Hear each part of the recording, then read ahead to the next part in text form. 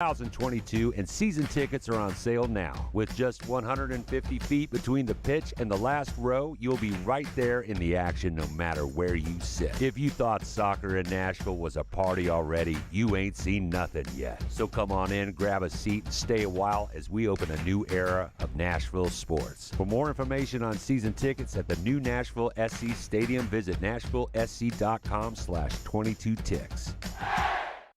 We're back and better than ever. A new web interface for the start of the basketball season and more props, odds, and lines than ever before. BetOnline.net remains your #1 spot for all the basketball and football betting content this season. From basketball, football, baseball postseason, NHL, boxing, and right up to the upcoming UFC events. So don't wait to check out all the latest news, odds, and information for the 2021 season. BetOnline.net is the fastest and easiest way to find all the info on your favorite sports. BetOnline.net, where the game starts.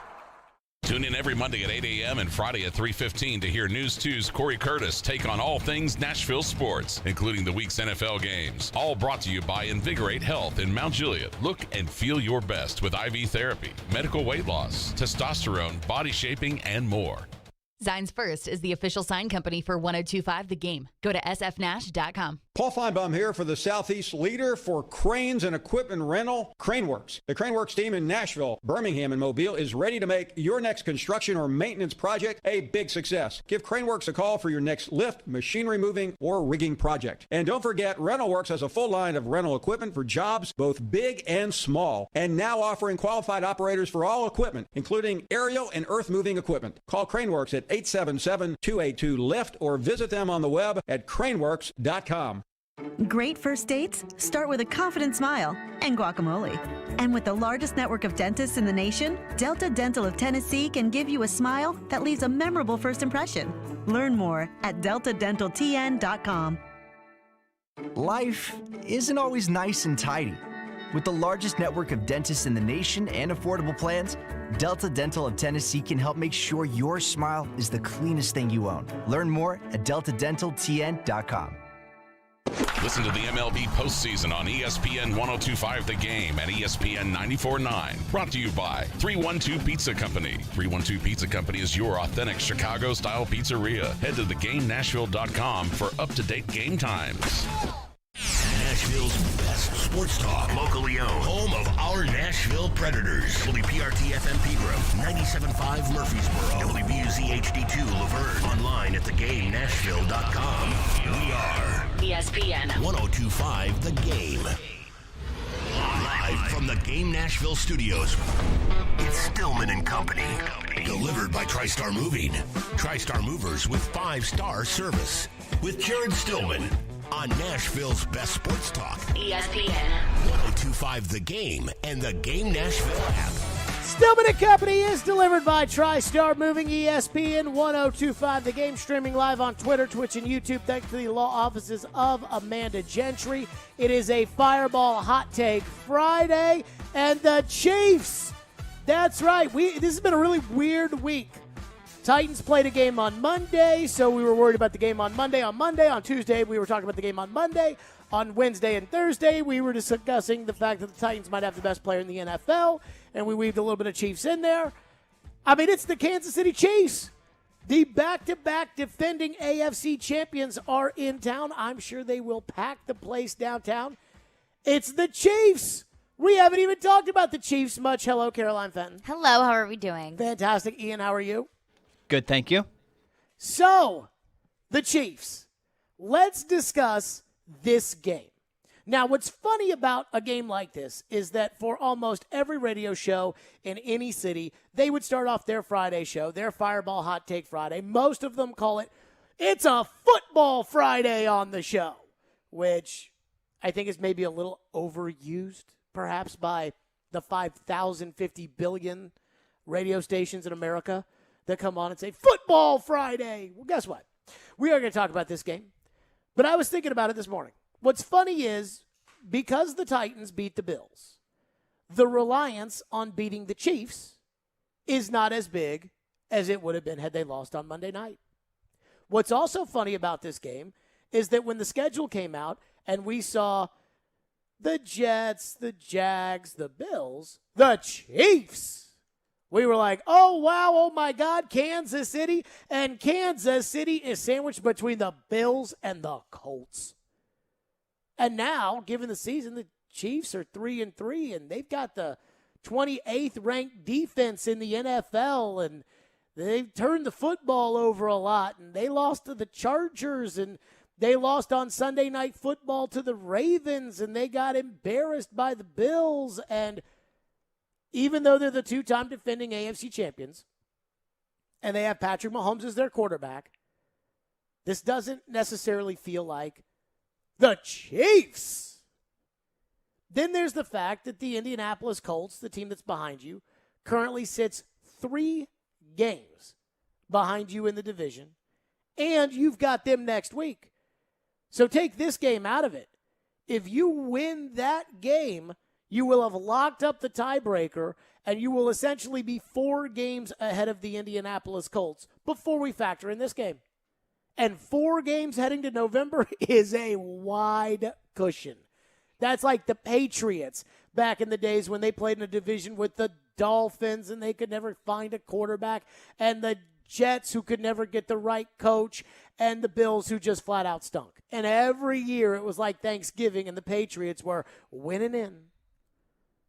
But that doesn't take away from the fact that Sunday's game is the Chiefs. So what do we make of the Chiefs? Again, they still have Patrick Mahomes at quarterback.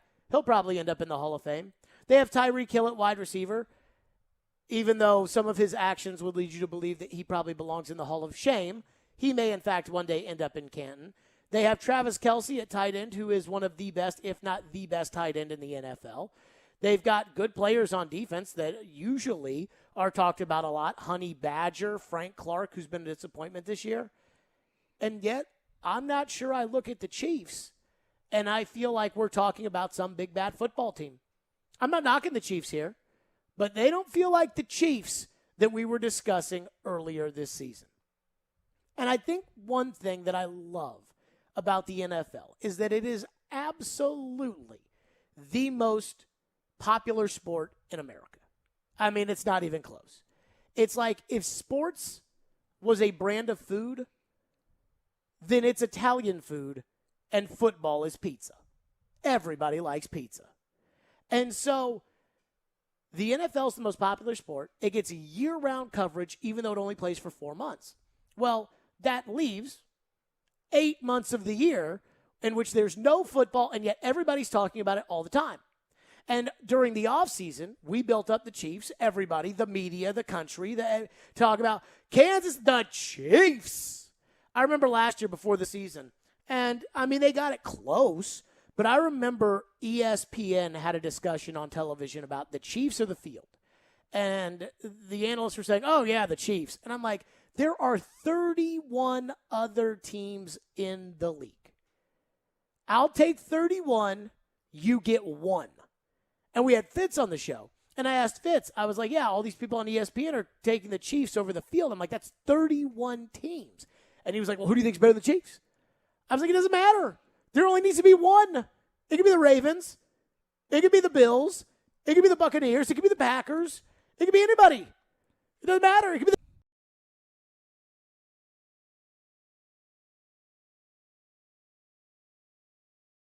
And I'm not saying that I don't feel excitement for this game, because I do feel excitement about the Titans playing Kansas City. But we went into Monday night, and I asked the question, what do the Titans have to lose if they don't win the game on Monday night? And we talked about it, and we said, look, the Titans do not have to sit back here at this game and say to themselves, hey, if we don't win this game against Buffalo, what are we going to do then? You know, I said, hey, you got nothing to lose. Even though it's national TV, everybody around the country will be watching. It doesn't matter if you lose. Like, you know, just move on to the next week. Well, now you won the Bills game.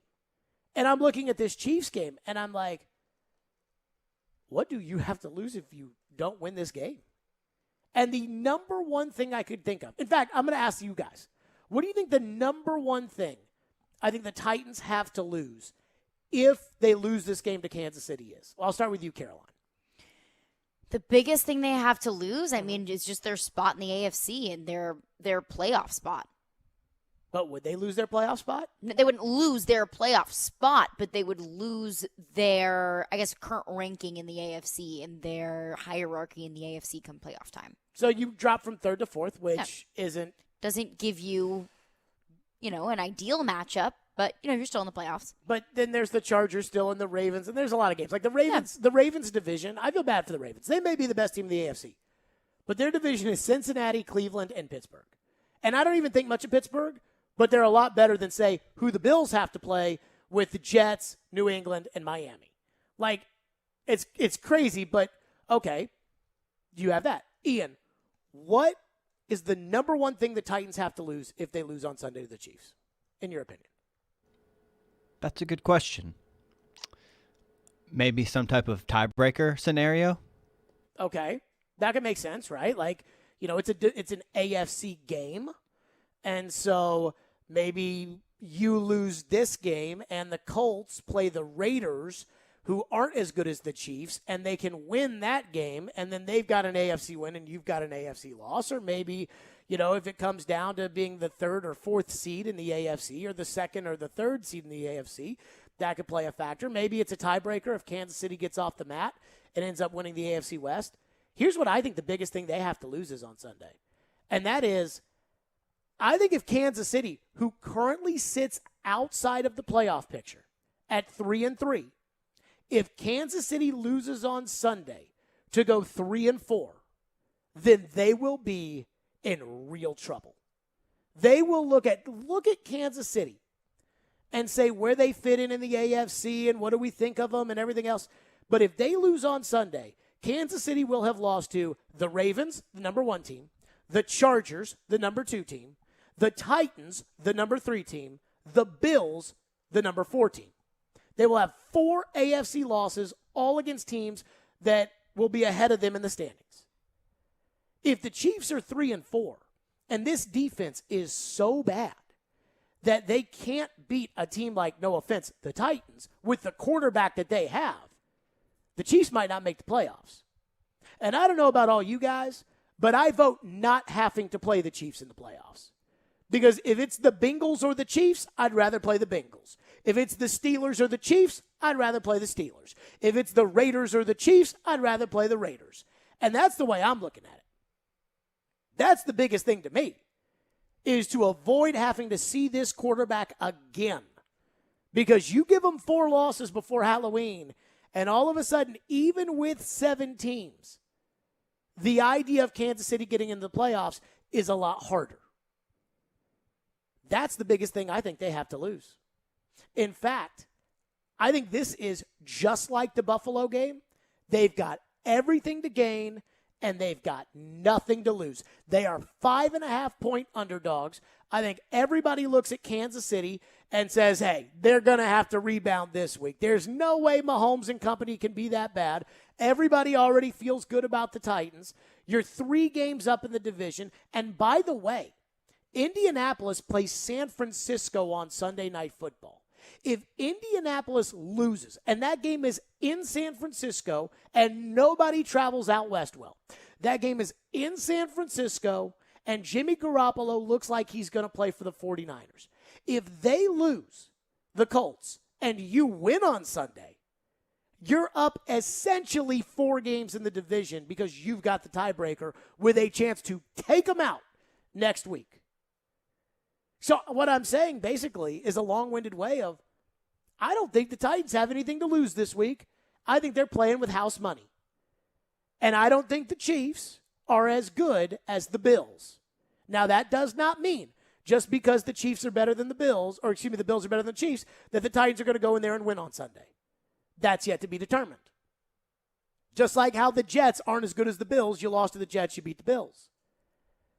But now this just gauntlet of your season where you saw, oh goodness, after the Jets and the Jags, it's Buffalo, Kansas City, Indianapolis, and the Rams. You may be grabbing the bull by the horns on Sunday. You may all of a sudden, Titans win this game. We may be looking at the Chargers saying, well, you're not number 2. And then the Ravens with, again, their schedule. Pittsburgh, Cincinnati, Cleveland, and they're still playing a playoff level schedule. with their schedule, we can look at the Ravens and say it's hard to see them being the number one team in the AFC. You got the tiebreaker over Buffalo. Now you can start talking some big boy stuff if you beat the Kansas City Chiefs. So I think the Titans have nothing to lose this week, and they've got everything to gain. And that's a great place to be. I am not going to overlook this game with Kansas City because, like I just said, there is a lot there for the Titans to have with a win. I am not going to overlook Kansas City. But we talk a lot about eyes on the prize. The game next week against Indianapolis is shockingly a bigger game than this week against Kansas City. Derrick Henry's trying to go win the league MVP. Run for 200 yards and beat Patrick Mahomes. That will get people's attention. So to me, I'm excited. And I don't look at this game like it's the Chiefs. Oh my goodness, what are they going to do? I just don't know, which is how I looked at it when they played in the AFC title game. I don't look at it like that. I look at it like, hey, Kansas City's coming to town. Kansas City's probably better than the Titans, honestly, pound for pound, given their quarterback. But this isn't the all-star Kansas City team that they've been the last couple of years, the last 3 years. And you just beat the Buffalo Bills, so you're not so bad yourself. And that, I think, makes Sunday incredibly exciting. 615-737-1025 is our phone number to get started on a Fireball Hot Take Friday. 615-737-1025 if you want to get in. And again, I think the Titans have nothing to lose against the Chiefs on Sunday and everything to gain. I mean, this could be a great Sunday of football where the Titans play the early game. They beat the Chiefs, maybe. I don't know. They beat the Chiefs. Then you get to take a little bit of a break because, Ian, don't these 3:30 games kind of suck this week? Yes.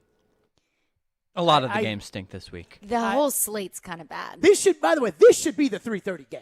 This should be the Sunday night game. You're telling Indianapolis versus San Francisco on Sunday Night Football? West Coast games always get later priority. But not Sunday Night Football. No, not Sunday Night Football, no. But so when I'm like the 3:30 games. But the 3:30 game is not, I mean, like there are West Coast games that happen at 3:30. Like Arizona will always be a home game at 3:30. The Chargers will always be a home game at 3:30. The Broncos will. But that's just because they're out west. Them being a 3:30, a Jacksonville-Denver 3:30 game is not a 3:30 game. But the Cowboys always play at 3:30. And the Patriots always play at 3:30, and that's because that's like a national game. The Packers always play at 3:30. And so I'm looking at this, and I'm like, CBS. Where's CBS sending their number one crew this week? Do we know who the number one CBS? I want to say it's an NFC game. I think it's the Buccaneers and the Bears. And I get it, Super Bowl champions, big market Chicago, I understand. But, I mean, well, it is Tom Brady. Wouldn't America rather see the Titans and the Chiefs? And I guarantee you this. If we polled America and we said, who would you rather see? The Indianapolis Colts and the San Francisco 49ers or the Titans and the Chiefs? There's no doubt in my mind they'd pick Titans and Chiefs. And also, it's not like Indianapolis is a large market, but Sunday Night Football cares about stars, and NBC doesn't get to pick. So it's the NFL that put, that game in prime time. But they care about stars on Sunday Night Football. And so, who are the star players on San Francisco or Indianapolis? Carson Wentz. Okay. So I got Patrick Mahomes and Derrick Henry. George Kittle's hurt. I got Patrick Mahomes and Derrick Henry. Yep. Jimmy G will be a quarterback. And you're giving me Jimmy G versus Carson Wentz. Unfreaking believable. 615-737-1025. We'll get Caroline's thoughts on this week. We'll get Ian's thoughts on it as well. Your thoughts. And then this. Is Kansas City good? I think that's a question we got at. They're 3-3. Is Kansas City good? We'll get to that coming up next here on Stillman and Company. Let me tell you about my friends at Edmunds. Buying a car can be overwhelming, especially now that the demand is back and in full swing. Lucky for you, my friends at Edmunds they've been taking the stress out of car shopping for over 50 years. Edmunds editors drive over 500,000 miles every year, testing thousands of hours on hundreds of new vehicles. They review almost every car on the market and rank the best ones in each category. So you can narrow your search and compare options side by side to find the best vehicle for you. When you're ready, Edmunds makes it easy to find options in your area with accurate price estimates. They have helpful filters so you can search by color, model, special features, engine type, drivetrain, price, distance, and more. They even show you dealerships that are offering home delivery. That's my friends at Edmunds. They do it all. Edmunds is here to guide you to your perfect vehicle. Visit Edmunds.com to see their best car rankings and search for vehicles near you. That's EDMUNDS.com. For cars, there's Edmunds. Tannehill trying to run for it, reaches across, touchdown. Can the Titans collect another statement win on home field, or will Patrick Mahomes and the Chiefs flex their muscles against a battered Titans defense? Let's see how we all did with our assignment over the weekend. Tune in all day Monday for full reaction to Titans Chiefs. You cannot grab the jersey. We are Nashville's best sports talk. ESPN 102.5 The Game and the Game Nashville app.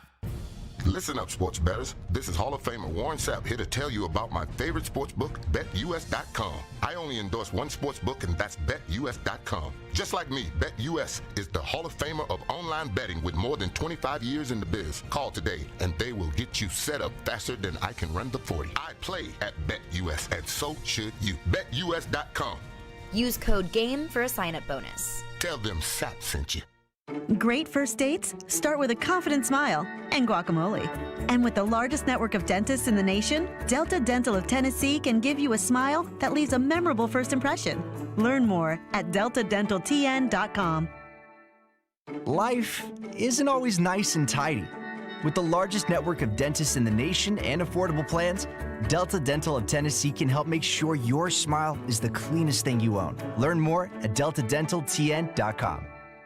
Are you tired of living with chronic pain, knee pain, joint pain? Listen carefully, because now there are new treatments available here. Not talking surgery or steroids. These are regenerative treatments from the medical professionals at QC Kinetics. Willie Donick here. QC Kinetics is the leader in these exciting biologic therapies that help restore and repair damaged tissue in your joints with lasting results. So if you've got pain in your knees, shoulders, hip, or back, joint pain that won't go away, you need to check out these new treatments with astonishing patient satisfaction reports. They can actually help your body restore and repair itself with no downtime, no drugs, and no surgery. So call now to schedule your free consultation at QC Kinetics. 615-249-4024. Tired of dealing with joint pain and want to get moving again? You need to learn more about how biologic therapies are changing the way we think about dealing with joint pain. It's exciting stuff, so don't wait. Call today. QC Kinetics, 615-249-4024. That's 615-249-4024.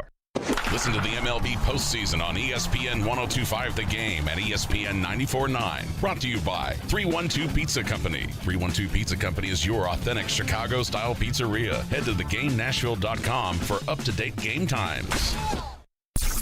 If you've missed any of today's show, just search Stillman and Company on Apple, Spotify, or your favorite podcast platform.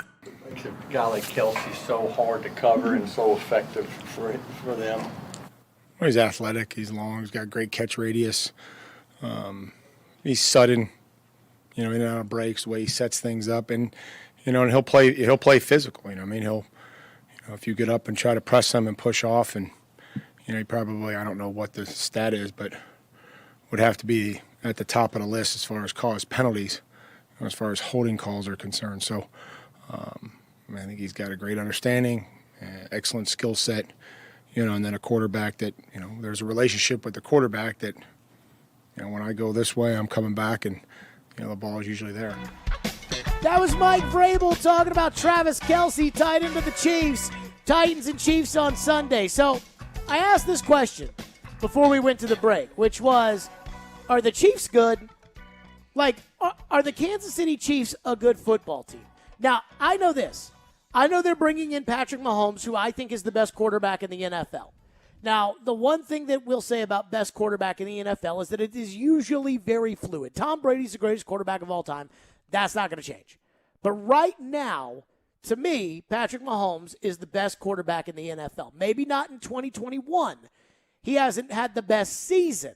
But if I'm starting my team today, I'm taking him over Lamar. I'm taking him over Dak. I'm taking him over Kyler Murray. I'm taking him over Aaron Rodgers. All the quarterbacks that are having great seasons this year, Josh Allen, I'd rather have Patrick Mahomes. Best quarterback. So I know they have him. Mm-hmm. I know they have Travis Kelce, who is an unguardable tight end. He runs routes like a receiver. He's too fast for a linebacker. He's too big for a defensive back. He is silky smooth. He's awesome. They've got Tyreek Hill, and they've got Mecole Hardman, and they've got the Pringle kid that can all run faster than any defensive back that's currently active for the Titans. And I think faster than any defensive back, period. Maybe Christian Fulton can run with them, but they can run faster than all these guys. And yet, the Chiefs are 3-3. They've lost to the 3 top teams in the AFC outside of you. They lost to the Ravens on Sunday Night Football. They lost to the Chargers, I believe, at home. And they lost to Buffalo at home on Sunday Night Football. Now, they got killed by Buffalo. Their defense, the Chiefs, 28th in the NFL. 28th. They are 19th in creating turnovers. By the way, they lead the league in giving up the football at 14 turnovers. They are 25th in passing yards allowed. This is the stat that really opened my eyes because rushing's kind of important with the Tennessee Titans.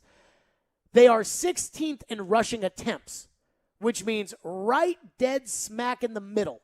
Kansas City gets run on as like the most medium team in the league. They don't get run on the most. They don't get run on the least. They're right there in the middle at 16. Guess what they are in rushing yards? Which, by the way, if you're 16th in attempts, in theory, you should be 16th in rushing yards. Okay. 16th in attempts. Guess what they are in rushing yards? I think that they are ranked lower in rushing yards. How lower? Between like the 18 to 22 range.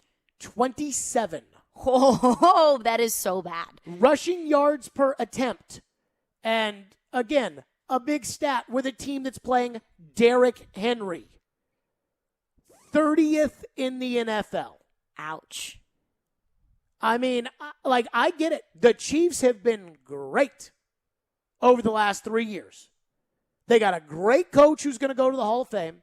They got a great quarterback who's going to go to the Hall of Fame. They got a tight end who's going to the Hall of Fame. But I'm just not convinced the Chiefs are very good. They beat Cleveland the first week of the year by 4 points. Then they lost to the Ravens. They lost to the Chargers. Close games, 36-35 to the Ravens on the road, 30-24 to the Chargers. They beat the Eagles by 12. I think anybody should be able to beat the Eagles right now. They got smoked by Buffalo. They beat Washington on Sunday 31-13. But I watched that game, and I didn't think the Chiefs were very good. Like, I'm watching Kansas City play Washington, and I know how bad Washington's bad. They're a bad team with no quarterback. And I'm watching them play, and I'm like, the Chiefs look sloppy.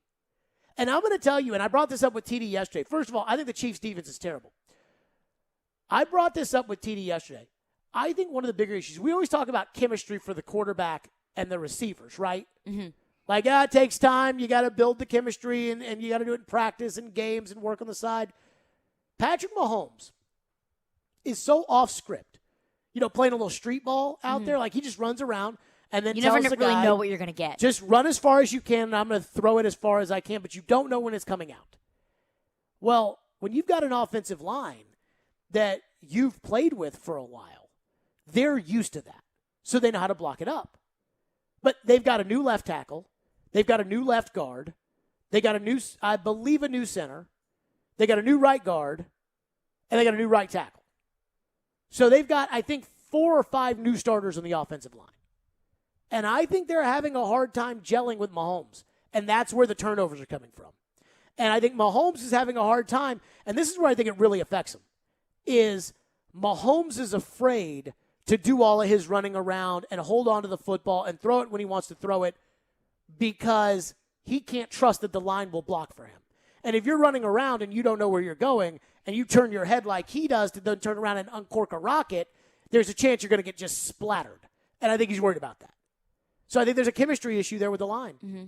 But I think the bigger thing is their defense. I mean, their defense is bad. atrocious. I want to say they're last in pass rush. I think they have sacked the quarterback fewer times than any other team in the league. And so there's a lot of complaining going on about Frank Clark. And I just keep asking you this question. Are the Chiefs good? It's such a difficult question, and I don't understand why it's so difficult. Because I think that we are looking at the Kansas City Chiefs like they're the Kansas City Chiefs. They went to back-to-back Super Bowls and won one of them. Which, by the way, is how the Titans should approach the game on Sunday. I'm just talking about when analyzing this game, is Kansas City any good? And that's what I'm thinking when I'm going through my process of analyzing this game is they should be good. This is Patrick Mahomes, one of the best quarterbacks, if not the best quarterback in the league right now. They have one of the best defensive backs, one of the best defensive backs in the league right now. They've got the best tight end in the league right now. They should be good. But this year, it's just not clicking. Patrick Mahomes does not look like Patrick Mahomes. He's throwing interceptions. He's being irresponsible. And that's what made Patrick Mahomes so good, is that he made decisions that would have looked irresponsible for any other quarterback in the league, but he made it work. And it's not working anymore. So do I think that they're a good team? You could interpret that as a lot of different things. Do I think that they're going to go to the Super Bowl? Right now, no. And I picked them to win the Super Bowl as we were going into this season. I don't think that they're a lower tier bad team. They're not the Houston Texans or the Jacksonville Jaguars. But I don't think that the Titans and the Chiefs are that far off at this point in the season. If you had to bet your house, and you don't own a house. I don't own one. So my hypothetical house. If you had to bet a house. I'll bet your house. Okay. Yes, that would be. Do you think the Chiefs end up winning the AFC West? No. Do you think the Chiefs make the playoffs? Yes. Because I have a very hard time believing that the Chiefs will beat the Chargers in the AFC West. I feel so bad for that team that loses that last game of the season or loses week 16 or something to Jacksonville or whatever. And instead of getting the Raiders, ends up drawing Kansas City in the first round. I feel bad for that team. Now, Kansas City's defense might be so bad that it doesn't matter, but I feel bad for that team. Ian, do you think the Chiefs win the AFC West? I'm going to say yes.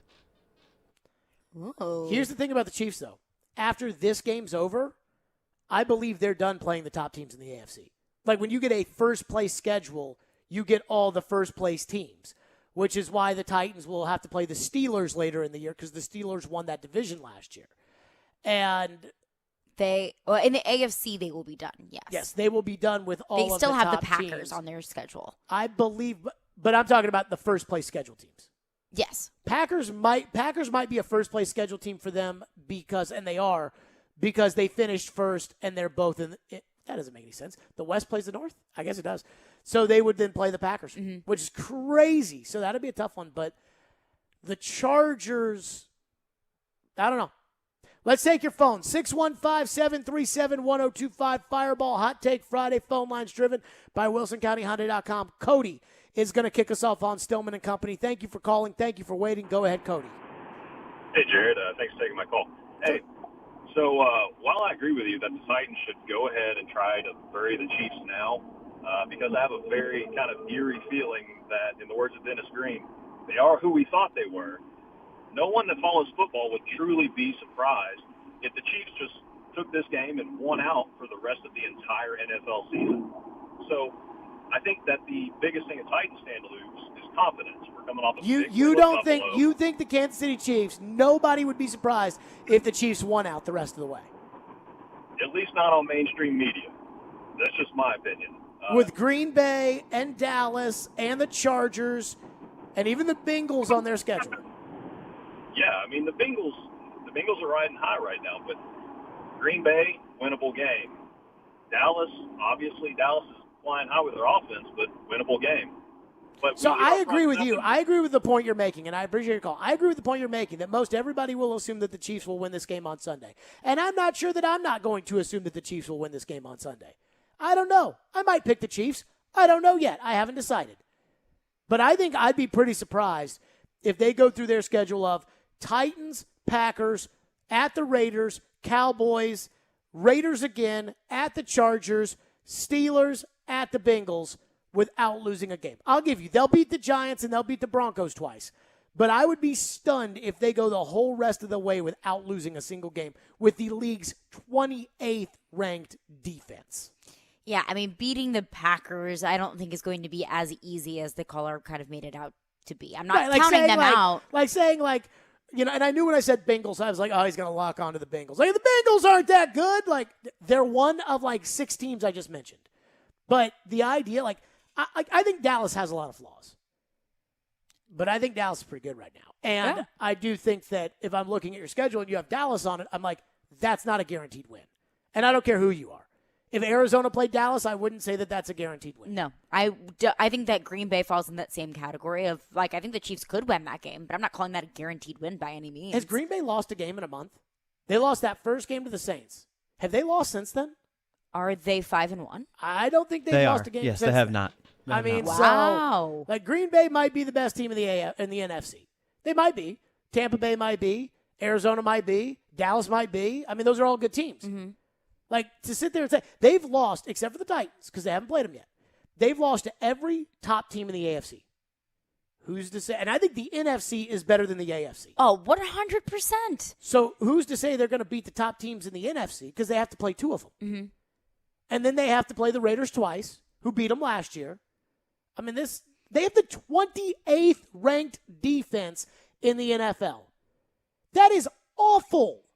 That is awful. And the Chiefs the past couple of years, it's not like they've had the best defense in the league by any means, but they have the offense to make up for it. But this year, the offense isn't that classic, score 50 points a game Kansas City offense that we're used to seeing. Well, it's not on the offense. The offense is turning the football over, which is hurting. But it's not on the offense. That defense was never that bad. Never this bad, but it was never great. So I talked to Jason Anderson, who's an afternoon radio show host in Kansas City, and I asked him, is Derrick Henry going to run for 200 yards in this game?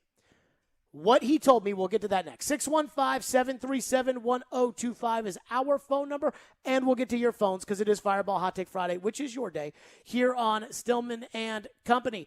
By the way, ESPN 94.9 is the official English radio home of the Nashville Soccer Club. Listen in tomorrow as Nashville SC takes on Philadelphia, pregame 6:15, and the match begins at 6:30. Stillman and Company, Fireball Hot Take Friday. It's ESPN 102.5 The Game. This is Colton Sissons, and this is Smashville. Feeds now, Sissons coming on from the left circle, and Colton Sissons puts it in the net. This is the flagship of the Nashville Predators radio network.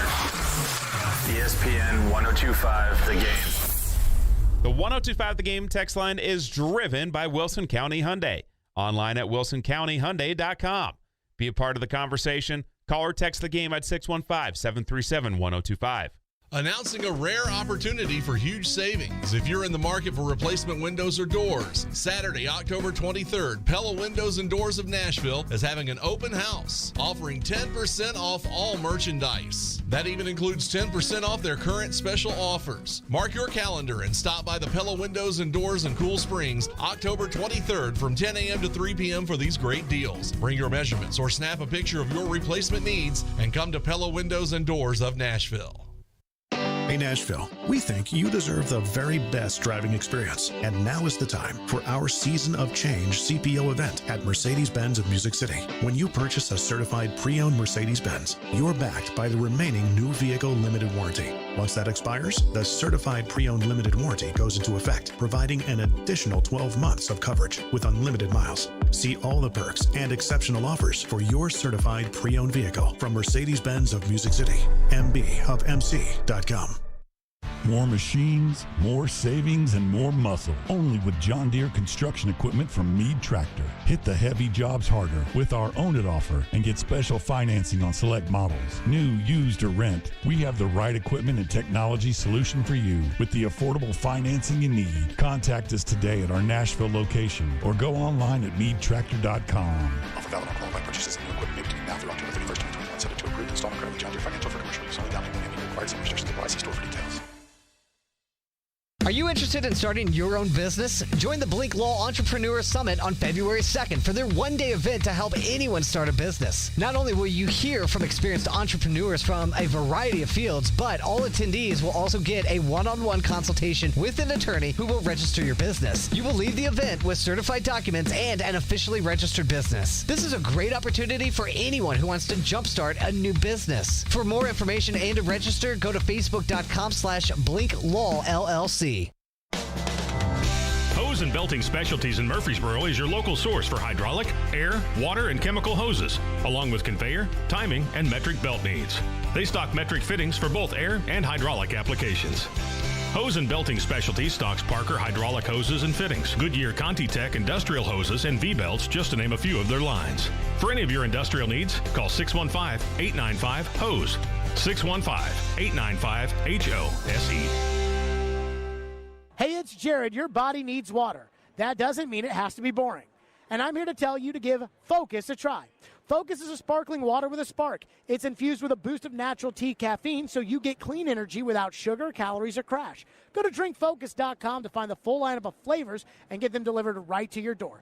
Enter promo code GAME at checkout for 15% off your first order. Focus is also available at your local Publix. That's Focus, P-H-O-C-U-S, on the web at drinkfocus.com. Choosing the right window treatments for your living space is serious business. Why struggle on your own when you can have the expertise of a seasoned design consultant in the comfort of your home, free of charge? For over 40 years, 3 Day Blinds has been making sure treatments have the perfect look to fit your style. We bring the showroom to you. We design, we measure, we install, and you relax. Right now, get 50% off the second treatment of select blinds, shades, or drapery. Schedule your free, no-obligation in-home design consult. Visit 3dayblinds.com. That's 3dayblinds.com. Saturday night. Henny Mukhtar and Nashville Soccer Club continue their charge towards the playoffs with a road test against Philadelphia. Coverage begins at 6:15 on ESPN 94.9 and the Game Nashville app. What's happening in Nashville? This is Scott Van Pelt. You're listening to Nashville's best sports talk, ESPN 102.5 The Game. Remember about past games against the Chiefs, and do you still maybe look back at that AFC Championship game as a source of motivation for maybe you and this team? Oh yeah, I mean it's always a battle with these guys. They're explosive on offense. I think they complement each other very well, defense to offense, and when they get going, it's kind of hard to stop. So we know type of team we're going up against, and just gotta be focusing all week to be ready for them on Sunday. You go, Derrick Henry doing a great job of not answering the question that was asked by Jim Wyatt right there. All-star move by Derrick Henry. Fireball Hot Take Friday. So Jason Anderson is the midday show host in Kansas City, Sports Radio 810. It is one of the top stations in America, Sports Radio 810. It is one of the best run stations in America, Sports Radio 810. I used to work with Jason in Louisville. The people that own the station we worked at in Louisville own the Kansas City station, and they do some crazy things there that, they're just awesome. Anywho, I digress. I said to Jason this morning, what are the odds that Derrick Henry runs for 200 yards on Sunday? I thought about having him on as a guest, which wouldn't have been bad. Yeah. But I was like, I can just ask him the one question I really care about. I said, what are the odds that Derrick Henry runs for 200 yards on Sunday? He said the defense was brutal earlier in the year, but Steve Spagnuolo, the defensive coordinator, has made some adjustments. I think they're better than what the overall numbers say. With Chris Jones back, that will help a lot. And by the way, are we sure Chris Jones is coming back in this game? He's been limited all week, or the last 2 days. He did not play last week. Wrist injury, limited. I don't know. Maybe can he play without a full practice after being out? We'll have to see what today's practice report looks like. Now, it should be said that in 2019, when Derrick ran for 188, Chris Jones didn't play in that game. When Derrick ran for 60 or whatever in the AFC title game, Chris Jones did play. So that's important. Important. With Chris Jones back, that'll help a lot. He also moved Matthew back to the slot where he played predominantly in 2019 and 2020. Dan Sorensen was the free safety, and he was the good player. But they kept playing him closer to the line of scrimmage because they couldn't trust him to play in deep because he's old and slow. They finally made the switch last week to Juan Thornhill, who was one of the best rookie DBs before he tore his ACL in 2019, which allowed Matthew to roam since Thornhill is much more athletic and trusted in the back end. It is a small move, just changing one position, but it does a lot for this defense.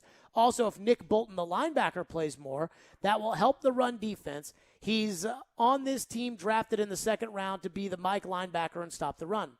Something to watch for and your listeners should be aware of would be Anthony Hitchens' health. He plays the middle linebacker, but he's old and can't really tackle. If he's out and Bolton gets extended playing time, that's actually really good for the Chiefs' run defense.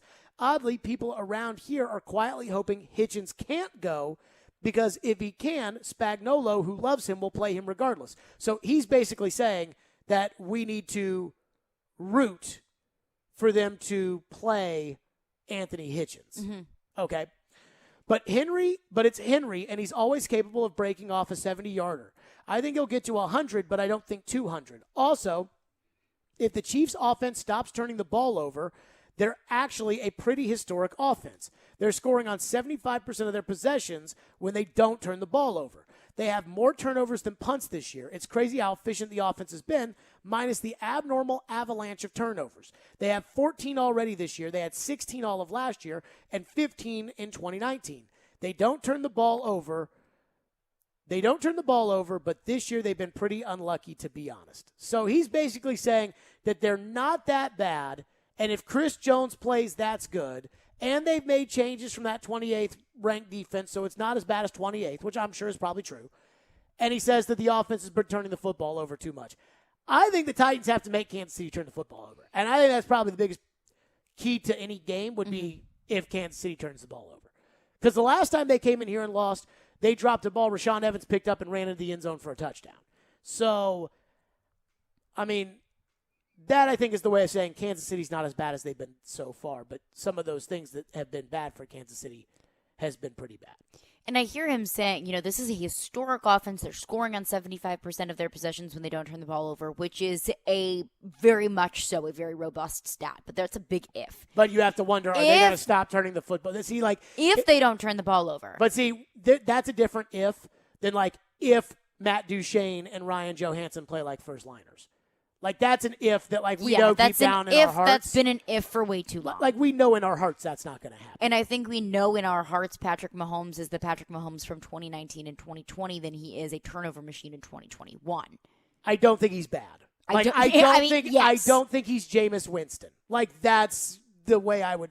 Now I still think that the offensive line, the chemistry issues with a new offensive line, I think is a big deal to why Mahomes is turning the ball over. The why he's turning the football over is a bigger, deep dive in there that matters than the fact that he's turning the ball over. And we also thought that could be a factor in Tannehill's uncomfort, is the lack of chemistry in an offensive line. Well, I'm talking about the chemistry in the line for Mahomes. I know. I think Tannehill knows with his guys. It's paralleled. I mean, I think the problem with Tannehill is he doesn't have Arthur Smith anymore.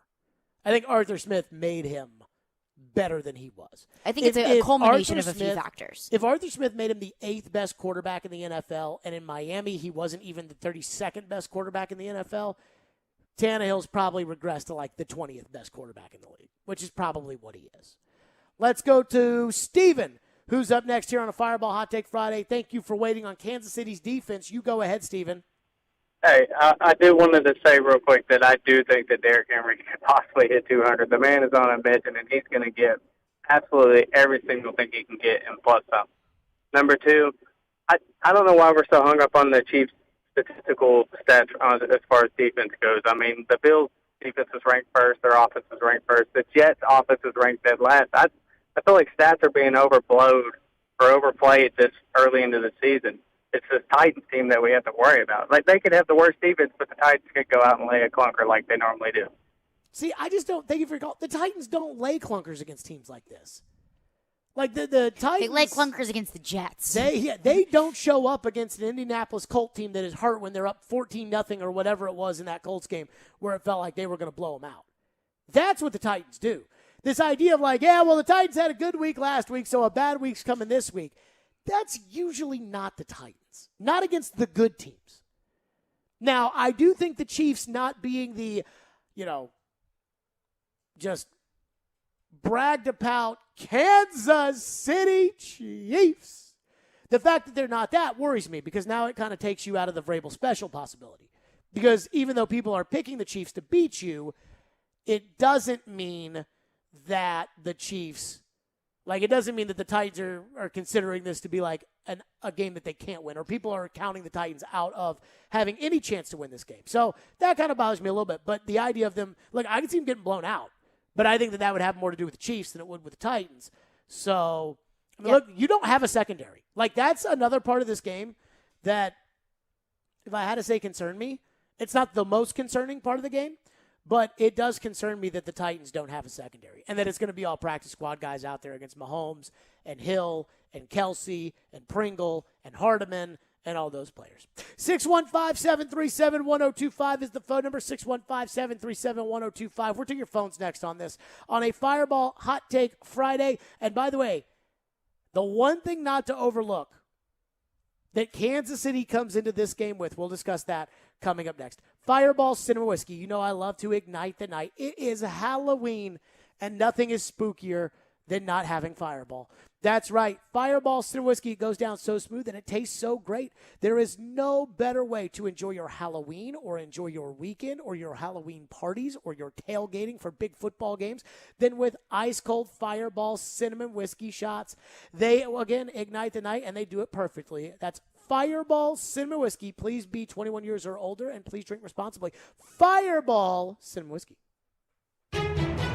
From the Fox 17 News Code Red Weather Center. I'm Fox 17 meteorologist Greg Bobus. Our forecast starting off cool for your Friday and staying cool into the afternoon. High temperatures will be in the mid to upper 60s, loaded with sunshine. We'll stay dry coasting into the weekend. This weather report brought to you by Hiller Plumbing, Heating, Cooling, and Electrical. Call the Happy Face Truck today. Mortgage rates are on the move. Don't miss the chance to lock in the best rate of your lifetime with my friends at Loan Pronto. Hey, Willie Donick here. Call Loan Pronto today and take advantage of their super popular zero-cost refi program. So many people are doing this. You can get a rate with an APR in the low twos with no junk fees, no closing costs. Yes, they pay your closing costs, even if you refinanced 6 months ago. Loan Pronto's all-digital process is fast and easy. Virtually no paperwork required. And most loans get closed in 14 days. And if you act now, you can even skip your next 2 house payments. Call Loan Pronto now and start the process. Don't wait on rates to spike again. If your current APR is over 2.75, call now for a free 30-second quote. 615-499-5780 or loanpronto.com. That's 615-499-5780 or loanpronto.com. 615-499-5780. Equal housing lender. NMLS 1661781. Subject to lender approval. Not all loans eligible for zero-cost option. 312 Pizza Company is home to Southeastern Carolines with Caroline Fenton. Well, here we are at Pour Vu. Any great words of wisdom as we peruse the 10,000 square feet of wine, spirits, beers for our tailgating and upcoming holiday parties? One thing, great minds drink alike, huh? Nice. Wow, look at all the wine. Hey, don't forget to buy a bottle from Mom. Remember, you're the reason she drinks. Hey, check it out. Pour Vu has their own app, curbside, and home delivery. Tonight, I will be having my favorite drink. It's called A Lot. I only drink on days that begin with T. Today, tomorrow. Well, you're in luck because Pour Vu's new tasting bar is in effect Thursday through Saturday, right next to the humidor. Party supplies with mixers, hard to find small batch specialties, and tequila. I am telling you, you can't buy happiness, but you can buy tequila, and that's kind of the same thing, right? Tequila, because no good story ever starts with that one time I ate salad. Right? Pour Vu means for you. They really have the best selection, service, and knowledge we didn't find at the big box stores. May all your days be filled with umbrella drinks. Pour Vu, open 7 days a week at Indian Lake Boulevard, exit 7 off Vietnam Vets in Hendersonville. It's the event of the year if you're in the market for windows or doors. This Saturday, stop by Pella Windows and Doors in Cool Springs from 10 till 3 for an extra 10% off, even on their current specials. 102.5 The Game will be giving away Preds tickets each hour we're there. Robbie Stanley. Maybe it doesn't hurt their bottom line this year. I don't know. I don't know what's going to happen on that front. Joe Rexrode. 5 guys who are on the roster are not going to be on the roster. Get your morning started with Robbie and Rexrode every weekday from 6 to 10. Presented by Volunteer State Bank on Nashville's best sports talk. ESPN. 102.5 The Game and the Game Nashville app. You're listening to Stillman and Company. Delivered by TriStar Moving. Don't miss the NFL Game of the Week. That's right. On 102.5 The Game, brought to you by Red Spirits and Wine. This week, it's Sunday. Eagles and Raiders. Kickoff set for 3:05 on ESPN 94.9. So the Kansas City Chiefs, here's how influential this game is. Now, we always talk about the Mike Vrabel special, right? Yep. And I told you all that I was rooting like hell for the Buffalo Bills to smoke the Kansas City Chiefs on Sunday Night Football. Now, I didn't think they'd kill them as bad as they did. But I was rooting for it because then everybody talks about how great you are for an entire week. And you get all fat and happy. And it's easy when it's a team that's been to the mountaintop for a while. Like when Brady was in New England, they're used to winning a big game and turning the page. Mm-hmm. But Buffalo's not. Buffalo's not used to being the number one team in the NFL. And everybody treating them and respecting them like they're the number one team. And you get a little fat and happy. And that leads to the letdown. And I was hoping for that. And maybe that's what happened on Monday night. I don't know. But I watched the part of the Chiefs and Washington football team. And I was rooting like hell for the Chiefs to blow out the Washington football team. And they did. And looked sloppy in the process, which was good. Because you kind of want a team, again, to get fat and happy or just not be angry the whole week leading into the game. But according to ESPN, how about this? Entering Sunday, the Chiefs' chances to make the playoffs are 72%. So even though they're outside the playoff picture looking in at 3-3, they have a 72% chance to make the playoffs. If they lose to the Titans, that goes down to 61% according to ESPN's FPI. Ooh. With a win, it goes to 80%. Now, I think the Chiefs are going to make the playoffs. I'm not sure if they're going to win the division, though. If I had to pick, I would say yes. They'll win the division. But if they lose, that's a 20% swing between 61 and 80 for Kansas City to make the playoffs. And it does worry me about the motivation that the Chiefs may have going into Sunday. Not to say that they shouldn't be motivated or that you can't beat a motivated Chief team, but it is at least worth discussing. Let's go to your phones. Phone lines driven by Wilson County Hyundai.com. Injury reports out. So let's get to that first. That's like breaking news, right? Yeah. Injury report out. For the Titans, A.J. Brown, full participation. He's going to play. Randy Bullock, full participation. Let's just get to the guys who aren't playing. Questionable and limited, Julio Jones with a hamstring. Questionable and limited, Jeremy McNichols with an ankle. Questionable and did not practice, Bud Dupree with a knee. Goodness gracious. Yeesh. It's one thing to bring a guy back. It's, and knowing that you signed a guy with a knee injury and that it'll take him a couple of games to get ready. He got past it, and now he's back. It's another thing for it to be November and him not play on your football team. Titans. And Amani Hooker, limited with a groin. He's questionable. Out for the Titans. Taylor Lewan's got a concussion. Who is that? Chester Rogers has a groin. And Monty Rice, who I don't even notice playing anyways, has a groin as well. He's out. For the Chiefs, out. Michael Burton, the fullback, out.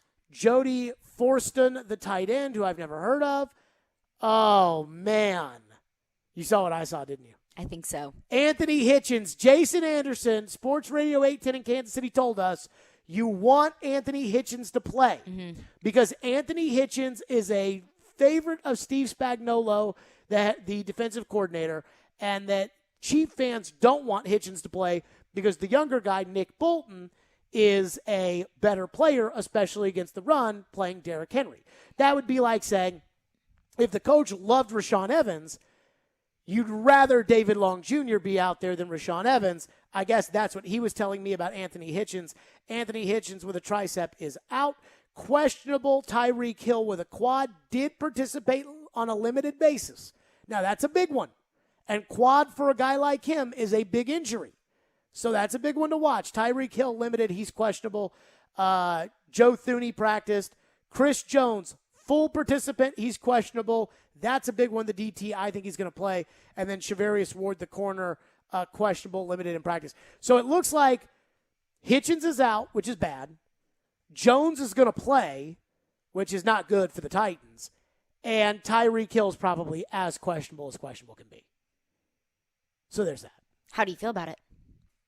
I'd prefer Chris Jones take one more week and rest that wrist. Yeah, because I know that not play this week against Derrick. I know you really care about his wrist health. I just think that one more week would be good for him. That's all I'm saying. Okay. What do we have in our text line?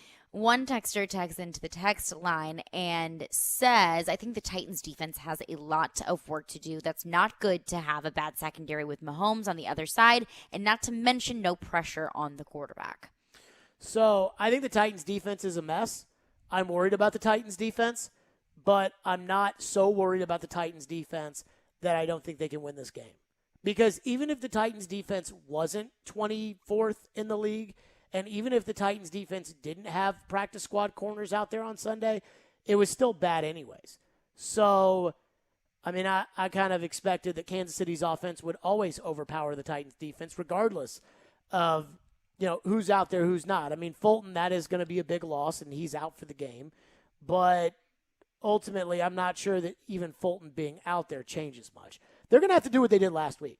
Kansas City's going to move the ball down the field, and then the Titans are going to have to get stops and force field goals. And then they're going to have to get, Danico Autry hits Josh Allen, ball goes in the air, Kevin Byard takes it down, Ryan Tannehill rushes the ball into the end zone for a touchdown.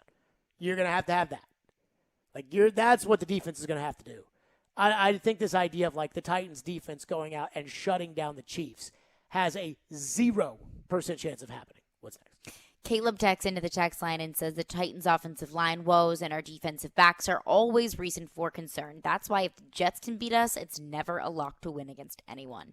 Who said it's a lock? We never said it was a lock. Who said it's a lock? I think all of us on this show have said that we are very, I'm not counting out that the Titans could win this game, but I'm not calling it a lock. I'm not saying that they definitely will. But this is what I don't get. And this is what just drives me insane about talk radio. Even though this is the profession that I've chosen. I think when you do this long enough, you just stop worrying about stuff like that. Either that or you're like Rush Limbaugh and you play to one set of the audience who already agrees with everything you say. So every phone call that Rush Limbaugh took over his life was not somebody that was like, whoa, Rush, I think that's a little too conservative for me. It was more so yeah, Rush, you're right on. But the people that just don't listen, when did we say lock? It's what are you talking about? What? I don't think that word ever came out of her mouth. No. I said, I don't even know who I'm going to pick to win. Honestly, and I don't have to make this pick till the end of the show, 6-pack picks. I'm probably going to pick the Chiefs. Honestly, if I had to guess right now, I haven't made my decision. And these are things you got to think about, right? It's are you going to marry so-and-so? I don't know who I'm picking. But right now, probably leaning Chiefs. And so the idea of no, this is definitely not a lie. Duh, it's the Titans. They could be playing Vanderbilt this week, and I wouldn't say it's a lock because it's the Titans. Just like after they lost to the Jets, and everybody was mad, and everybody was going crazy, and I was ripping the Titans' rear end, as I should, and I stand by what I said. But I said, this doesn't end the season, and I'm not ruling out that they'll go beat the good teams because that's what they do. But lock. That's unbelievable. That's you get down on a coach for making a decision, and it's you think the coach should be fired. I didn't say that. I did not say that. Oh, goodness. I got triggered over that one. I can tell. 615-737-1025 is the phone number, 615-737-1025. Titans breather. Corey Curtis will join us at 3:15.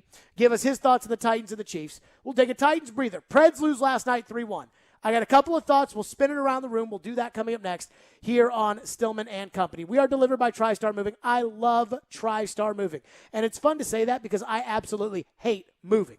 So, if you're moving, call my guys at TriStar Moving because when they moved me, they made the process as simple as possible. That's why their motto is TriStar Movers with 5-star service. From the initial phone call to the final signature, moving was a breeze. They offer home protection, so they cover your floors, banisters, railings, door jambs, and even the door themselves. And they are always upping the game when it comes to mover training. Their owners, Garrett and Robert, are true Nashvillians, and they want to help the people of this city because it's their city. In fact, my cousin is looking to move, and my cousin asked me, you know of a mover? And I'm like, here, talk to my friends at TriStar. They'll take great care of you. And she was like, they're great. And I'm so glad I could help her out. They have a brand new state-of-the-art storage facility in Mount Juliet as well. This company is the real deal and on the rise quickly, all due to the high standard that they hold. If you're looking to move, give my friends at TriStar Moving a call, 615-640-1219, or visit their website, nashvillemoving.org/radio, where they'll give you 5% off your entire move. That's 615-640-1219, nashvillemoving.org/radio. Tell them Jared Stillman sent you for 5% off your entire move. TriStar Moving, my official movers. Take us wherever you may go. There is going to be a whole lot of work going on. Shoot us in anywhere, anytime. I think he has some big play in him. Just search The Game Nashville in your app store and download today. And keep it locked on Nashville's best sports talk. ESPN 102.5 The Game. ElectronicExpress.com. We make it happen. Hey, it's Chase McCabe. Titans fans are the greatest fans in all of sports, and BetMGM is celebrating them with a special offer on their favorite team. Just sign up with BetMGM using the code 1025GAME100 and make any $1 wager on the Titans game. Once the bet is placed, you'll receive $100 in free bets. It's that simple, and the opportunities to score big this season don't stop there. Try BetMGM's one-game parlay feature and combine bets within a single football game, including team and player props. Or check out BetMGM's fan-friendly promotions like special odds boosts, early cash-out offers, sweepstakes, giveaways, and more. Just download the app or go to BetMGM.com. Use that code 1025GAME100 to receive $100 when you make any $1 bet on the Titans game. New customer offer. Paid and free bets. You must be 21 years or older. Must be in Tennessee. Visit BetMGM.com for a full list of terms and conditions. For gambling support, call the Tennessee Red Line at 800-889-9789. I sing country music. I call myself true modern country. Let's run away. Grayson Michael is a rising star in country music. He also just got engaged with help from Genesis Diamonds. I got a ring twice as big as I thought I was going to be able to get. Grayson shopped other stores, but nobody could beat Genesis. The value was insane comparatively to what I looked at other local jewelers. There was just absolutely no comparison. But beyond the price, Grayson just loved the experience at Genesis. The relaxed feel, the education. Not pushy at all, which I really liked. You know, most of us guys, we don't really know a lot about diamonds. They help educate you so you can decide what's important to you and what's best for your purchase. He ended up with a spectacular Henry Dawsey designer ring that his fiancée loves to show off. When people compliment her ring, I always say thank you. Genesis Diamonds. It's just unmatched. The price, the quality, and the service. Where Nashville gets engaged. Genesis Diamonds is the only place you want to go for your diamond purchase. They'll take care of you, and you'll take care of your lady. Green Hills and Cool Springs. Choosing the right window treatments for your living space is serious business. Why struggle on your own when you can have the expertise of a seasoned design consultant in the comfort of your home, free of charge? For over 40 years, 3 Day Blinds has been making sure treatments have the perfect look to fit your style. We bring the showroom to you. We design, we measure, we install, and you relax. Right now, get 50% off the second treatment of select blind shades or drapery. Schedule your free, no-obligation in-home design consult. Visit 3dayblinds.com. That's 3dayblinds.com. Nashville's best sports talk, locally owned, home of our Nashville Predators. WPRT-FM Pegram, 97.5 Murfreesboro, WBUZ HD2 Laverne, online at thegamenashville.com. We are ESPN 102.5 The Game. Live from the Game Nashville studios, it's Stillman and Company. Delivered by TriStar Moving. TriStar Movers with 5-star service. With Jared Stillman. On Nashville's best sports talk. ESPN 102.5 The Game and the Game Nashville app. Stillman and Company is delivered by TriStar Moving. ESPN 102.5 The Game, streaming live on Twitter, Twitch, and YouTube. Thanks to the law offices of Amanda Gentry. Fireball Hot Take Friday. Corey Curtis in 10 minutes. So we will have Corey Curtis's thoughts on the Titans and the Chiefs. Meanwhile, the Predators dropped another one last night. 3-1 final. Empty netter made it 3-1. I picked 3-1 with an empty netter last night. Hey, look at you go. You did. But I picked the Predators to win. But that's all right. That's just a minor detail. Just a minor detail. So I was listening to Robbie and Rexroad this morning, and I would say this, not like we cover the Predators, you know, when it's, you know, we do 4 hours a day on hockey when it is the story.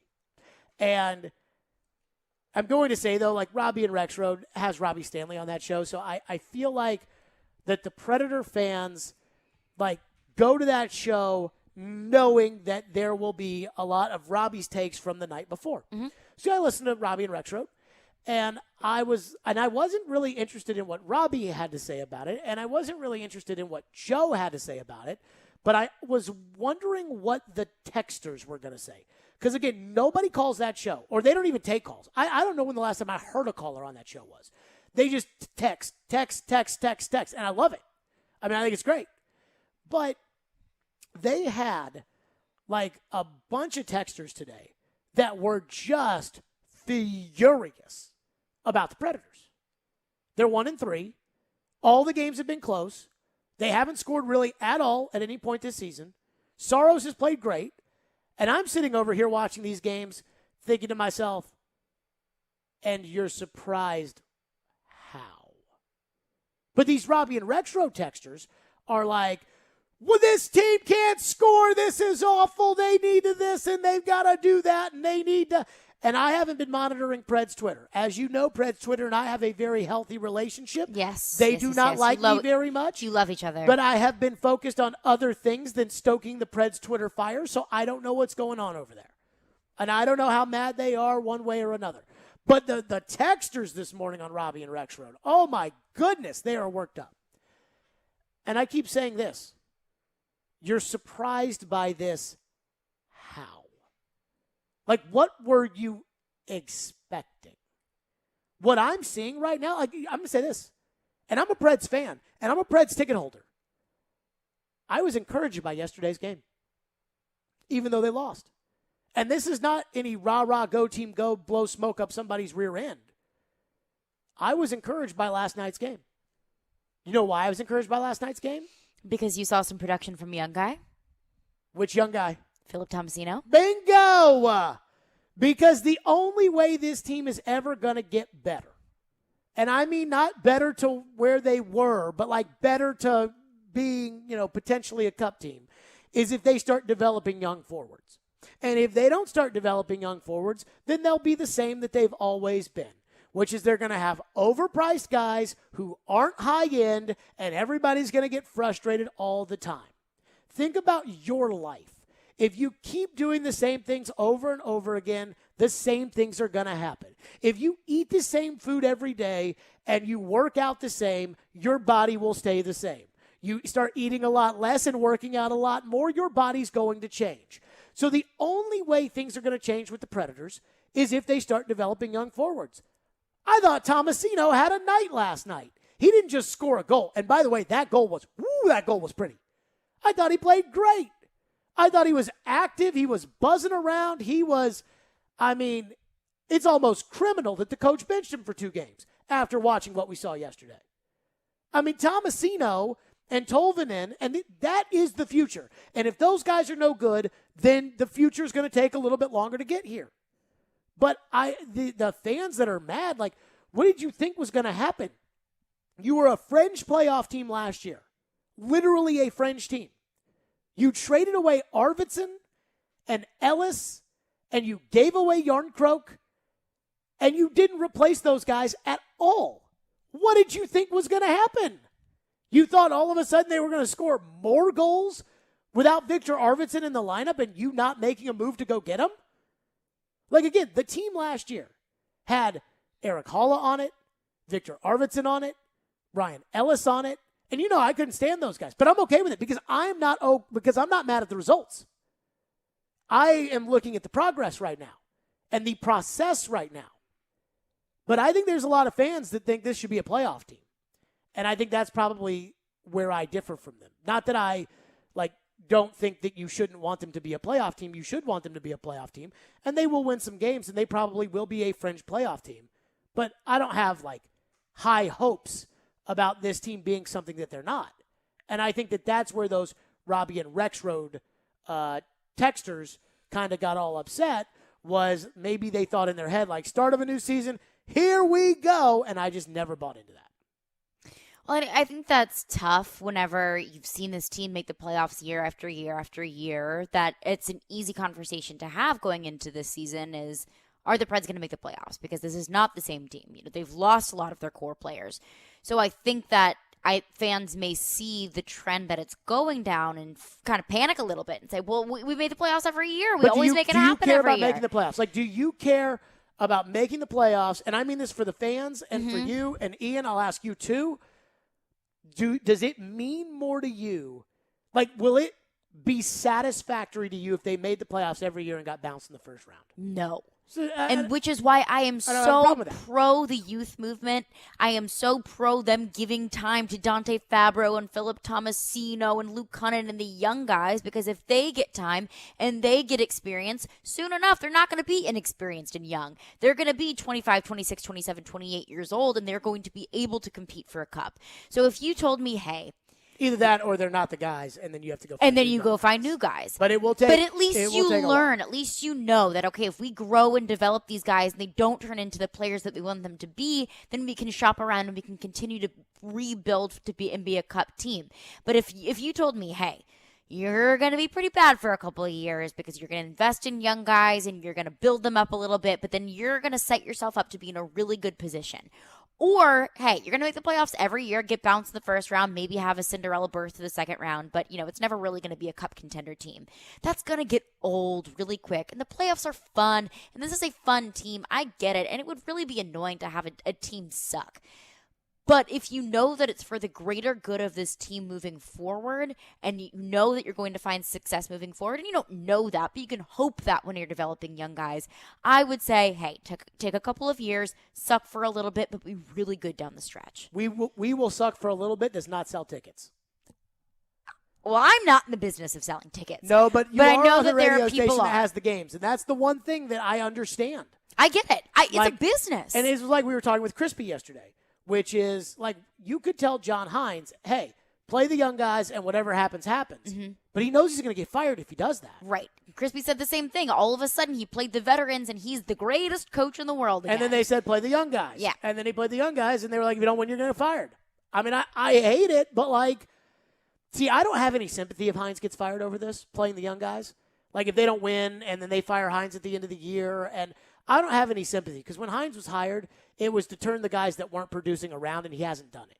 So what you were hired to do, you didn't do. So I don't have any sympathy on the other end of it, if that makes any sense.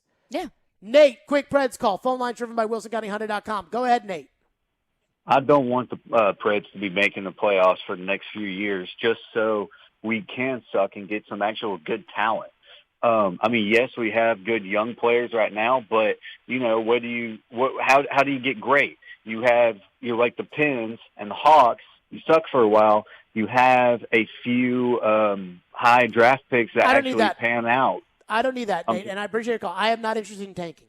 I'm not interested in trying to get the number one pick. I'm not interested in that. I am interested in trading away veteran players that don't fit you anymore and getting more than Cody Glass in return and not giving away guys like Callie Yarncroke that are assets. You know what's crazy?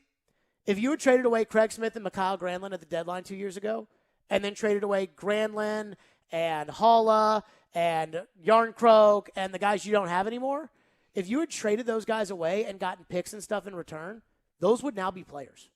Like, they may not be good players, but I'm guessing not every single one of them would be a bad player.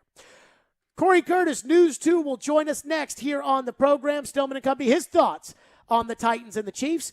FanDuel Sportsbook is my official sportsbook app. I absolutely love the FanDuel Sportsbook app. NFL Week 7 continues on, and FanDuel Sportsbook wants you to get the most out of every play. That's why they're giving everyone a $10 risk-free bet every week. All you have to do is bet a same-game parlay with 3 legs or more, and if your bet doesn't win, FanDuel will pay you back up to $10. So, for instance, this game, think about the Titans and the Chiefs. A lot of points will be scored. Derrick Henry, the over on rushing yards, got to hit. Mahomes, the over on passing yards, and much more. They have fast payouts. It's easy to use, safe and secure, and it's America's #1 sportsbook. New to FanDuel Sportsbook, sign up with the promo code JGM to also receive 30-1 enhanced odds on the Sunday afternoon matchup between Houston and Arizona. Win $150 in a $5 bet. That's promo code JGM, so they know that I sent you. Exclusively on the FanDuel Sportsbook app. 21 and older and present in Tennessee. Refund issued as non-withdrawable site credit that expires in 7 days. Max refund $10. Restrictions apply. See terms at sportsbook.fanduel.com. Same game parlay available for multiple sports in all states on mobile and web. Gambling problem? Call the Tennessee Red Line 1-800-889-9789. Tannehill trying to run for it, reaches across, touchdown. Can the Titans collect another statement win on home field, or will Patrick Mahomes and the Chiefs flex their muscles against a battered Titans defense? Let's see how we all did with our assignment over the weekend. Tune in all day Monday for full reaction to Titans Chiefs. You cannot grab the jersey. We are Nashville's best sports talk. ESPN 102.5 The Game and the Game Nashville app. You may have heard that Allstate has new low auto rates, but isn't it time to see for yourself? Visit allstate.com or call an agent for a quote today. Get a great deal on the versatile, powerful Kubota M-Series tractors and hay tools. It's everything you need to mow, rake, bale, lift, and more. And right now, you can write it off a lot and write it off your taxes. Right now, get 0 down and 0% APR for 60 months, plus save up to $3,000. Now through December 31st. Go to KubotaUSA.com for full disclaimer. Come see why Coleman Tractor Company is one of the largest Kubota dealers in Middle Tennessee, Paris, Clarksville, Nashville, and their new location in White House. Hi guys, it's Andrew with Hillside Medical Clinic. Are you struggling with erectile dysfunction and sick of the pills? Well, we have a major medical breakthrough. The WAVE technology at Hillside Medical Clinic was tested by Cambridge University and the Cleveland Clinic, and the results are in. It's proven to increase blood flow by repairing blood vessels. No pills and no side effects. If you're ready to put a stop to your ED by treating the root cause, call us now. And not only will the assessment and blood flow ultrasound be free, we'll also include something unique that produces powerful results in the bedroom. I don't think I've ever seen it fail. This is a $600 value, free to those that call in the next 2 minutes. 615-576-5000. That's 615-576-5000. Guys, put a stop to your erectile dysfunction and get your love life back. Call Hillside Medical Clinic now to qualify. 615-576-5000. With Fundbox, you can stop waiting and start doing. If your small business needs funds to grow, the time is now. Fundbox offers fast, easy access to small business funding up to $150,000. So hire that new employee, launch that campaign, buy that piece of equipment. Apply in minutes at fundbox.com, and you could get funding as soon as the next business day. Fundbox. Ready, set, grow. Credit line amounts, rates, and terms are based on creditworthiness and subject to change. Additional documentation may be required. It's the event of the year if you're in the market for windows or doors. This Saturday, stop by Pella Windows and Doors in Cool Springs from 10 till 3 for an extra 10% off, even on their current specials. 102.5 The Game will be giving away Preds tickets each hour we're there. Interact with Stillman and Company. Call or text the show at 615-737-1025. Driven by WilsonCountyHyundai.com. Titans and Chiefs this weekend. The pregame show going to be live at Rock Bottom Brewery, 9:30 for the start time. Mark Howard, Chris Sanders, and yours truly will be there. The pregame show brought to you by TriStar Moving, Parman Tractor and Equipment, FreedomTireGuys.com, FanDuel, E2 Roofing, Hillside Medical, Social Furniture, and Screwball Peanut Butter Whiskey. Titans are dogs, 5.5 points, according to a lot of the bookmakers. Corey Curtis, News 2, joins us now on the program. Corey, I congratulated Titan fans on Tuesday and Wednesday for not getting too amped up about beating Buffalo and saying, oh, on to the Super Bowl we go, or anything like that. Vegas says they're not going to beat the Chiefs this week. I'm not sold the Chiefs are a great team. So what is your expectation level as far as winning is concerned for the Titans? Well, it's a tough turnaround, number one. And I think we're finding something else out about the maturity of the football team if they can put the win behind them and ramp back up with the same kind of effort on Sunday. That's not always a very easy thing to do, and we're going to see if they can do it. This is another game where my head says there's a lot of reasons to pick the Kansas City Chiefs. Just like last week, there were a lot of reasons to pick the Buffalo Bills, and those always seem to be the weeks where Mike Vrabel excels. So I expect Mike Vrabel, to have another good week, with his football team. But the Chiefs are, you're right, they're not perfect, but they're getting some bodies back on the defensive side of the ball. But I think what I'm more interested in is, what did they have to replace? Was it 4 starters on the offensive line that they jettisoned to get under the cap? Yes. How is that group coming together? Because the Titans have had a pass rush that has been able to get there with just 4 or 5. And that has been very important in these games that they've won. It was very important against the Buffalo Bills. And if Harold Landry and Danico Autry and Bud Dupree and Jeffrey Simmons can get there without blitzing, and they don't have to sack him, but get him off of his spot and force him to decisions faster without having to blitz, it'll make a huge difference in this football game. So with all the flash on the outside and everything in this game, what happens in the trenches, I think, is going to be paramount to what happens. Do you think the Titans, with all the injuries on defense, have a chance to slow down Kansas City at all? Well, if they can rush the passer, I do. Because, there's nothing that makes a good DB into a great DB like a pass rush, and there's nothing that masks an inexperienced DB like a good pass rush. So I think the pressure is on the Titans to get pressure on Mahomes quickly, because even the most experienced cornerback, if Mahomes is able to buy time, what happens? He's got Mecole Hardman and Tyreek Hill both run like the wind, and they're going to outrun everybody at the end of the day. So, yes, I do think they have a chance if those guys can win and win big. Now, do I expect the Titans' corners to be able to lock up with these guys and slow them down? No, I don't. They need help. Corey, here's my big issue right now with the Titans, which is I think that they're a very flawed team that is masked by Derrick Henry, who may be the greatest player in the NFL right now. And I do worry that those flaws will be deep enough to keep them from being true contenders in the AFC and making a run. I think they can get to the playoffs. I think they can beat the teams like the Steelers or the Bengals or things like that. But I'm trying to find a part of the football team that I really like outside of Derrick Henry, and I struggle with it. And I think some of these teams, they all have great players.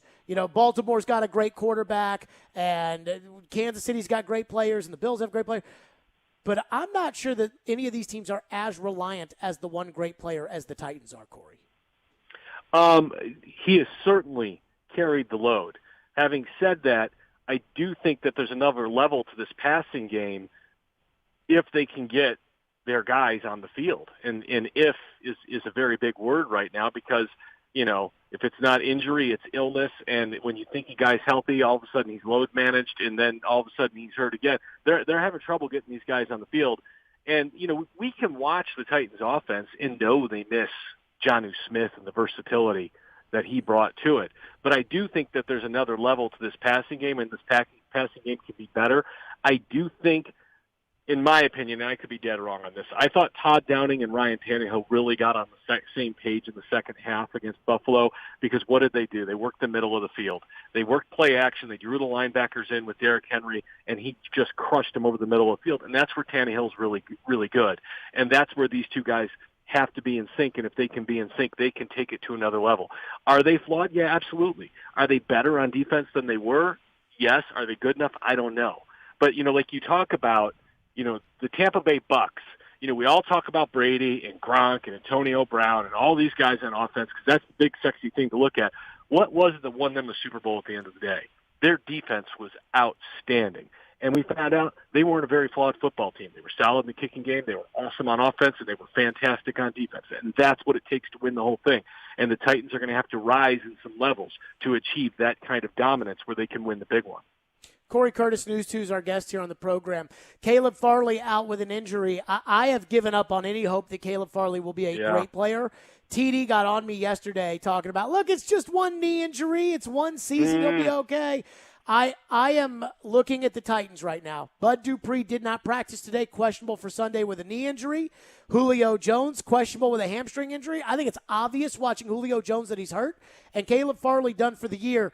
Do you think John Robinson has realized the mistakes that he made this offseason investing fully in injured players?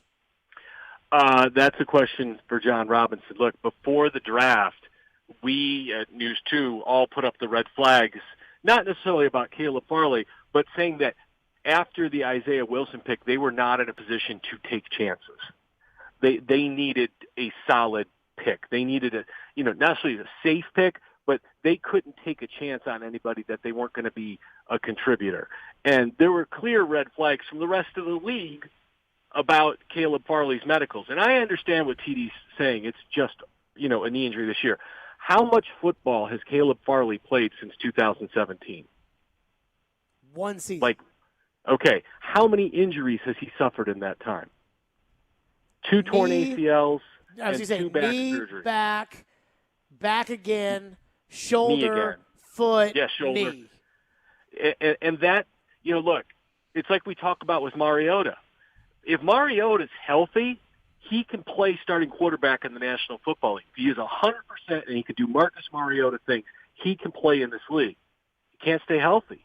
His body says, yeah, we're good at this football stuff, but we can't stand up to do it. And that's my concern with Caleb Farley. I hope I'm dead wrong.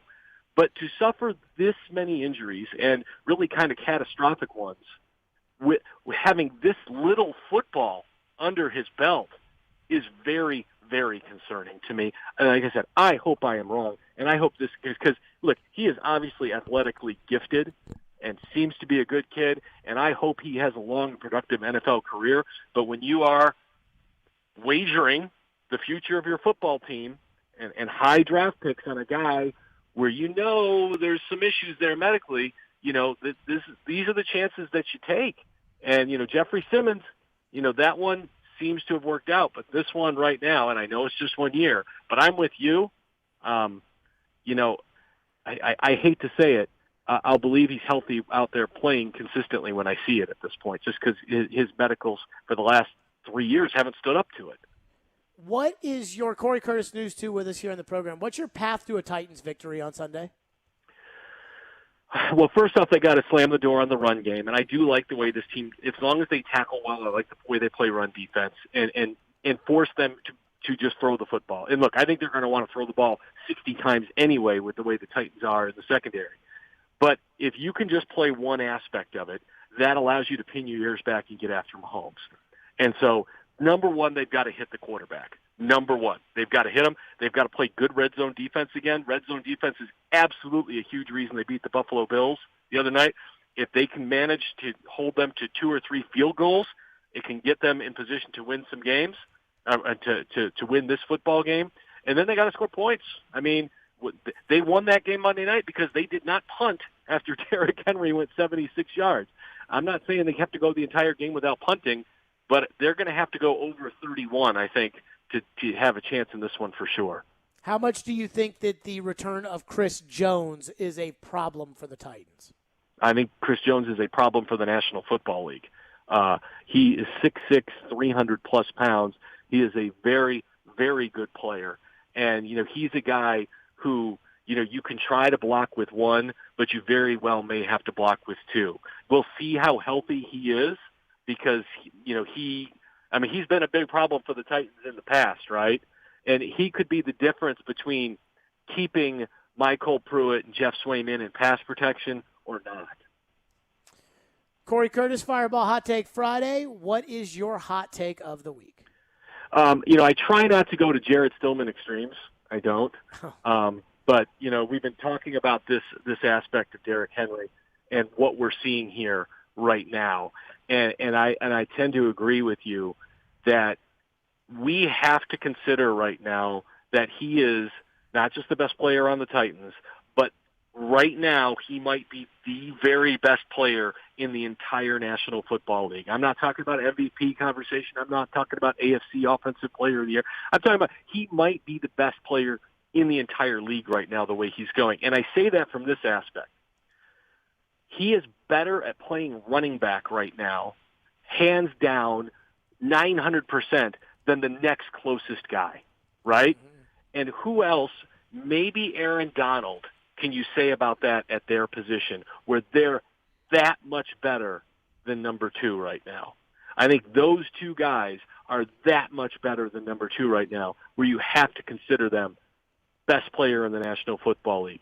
You don't get a chance to see that often. You don't get a chance to appreciate that often. So I just say no for as long as it lasts, because it might be another year, it might be another 2 years, who knows. Just know what you're seeing and appreciate it. You think he gets to 2,000 this year? I think the only thing that holds him back from 2,000 is an injury. That's the only thing that stops him. I'm with you. I am 100% with you. Corey Curtis, News 2, as always. Corey, appreciate it. We'll talk next week. All right, thanks, Jared. Have a great weekend. Yep, Corey Curtis, News 2, joining us on the program. I think Derek gets 2,000 this year. I think Derek makes the Hall of Fame. And I know that's, oh, my goodness, that's putting the cart before the horse. And, that's how Derek I feel does Derek on things. I think Derrick Henry gets a 2,000. And I think Derrick Henry makes it to I think Derrick Henry ultimately makes it to the Hall of Fame. 615-737-1025. Speaking of Derrick Henry, there are very few things that I find to be more dangerous than Derrick Henry going up against the 27th rush defense in the NFL. But there may be something. We'll get to that next. First, though, Caroline is going to tell you about her friends over at BetUS. I want to tell you all about my friends over at BetUS because it is my favorite sportsbook, and I think it might be yours too. We've got hockey back. We're in the thick of football season, so get in on the action. BetUS has been America's favorite sportsbook for over 25 years, and that is exactly why I endorse them, because they've been around a long time. They have integrity. They have longevity. You know that you're going to get paid when you win on BetUS. Plus, they offer everything. They have live betting, MMA, golf, horses, esports, all kinds of crazy prop bets. Anything that you want to put money on, I bet you that BetUS has it. So call them today, and they will walk you through setting up an account. All you have to do is call 1-800-79-BET-US. Their number is 1-800-79-BET-US. Nobody in the industry gives bigger bonuses than BetUS. So if you join now and you mention the promo code GAME, you can get a sign-up bonus on your first deposit. Nobody in the industry beats BetUS, and that's exactly why I bet at BetUS. So should you. So go now to BetUS.com, join today, put in promo code GAME, G-A-M-E, for a sign-up bonus on your first deposit. That is BetUS.com. Titans, Chiefs. Derrick Henry into the second level and into the end zone. What will Derrick Henry do for an encore? Tune in Sunday at 9:30 for NFL pregame with Jared Stillman, Chris Sanders, and Mark Howard, live from Rock Bottom Restaurant and Brewery on Broadway. This is a team that pays guys a lot of money to produce. I want to see if the Titans are going to be a mature team. They're still in good shape in terms of the AFC South. We are Nashville's best sports talk. ESPN 102.5 The Game and the Game Nashville app. The 2021 Major League Soccer season isn't over yet, Nashville. Are you in? There's just one regular season home match remaining as we make our final push for a playoff spot. Don't miss the action on Sunday, November 7th at 2:30 p.m. against New York Red Bulls at Nissan Stadium. Come be a part of the most unique sports experience in Nashville. Tickets are on sale now from just $22 at NashvilleSC.com. Everyone in. How'd you like that? Football is back, and Electronic Express has what you need to make the game bigger than ever. Bring the stadium to you with the best in-home entertainment from Samsung, LG, Sony, Hisense, TCL, and more. Watching the game on the go? Save big on laptops, tablets, and headphones. Plus, we have all your appliance needs up to 50% off, and get up to 36 months free financing. We've got you covered this football season at Electronic Express. We make it happen. 312 Pizza Company is Nashville's authentic Chicago pizzeria, and they're now hiring. Work for a family-owned business and be a part of their incredible team. 312 Pizza Company is hiring for all positions, including host, waitstaff, bartenders, cooks, and more. 312 Pizza Company offers health insurance and paid time off to full-time employees. Contact Kimberly at 615-730-7888 or email at contact@312pizzaco.com. 312 is an equal opportunity employer.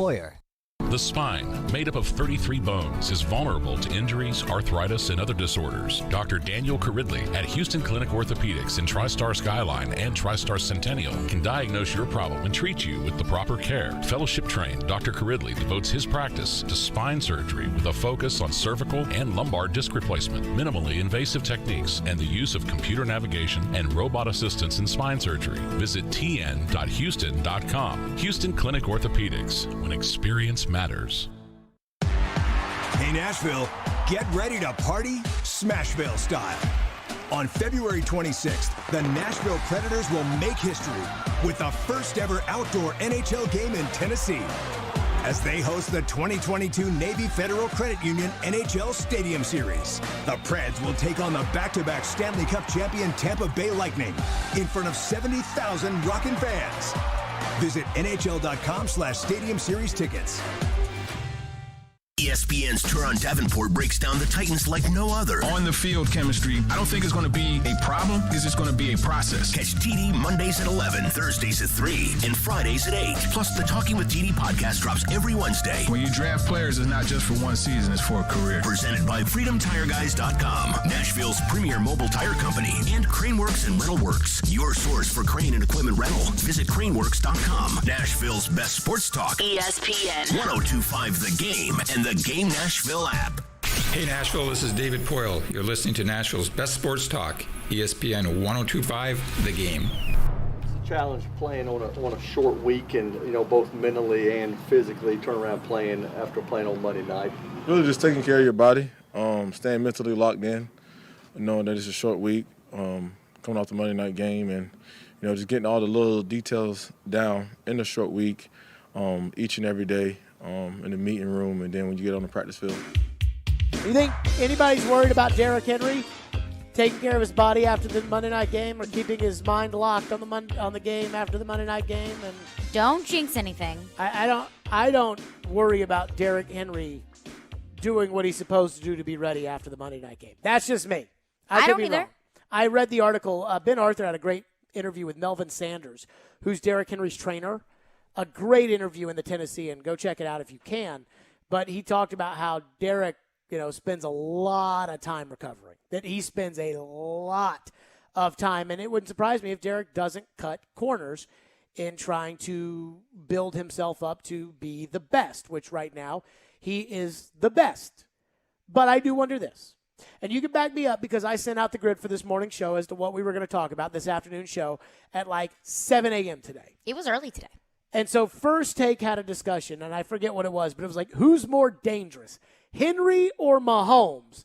And I was like, they kind of took my topic, but they just made it more generic, which is kind of par for the course with that show. But I wonder this. Derrick Henry is the best running back in the NFL. He's on pace for 2,000 yards. The Chiefs are the worst in the NFL in yards per carry, and they are 27th in rushing defense, which is highlighted by the fact that they're 16th in rushing attempts. So maybe if they were 19th in rushing attempts, they might be 32nd or 31st, or their rush defense is awful. So who's more dangerous? Derrick Henry versus the 27th ranked rush defense. We saw what he did to the 3rd ranked rush defense on Monday night. Or Patrick Mahomes versus a depleted Titan secondary that's going to have Jackrabbit Jenkins, Kevin Byard in it, and then after that, I don't know, right? Like Breon Borders, Elijah Molden, and maybe Chris Jackson? Like, Amani Hooker's questionable with a groin injury. Like, it's not a very promising look with Patrick Mahomes, Travis Kelce, Tyreek Hill, Byron Pringle, Mecole Hardman. Not very promising. Who would you be more worried about? Would you be more worried about Henry if you had that rush defense, or would you be more worried about Mahomes if you had that secondary? I mean, it's tough because, the Chiefs have a horrendous rush defense, but Derrick Henry has been in typical Derrick Henry form. He's been doing what he has done the past couple of seasons. Now, Patrick Mahomes, you're looking at a former MVP, one of the best quarterbacks in the league against a depleted secondary and a team that has had issues in the past rushing the passer. But Patrick Mahomes hasn't been playing like Patrick Mahomes as of late. He hasn't been playing like MVP Patrick Mahomes. Now, Derrick Henry has been playing like a possible MVP Derrick Henry. So this isn't, a Nashville Sports Talk radio homer take, but if I were the Chiefs, I'd be more concerned about Derrick Henry because Patrick Mahomes has been throwing those interceptions. He's been turning the ball over. And I can't necessarily say it's because of or it's not because of pressure from the defense, but I'm sure a lot of the mistakes he's been making have just been mistakes that he's made. Derrick Henry hasn't been making a lot of mistakes. So I do have to say, I'd be more afraid if I was the Chiefs of Derrick Henry than the Titans should be afraid of Patrick Mahomes. But I am not counting out the fact that the Chiefs could turn this team around, their season around, at any moment. You just don't want to be the team that they do it against. Okay, so you're going to say you're going to say Titans have the advantage here. In this In this comparison, yes. Okay, Ian, who's got the advantage here? Titans with Derrick Henry versus the 27th ranked rush defense, or Mahomes against that depleted secondary? This is a little bit closer than you would probably just glance at and think, right? Considering Mahomes. I mean, the thing is, Henry is just he can hit these home runs more than most running backs. And that's really what is the most scary thing about Mahomes is their big chunk plays. And so given that that's probably more likely than a 70-yard run, I'm going to go with Mahomes. I'm going to give the side to Mahomes, too, for one reason. They've got Chris Jones coming back. The Titans, I don't know who's the secondary is going to be. I'm going to guess you're going to see lined up on Sunday Jackrabbit Jenkins at one spot, and he can't run with any of those guys. Jackrabbit Jenkins at one spot, Chris Jackson at the other spot, Elijah Molden, who can't run with any of these guys in the slot, Byard, Hooker, and when they have to bring an extra DB on the field, Jackson will go inside, Borders will go outside. I don't feel very good there. With the Chiefs, they're bringing arguably the second-best defensive tackle behind Aaron Donald in the NFL back into the mix.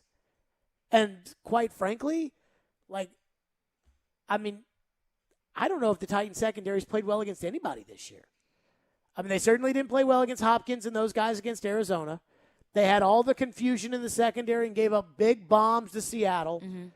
Even against the Colts, who had no receivers, the Colts were able to, at times, move the ball effectively. They got torched by Corey Davis. Trevor Lawrence threw for almost 300 yards. And Josh Allen, if he just could hit guys that are open, which I was stunned by some of his misses the other day, Allen was probably the worst of the quarterbacks they've played this year in terms of taking advantage of their secondary, and he still scored 31 points. I mean, not sure they've stopped anybody. Now, I say that. Everybody's tried to stop Derrick Henry, including teams that have much better fronts, even with Chris Jones in the mix for Kansas City. Mm-hmm. But I just think Chris Jones being in there, that's enough for me to say, okay, I'll give the side to Kansas City. And I'm going to say this about Mahomes and his interceptions. The Titans don't turn the ball over very well. I know they got one the other night, and it was a big one. But the Titans don't traditionally turn the ball over very much, or they haven't this year. And while Mahomes has turned the ball over, I don't think he's a bad quarterback. No. So never said he was a bad quarterback. But one of the things that a bad quarterback does is he turns the football over. And so I think that's more just a happenstance. I think he might be trying a little bit too hard at times, trying to make too much things happen, I don't think he's got to try that hard against the Titans. And he's I think kind of he knows forcing that it. too. Yeah. That's the other thing. I think he knows, hey, none of my guys Breon Borders can run with. None of my guys Jackrabbit Jenkins can run with. Everything, by the way, short underneath. If you've got Travis Kelce, when we get into all the betting and stuff, mm-hmm. I would take the over on Travis Kelce reception yards without a question. Because I think everything underneath is going to be wide open. And he'll just throw it because I think the Titans are going to run back on every play. You know how the local media gets all worked up about how the Titans on 3rd and 7 will be 15 yards off a receiver? Uh-huh. Get used to it on Sunday because they're running back. This is going to be like when Barry Trotz coached the Predators. Get back, get back, get back. That's what I expect on Sunday. Over under on Travis Kelce receiving yards, 82.5. Over. I would take the over. I thought it was going to be closer to 100. We'll hit the headlines with Caroline, and we'll do that next. 615-737-1025 is our phone number. Fireball Hot Take Friday. Let me tell you about my friends at Focus. That's PHOCUS, now available at your local Publix. DrinkFocus.com. Your body needs water, and it doesn't have to be boring. I try to drink a gallon a day, but sometimes you need a little bit of a spark in there, and that's what Focus is. Focus is sparkling water with a spark. It's infused with a boost of natural tea caffeine, so you get clean energy without sugar, calories, or crash. So it's not like all these artificial, bad for your heart, bad for your liver, bad for you. No, it's not. It's that natural tea caffeine. Go to Drink Focus, again, PHOCUS. Go to drinkfocus.com to find their full lineup of flavors and get them delivered right to your door. Enter the promo code GAME, G-A-M-E, at checkout for 15% off your first order. Focus is also available, as I said, at your local public store. That's Focus, P-H-O-C-U-S, on the web at drinkfocus.com. From the Fox 17 News Code Red Weather Center. I'm Fox 17 meteorologist Greg Bobus. Our forecast starting off cool for your Friday and staying cool into the afternoon. High temperatures will be in the mid to upper 60s, loaded with sunshine. Will stay dry coasting into the weekend.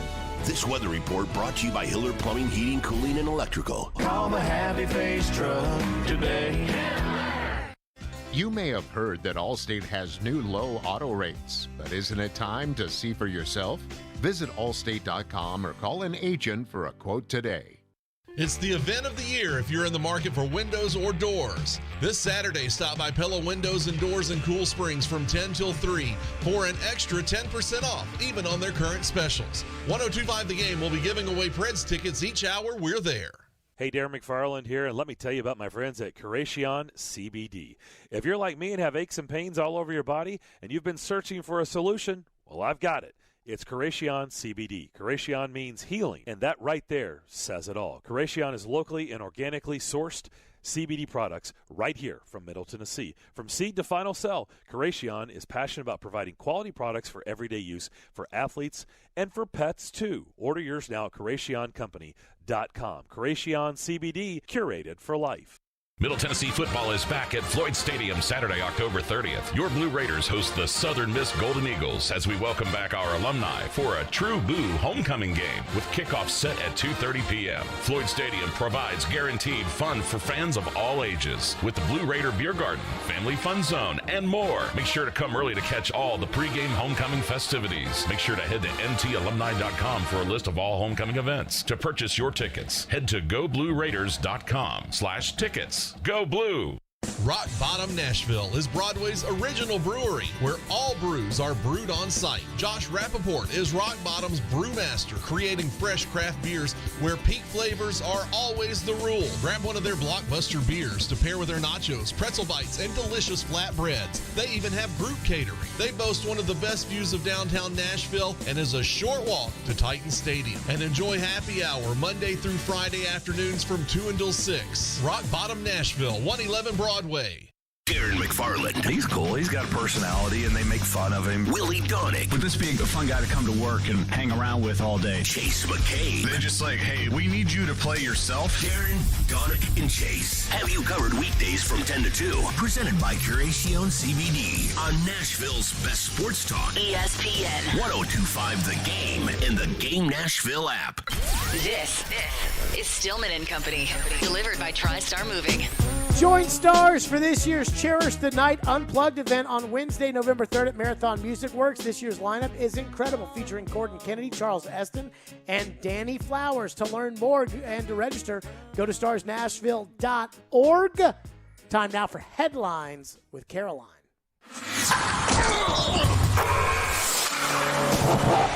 We're spanning the sports world. It's Headlines with Caroline on Stillman and Company, right here on Nashville's best sports talk. ESPN. 102.5 The Game and the Game Nashville app. Headlines with Caroline, presented by Firo Tequila, the spiciest infused tequila on the market. The world belongs to the brave. Bill Barnwell with ESPN offered up 10 possible trades that could be made before the NFL trade deadline on November 2nd, and one of them involved the Titans. He says the Titans and the Dolphins could kind of partner up for a little trade. The Titans should go all in, according to Bill Barnwell, for a corner and get the Dolphins corner Xavier Howard in a 2022 second-round pick in exchange for a 2022 first and a 2023 second. Bill Barnwell mentions Caleb Farley's injury, that he's out for the season. The Titans are built to win right now with all of the veterans that they have on their team. Bill Barnwell says, understandably, Howard wanted to negotiate a new contract with the Dolphins after the 2020 season, and also understandably, the team saw that Howard had 4 years left on his existing deal. Didn't think that was a realistic time to do so. But after 2021, the Dolphins said they would be willing to renegotiate Xavier Howard's contract, so it could come maybe a little bit earlier than they expected. On a scale of 1 to 10, with 10 being the dumbest this trade could be for the Titans, what would you rank it? Like a 6 or 7. I think it may be a 9 or a 10. Okay. So I've realized this. people, and I'm not talking about Barnwell. Like, I get it. I understand that. And I would absolutely not do this deal. People do not care about things that don't have anything to do with them. And I know you're going to be thinking like, well, no, duh, Jared. But that's actually true. Like, and I'll give you an example. Afghanistan. Like, okay, how many people voted in, the last 20 years for a political candidate based upon their stance in wars in Iraq or Afghanistan? I'm sure there are some, but not a lot. You know what most people vote on? The economy. Things that affect them. Things that affect them on a daily basis. That's why, unlike Afghanistan and Iraq, where we weren't drafting people to go fight, people did vote when it came to Vietnam because it affected them. Mm-hmm. And so I've realized this, that people they vote on things like the rising price of milk. That somebody votes on. What happens internationally, the people don't vote on that. They don't care.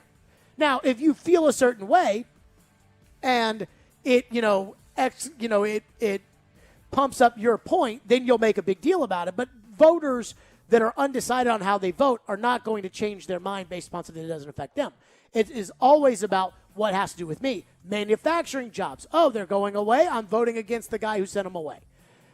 And I look at stuff like the salary cap, draft picks, things of that magnitude, and people don't care about them because it doesn't affect them. Like, so adding Xavier Howard and giving him a new contract, which I think the Dolphins did give him a new contract. So he's got this fat contract from the Dolphins. Or you're going to give him a fat contract, adding Xavier Howard. You're giving up a first-round pick. So for 3 years in a row, you have no first-round pick. Isaiah Wilson, Caleb Farley. Well, he's not totally out for this season, but I see where you're first going round with this. Pick. Like, it's like I said to TD yesterday, and I knew that, I said, where would Farley go if the draft were held today? And he said 4th or 5th round.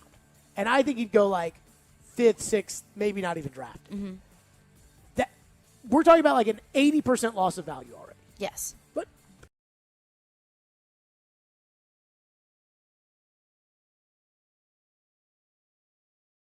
so we're talking about 100% of Isaiah Wilson gone. This is a first-round pick. The first-round pick. This is where you draft T.J. Watt. This is where you draft DeAndre Hopkins. Like, that's where you get these great players, is with your first-round picks. That's where you drafted Steve McNair. That's where you drafted Eddie George. That's where you drafted Javon Curse. That's where you drafted Keith Bullock. So 3 years in a row with no first-round pick to go get a Moody corner in Miami. No. And you don't have the salary cap space to do it, because when you create salary cap space by,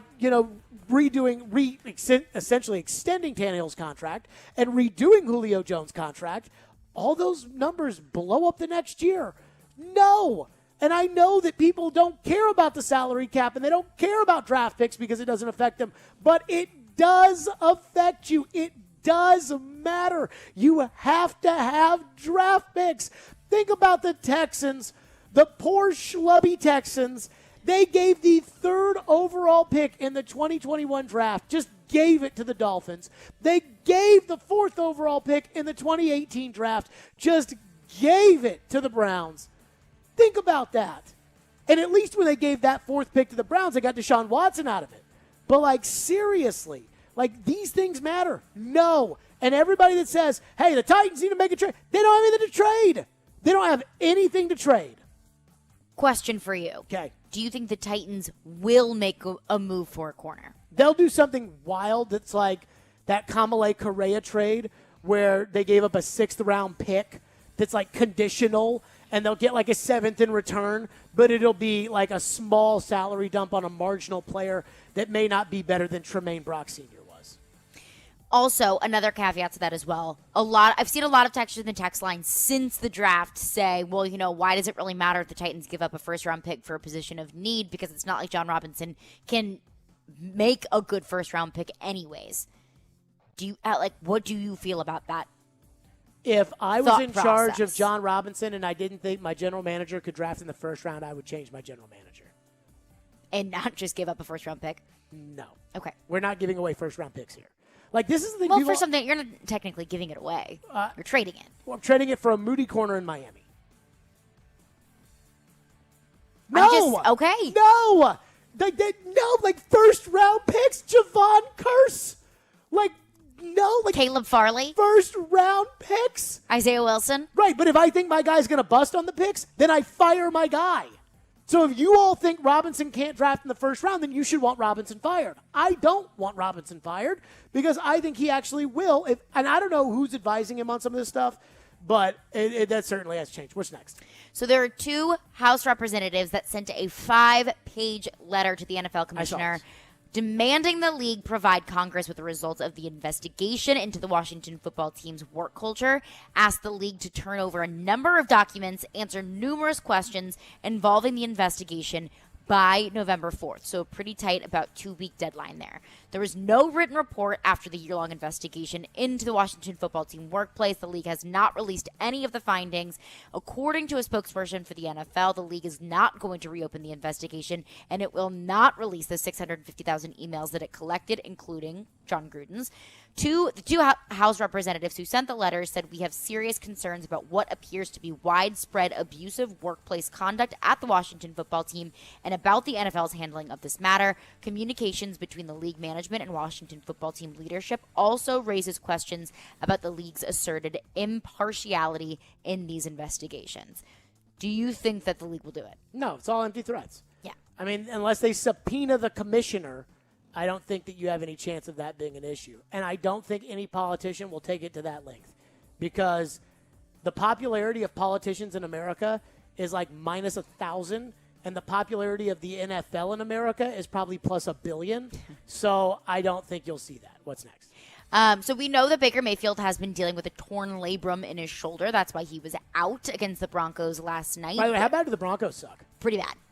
Pretty bad. But we have also learned that in addition to the torn labrum, Baker Mayfield also has a fracture in his non-throwing shoulder. He said it's preventing his rotator cuff from firing. He says, "I need that fracture to heal for me to get back out there." So the saga has been going on since he suffered this injury against the Texans back in September.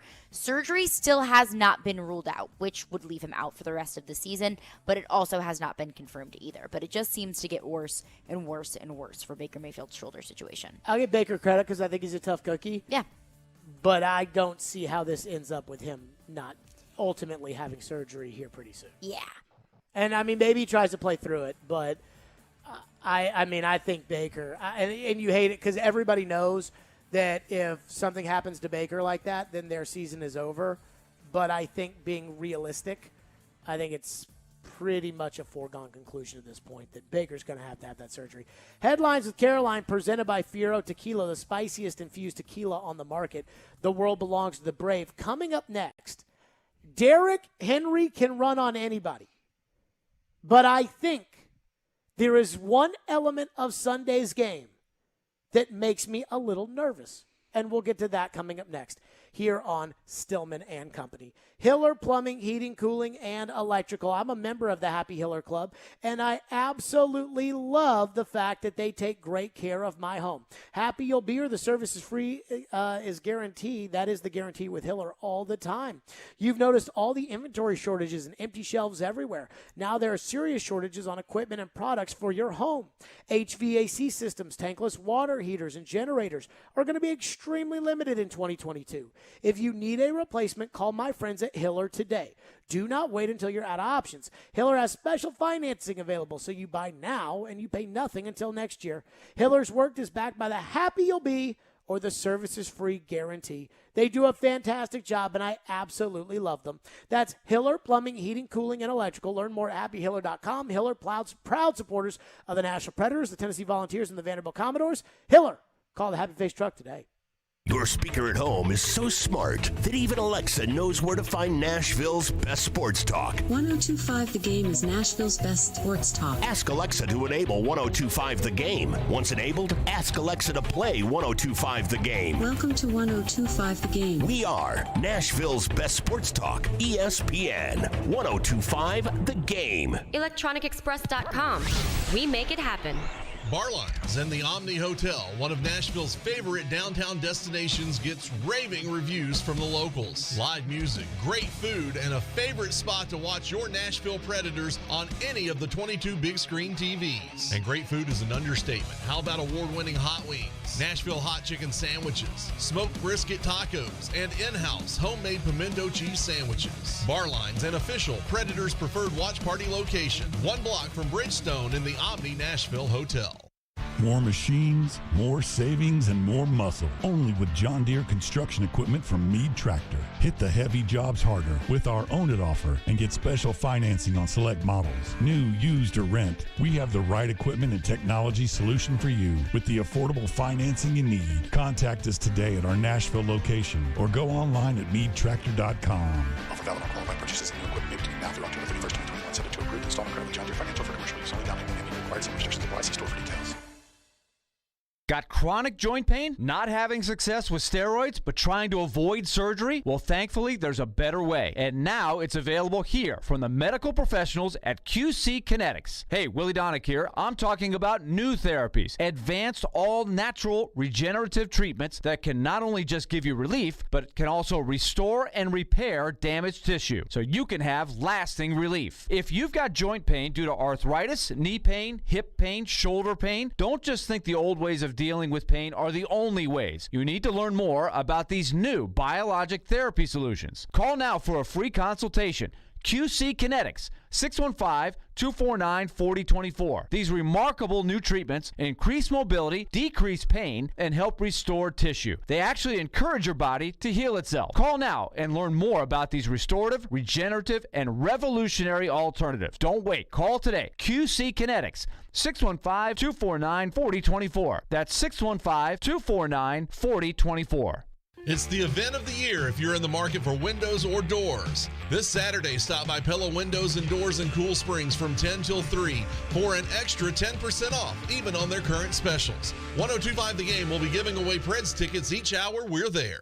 Middle Tennessee football is back at Floyd Stadium Saturday, October 30th. Your Blue Raiders host the Southern Miss Golden Eagles as we welcome back our alumni for a true Boo homecoming game with kickoff set at 2:30 p.m. Floyd Stadium provides guaranteed fun for fans of all ages with the Blue Raider Beer Garden, Family Fun Zone, and more. Make sure to come early to catch all the pregame homecoming festivities. Make sure to head to ntalumni.com for a list of all homecoming events. To purchase your tickets, head to goblueraiders.com/tickets. Go Blue! Nashville's best sports talk, locally owned, home of our Nashville Predators. WPRT-FM Pegram, 97.5 Murfreesboro, WBUZ HD2 Laverne, online at thegamenashville.com. We are ESPN 102.5 The Game. Live from the Game Nashville studios, it's Stillman and Company. Delivered by TriStar Moving. TriStar Movers with 5-star service. With Jared Stillman on Nashville's best sports talk. ESPN 102.5 The Game and the Game Nashville app. Stillman & Company is delivered by TriStar Moving. ESPN 102.5 The Game. Streaming live on Twitter, Twitch, and YouTube. Thanks to the law offices of Amanda Gentry. Fireball Hot Take Friday. Derrick Henry versus Patrick Mahomes on Sunday. And right now, nobody can stop Derrick Henry. And I will say this about the NFL. Anytime you play a team, they always say all the same things, which is, oh, yeah, he's a great player. I mean, he's one of the best in the league. I remember when he came out and he was this and he was that and he was – but, you know, we're going to have to figure out a way to try to slow it down and to be able to try to this and that. And the truth is, nobody ever tells you how they feel. That was what made The Last Dance, the documentary about the Chicago Bulls, so interesting, was a lot of people were telling you how they felt. Michael Jordan, who never said anything interesting, unless he really wanted to, was now saying everything he thought about everybody. I think Scottie Pippen was selfish here. I think Gary Payton sucks over there. I think it's offensive you compare me to Clyde Drexler. Like, that was pretty much, you know, Michael unfiltered. And so Derrick Henry is running all over the NFL. And there is a level of intimidation that comes with playing a guy who is as dangerous as Derrick Henry. Because every defense knows that on any carry, Derrick couldn't take it to the house. And everybody goes out there thinking they can stop Derrick Henry, and very rarely do they ever. Remember, before the playoffs in 2020, well, I guess the 2019 playoffs in 2020, the year, Bill Belichick didn't even stack the box against Derrick Henry. He was more worried about Tannehill passing. He lost. Earl Thomas and the Ravens said, oh, yeah, they weren't as physical as us. They lost. Corey Davis said, when asked about Derrick Henry before the Jets game, oh, man, just being around him was just amazing, trying to block down the field, the things he does, he's so this, he's so that. But, we'll have to find a way to slow him down on Sunday, and, we will. And it was kind of like, will you, Corey? You know how good he is. But you hope. But there's one team that right now everybody believes shut down Derrick Henry, and it's the Kansas City Chiefs. Don't mind the fact that he ran for 180-plus yards against them earlier that season, or that 4 years ago he went into Arrowhead and had 150 yards in a playoff game that the Titans won. The AFC title game, the last time these two teams played, they, by their logic, shut down Derrick Henry. 19 carries for 69 yards and a touchdown. His longest run was 13 yards. After the game, Frank Clark. Now, see, I'm not sure Kansas City did shut Derrick Henry down. When you go back to the actual play-by-play of the game and how the Titans ran the football, Derrick for 4, Derrick for 1, Derrick for 4, Titans kick a field goal. Derrick for 11, Derrick for 5, Derrick for 2, Derrick for 1, Derrick for 4 and a touchdown. So it wasn't like everything was -1, -2.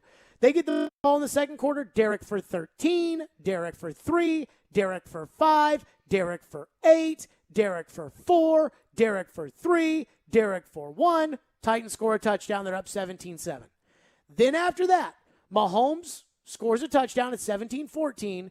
4 minutes to go in the half. Everybody knows Derrick's getting the ball. Derrick for 1, Derrick for no gain, Tannehill incomplete. That was the shutdown. Mahomes had that incredible rushing touchdown right before the half. Kansas City got the ball to start the second half, and after that, the route was on. Titans for passing. But they think they shut Derrick Henry down, even though Derrick had to come out of the game. Frank Clark, their star pass rusher, who, by the way, has been a disaster this season. Frank Clark said on the field after the game that Derrick Henry wasn't hard to hit, and he didn't see any difficulty in trying to tackle him. James Palmer, NFL Network, interviewed Frank Clark, and Frank Clark went out of his way to talk about how they shut Derrick Henry down.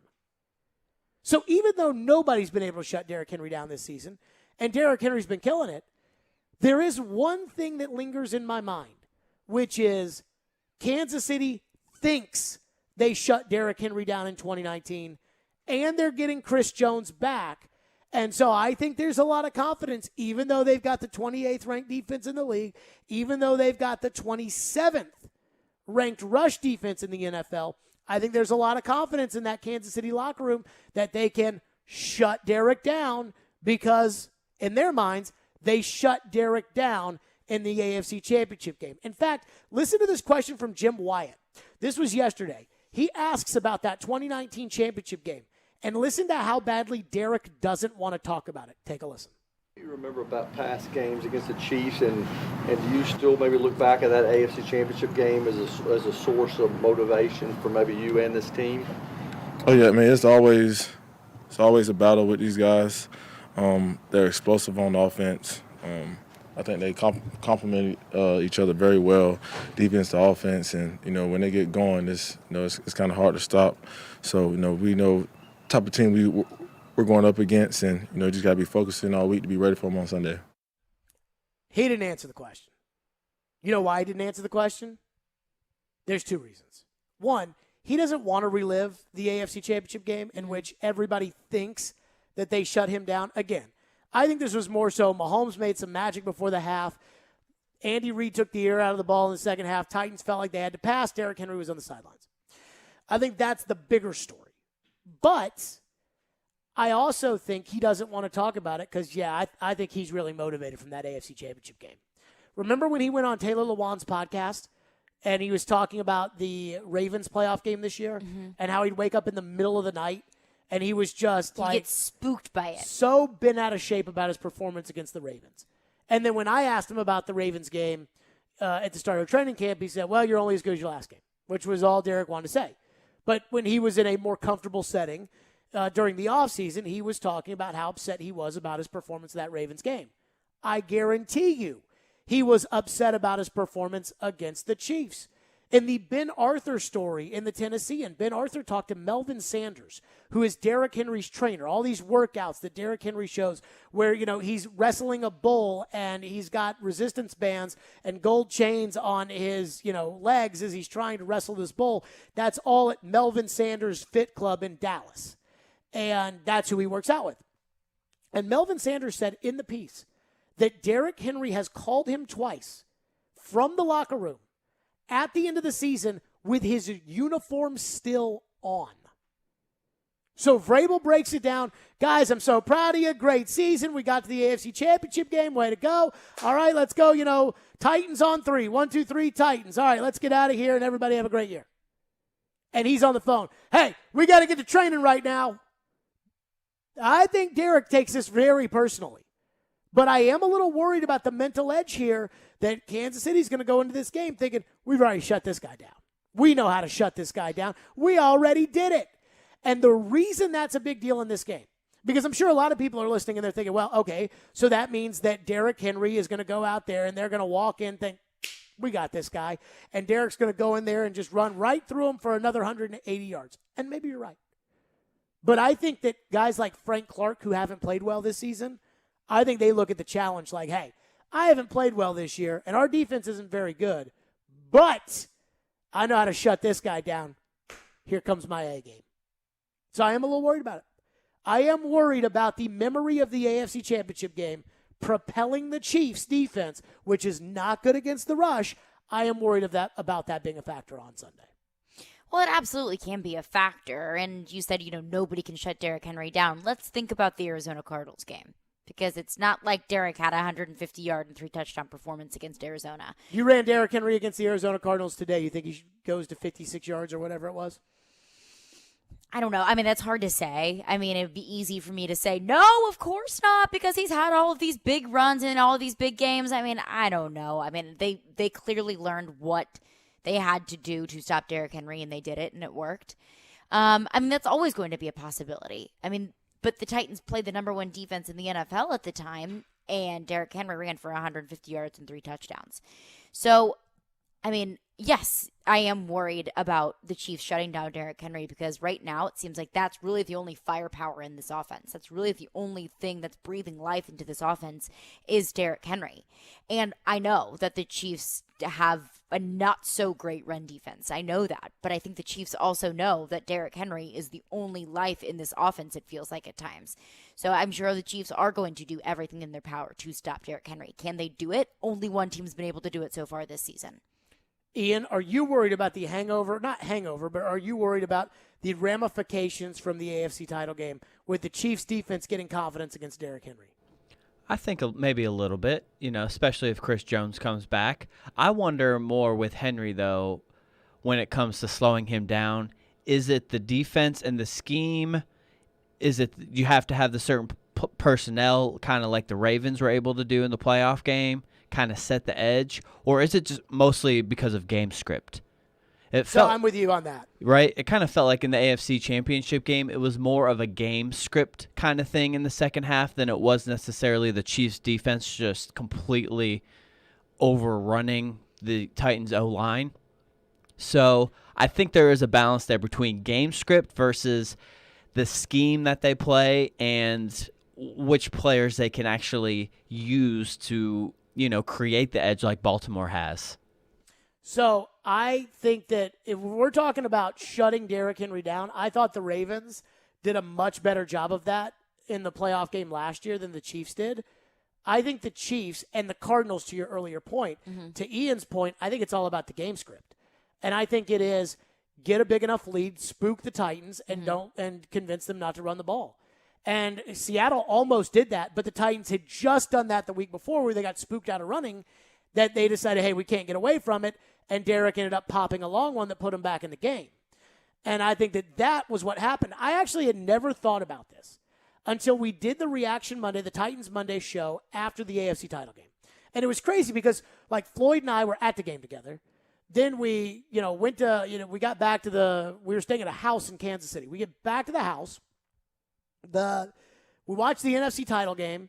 Then he goes upstairs because he's in the master bedroom. And then me and Chase are downstairs. And we wake up at like 3 a.m. We go to the airport. We fly back home. And then Floyd just hangs out at the station for like an hour or something. And then we go on the air. And even though we had all this time together, we hadn't talked about it until it was time to go on the show. And Floyd said that the way he felt the AFC title game played out was that Andy Reid was scared to death of what Derrick Henry had done in the first half, where he was running for 11, and he was running for 8, and he was running for 5. And he realized, we've got a lead and we've got the ball. And he thought, I've got to take the air out of the football. Because what I can't do is start throwing the ball up and down the field, have a 3-and-out that takes 31 seconds, give the ball to Derrick Henry, and let him get running and let him pop one and let the Titans start dictating how this game's going to be played. And that Vrabel fell right into Andy's trap. And when I heard that, now he didn't say Vrabel fell into Andy's trap, but that's what he was alluding to. But when he said that, I was like, holy crap, he's right. That's exactly what happened. And I think that if the Titans could do it over again, they would be more focused on getting Derrick Henry the football. Maybe it means throwing a screen. Maybe it means something. But the only way you get taken out of your game is if you stop giving him the ball. Now, that doesn't mean that they're not going to have to hit a shot down the field. It doesn't mean that they're going to have to do something like that, because they are. But I do think Ian's right that Derrick got taken out of the game more so than they shut him down. That being said, it wouldn't surprise me if that's Andy's plan on Sunday as well. 615-737-1025. We'll get to your text. 615-737-1025 on a Fireball Hot Take Friday. And if you had to bet on Derrick Henry versus KC or bet against Derrick Henry, and you had to bet your house, how would you do it? We'll get to that. Plus, Julio Jones talks about whether or not he's ready for this game, what Julio had to say. And are we a little nervous about Julio? We'll discuss that coming up next here on Stillman and Company. Hey, play Silly Underdog Picks today. Pick 3 football underdog teams you think will win this week for a chance to win. Go to thegamenashville.com for more details. And to play Silly Underdog Picks is presented by Volunteer Hose and Gasket. It's ESPN 102.5 The Game, and we're streaming on the Game Nashville app. Tannehill trying to run for it, reaches across, touchdown! Can the Titans collect another statement win on home field, or will Patrick Mahomes and the Chiefs flex their muscles against a battered Titans defense? Let's see how we all did with our assignment over the weekend. Tune in all day Monday for full reaction to Titans Chiefs. You cannot grab the jersey. We are Nashville's best sports talk. ESPN 102.5 The Game and the Game Nashville app. You may have heard that Allstate has new low auto rates, but isn't it time to see for yourself? Visit allstate.com or call an agent for a quote today. Hey Nashville, it's Jared, and there's a new go-to for home furnishing. Social Furniture on the West Side is independently home-owned furniture store in Nashville. Forget the big box stores. Shop local, shop social. It's football season, and Social Furniture has the best lifetime guarantee motion furniture on sale now. Their sofas with recliners are push-button electric and wall-away with all colors to choose from for your comfort. Sectionals from $9.99, recliners from $3.99. Sectionals with Chase Lounge and all-electric recliners from $19.99. Social Furniture will have you football ready with all furniture that are plus leather, microfiber, and There's no waiting, and take home your new motion furniture today or with their same-day fine furniture delivery. Social Furniture has no down payments and no interest. You don't want to miss out on their best lifetime guarantee motion furniture sale going on now. Shop local, shop social. 5412 Charlotte Avenue near White Bridge Road, and tell them Jared Stillman sent you. Get the ultimate mouth guard with affordable coverage from Delta Dental of Tennessee. Offering a large network of dentists and a variety of plans, you'll get better coverage than a defensive secondary. Learn more at deltadentaltn.com. We can see your smile, and we think you should be able to see it too. With Delta Dental of Tennessee and Delta Vision, we can improve your overall well-being by keeping your teeth and eyes healthy. Visit deltadentaltn.com to find an affordable plan. Your home value is way up this year, and with mortgage rates back to all-time lows, it's a great time to call Loan Pronto. Refinance now and get cash out of your home's equity. Hey, it's Willie Donick. Loan Pronto can refinance your loan at a super low rate. They can pay the closing costs for you and get you a bunch of cash out. How does $40,000 or $50,000 sound? Don't just sit on that home's new value. Use it. Use it to pay off credit cards. Use it to consolidate other debt. Get rid of PMI. Use IT to make your home even more valuable with that home improvement project you've been dreaming about. Loan Pronto's all-digital platform makes it fast and easy. And if you act now, you can even skip your next 2 house payments. Call Loan Pronto now, 615-499-5780, or go to loanpronto.com. Ask about the Loan Pronto zero-cost cash-out refi. LoanPronto.com, 615-499-5780. Equal housing lender. NMLS 1661781. Subject to lender approval. Zero cost option not available on all loans. Zines First is the official sign company for 1025 The Game. Go to sfnash.com. Middle Tennessee football is back at Floyd Stadium Saturday, October 30th. Your Blue Raiders host the Southern Miss Golden Eagles as we welcome back our alumni for a true Blue homecoming game with kickoff set at 2:30 p.m. Floyd Stadium provides guaranteed fun for fans of all ages with the Blue Raider Beer Garden, Family Fun Zone, and more. Make sure to come early to catch all the pregame homecoming festivities. Make sure to head to ntalumni.com for a list of all homecoming events. To purchase your tickets, head to goblueraiders.com/tickets. Go Blue! If you've missed any of today's show, just search Stillman and Company on Apple, Spotify, or your favorite podcast platform. Out of the gate, and what's your excitement level about being back out there on Sunday? I feel pretty good. The weather was nice today. It wasn't too hot, able to go out there, move around, so wasn't fatigued. I feel pretty good. Seemed like when you came off the field a little hobbled, you ultimately were pressing to get back in. Is that becoming too common where you're debating with somebody on the sideline about getting back in the game? During the game? I can't remember that kind of stuff, man. It'd be so long ago, man. I'm trying to figure out. Let's see what happened. This becoming too common too, the comedy routine? Yeah, no, I'm serious. It's, like I said, like old stuff is kind of, it's just old. Like I don't really what I'm saying? Think about that kind of stuff. I always try to do, be week to week, what I'm saying? And just talk about this week. I feel great. I feel good. I'm excited about Sunday. There you go. That was Julio Jones. And I'm going to give Paul Kaharski a little credit there because I'm tired of the bull crap from Julio too.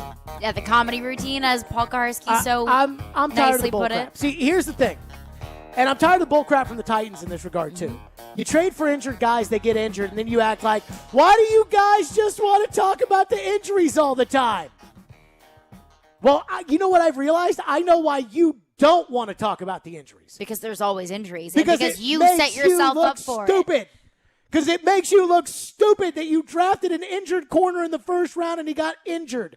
Because it makes you look stupid that you traded a second-round pick and took on $15 million in salary for an injured wide receiver who's injured.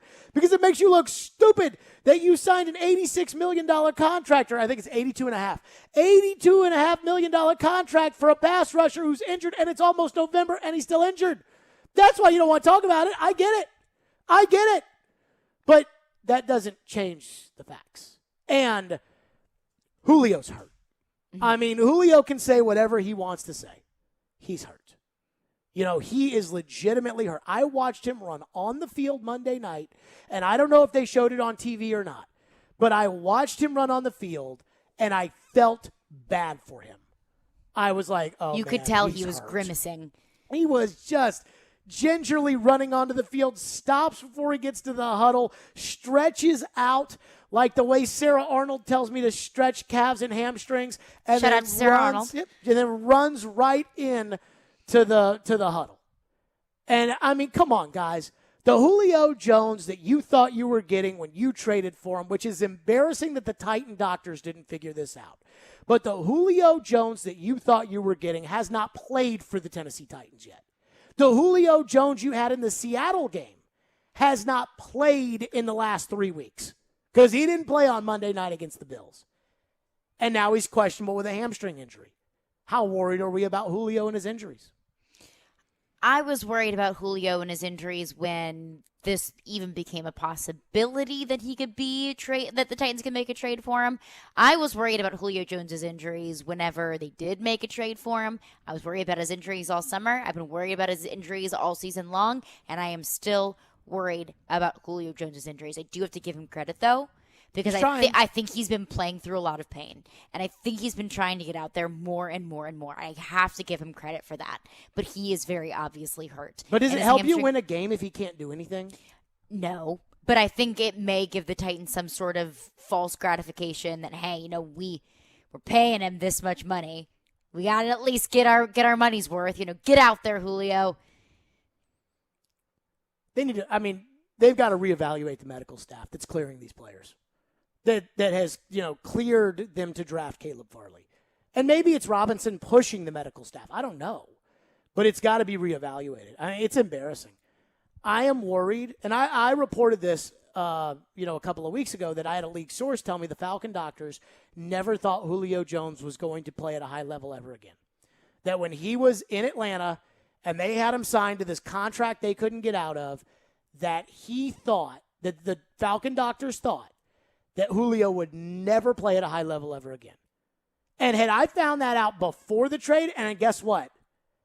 I bet there's a reason why we didn't find that out before the trade. Mm-hmm. But if we had found that out before the trade, I'd have been screaming from the high heavens. I am worried that Julio is just everything that you were worried about when they traded for him. Mm-hmm. And remember how I was talking earlier about picks and salary cap space and things that people don't care about? Like if it doesn't affect you, you don't care about it.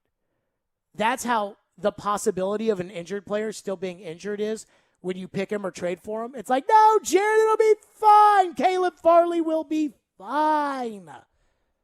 Caleb Farley's out for the year. Julio Jones will be fine. It's Julio Jones. It's like, then why don't we just have the Sounds go pick up King Griffey Jr. and see how that looks? Like, this isn't how this works. And I try to explain this, but people don't want to listen because they don't want to hear it.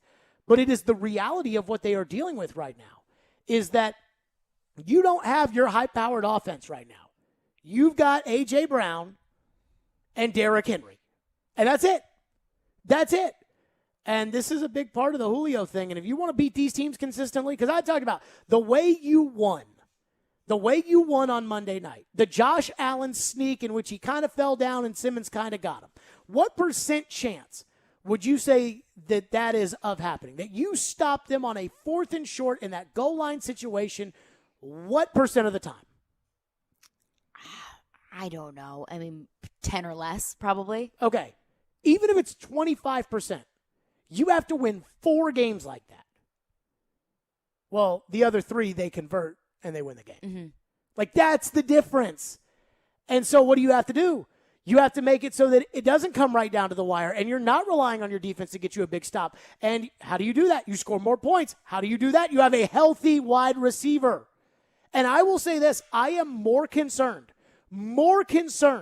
about the wide receiver depth right now. No Chester Rogers on Sunday. Julio's clearly hurt. You have no pass catchers at tight end. I am more concerned about that than I am about your secondary, which is a total mess. Yes. Really? Yes, because stopping the Chiefs has never been an option of how they're going to beat them. Outscoring the Chiefs is an option. But people forget the game that they won here at Nissan Stadium 2 years ago. The Titans were down 14-0. Now, some of that was some bullcrap from Bill Vinovich. But, you remember that one, right? Ian Tannehill got sacked laying on the ground with his hand over the football. And yeah, they called that. Mm-hmm. He's sacked. Like, he's on the ground. They called it a fumble. He's got his hand on the football, gets up because the play's over.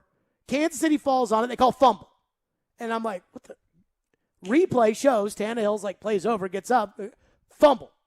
That was awful. Titans are down 14-0. You know what they did on the next drive? They hit Khalif Raymond for a bomb because they needed to back the Kansas City defense up. Well, if you got no receivers, and right now, if Julio doesn't play, and even if he does play, he's probably 30% of the Julio you thought you were trading for. You have A.J. Brown, Nick Westbrook-Akina, And who else? Josh Reynolds? Marcus Johnson? I mean, come on. You don't even want to play Josh Reynolds. Like, that's what you have against the Chiefs? It's at least bodies. Against the Chiefs on the comeback drive against the Chiefs in 2019. You know how the Titans did it? They did it by a big game by Tannehill running the ball. Then he hit Anthony Ferkser over the middle, and then he hit Adam Humphries for a touchdown. You don't have that Anthony Ferkser on your team right now, and you don't even have that Adam Humphries on your team right now. Like, I'd kill for Adam Humphries right now. And I didn't even like Adam Humphries. And he always got hurt. But I would kill to have Adam Humphries right now. They got nothing at wide receiver other than A.J. Brown and Nick Westbrook-Akina. But like, that's it. Marcus Johnson and Josh Reynolds? And I'm going to beat the Chiefs? Okay, but... with no defense? Those are outscore bodies. The Chiefs. Those are bodies. There's no bodies at corner. No, those are their bodies out there. In fact, there is a body. Breon Body Calhoun. And you're not worried about that? Well, it doesn't matter to me who plays corner for the Titans because Mahomes going to burn them no matter what. We were just talking about the game they won in 2019. Mahomes threw for 446. Like, that's what they're going to do. So it doesn't matter to me if it's Breon Borders or if it's Chris Jackson. It doesn't matter to me if it's Chris Jackson or if it's Chris Jones. Now, Christian Fulton But you don't matters. think having Christian Fulton out there wouldn't give the Titans at least a little bit of an advantage? It matters a little bit. Advantage, no. Makes it better for them now than it would be without him, yes. But my plan, again, to beat the Chiefs is not to shut them down and hold them to 17 points. My plan to beat the Chiefs is to have my running back run for 200 and my quarterback to hit guys that are open that can at least do something with the ball. And I got one guy that can catch it and do something with the ball right now. The rest is Nick Westbrook-Akina and Jeff Swaim. Jeff Swaim should not even be in the NFL. And for some reason, he's starting on the Tennessee Titans. So I am way more concerned with pass catching than I am with DBs. Because DBs, it's just bodies out there. But well, it's Jeff just Swaim hasn't changed. Jeff Swaim has been the same Jeff Swaim all year. So if pass catching he was the same Jeff Swaim that got cut by the Jacksonville Jags. But now I have nobody. Like before, I had A.J. Brown and Julio Jones and Chester Rogers, and I could work in one of these other guys. But now I don't have anybody. I don't even have Jeremy McNichols. You have A.J. Brown. I have A.J. Brown. And I don't have anybody. I have A.J. Brown on a pitch count. I mean, I don't even have Jeremy McNichols right now. Who other than A.J. Brown and Marcus Johnson, who's played one game for the Titans this year, like one real game. I don't even remember him doing anything against Buffalo. Other than that, who do you trust as the third most dependable pass catcher outside of those two? Chester Rogers. Hurt. Josh Reynolds. Just straight pass catcher. I might have to go Ferkser, which is a little bit disturbing because he hasn't been that great this year. I was thinking Henry right now. Oh. Maybe. I was thinking Derrick Henry. He's just so limited in his route tree, but you're right. He's at least he can catch the dump-offs. I mean, look, and I get it. I get it that there are Titan fans that are in their car right now that want to hear me talk about how good the Titans are and how the Titans did this and the Titans did that and whatnot. And I get it. But it's not a pretty picture. Now, again, you got Derrick Henry, so maybe it makes up for it. I mean, that's the best part about all this is that the Titans have made so many mistakes, like so many personnel mistakes over the last 2 years, and Derrick Henry covers up for all of it when he busts out for 80 yards. But what worries me is if the Chiefs don't make that an option, then where do the Titans go? Well, you lose. That seems pretty likely to me, right? Like, remember the Jared and the GM podcast that we listened to a couple weeks ago? Hey, Floyd, can Ryan Tannehill out-throw Patrick Mahomes? No. Why not? The line can't block. Well, what about the receivers? No. Well, what about... No, I'm done telling you. I've already told you 5 times. And he was right. Because when the Titans won, Tannehill threw for 181. Mahomes threw for 446. So if they take Derrick Henry away, which is what we talked about in the last segment about the fact that they probably think they can take Derrick away, then you lose. But isn't that kind of the case all the time? Like, what happens I mean, like, if they you can't get things Derek? moving on offense, you lose. Like, that's just football. Well, if they stop Derek, then what? You lose. Right? Like, I don't see the Titans winning a game where Derek has 53 yards. This entire season, I don't see them winning a game like that. Not against a very good offense. Yeah, I can't see it. I mean, maybe they do. I don't know. We'll take your phones next. 615-737-1025 is our phone number. NFL Week 7 continues on in FanDuel Sportsbook, my official sportsbook app. Wants you to get the most out of every play. That's why they're giving everyone a $10 risk-free bet every week. All you have to do is bet a same-game parlay with 3 legs or more, and if your bet doesn't win, FanDuel will pay you back up to $10. Big game this week. That's right. Titans and Chiefs, so over on Patrick Mahomes' passing yards, given the Titans secondary, over on Derrick Henry rushing yards, because if Derek doesn't rush, then what are you going to do? I love the FanDuel Sportsbook app. It's America's #1 sportsbook app. It's safe and secure. They've got fast payouts, and it's easy to use. If you're new to FanDuel, sign up today with the promo code JGM to also receive 30-1 enhanced odds on Sunday afternoon's matchup between Houston and Arizona. Win $100 and $150 on a $5 bet. That's promo code JGM, so they know that I sent you exclusively on the FanDuel Sportsbook app. 21 and older in present Tennessee. Refund issued as non-withdrawable site credit. Expires in 7 days. Max refund $10. Restrictions apply. See terms at sportsbook.fanduel.com. Same game parlay available for multiple sports in all states on mobile and web. Gambling problem? Call the Tennessee Red Line 1-800-889-9789. Saturday night. He scores! Tolman puts it away upstairs, and the Predators win in overtime. Ellie Tolvanen and the Nashville Predators head north for a road trip starting with the Winnipeg Jets.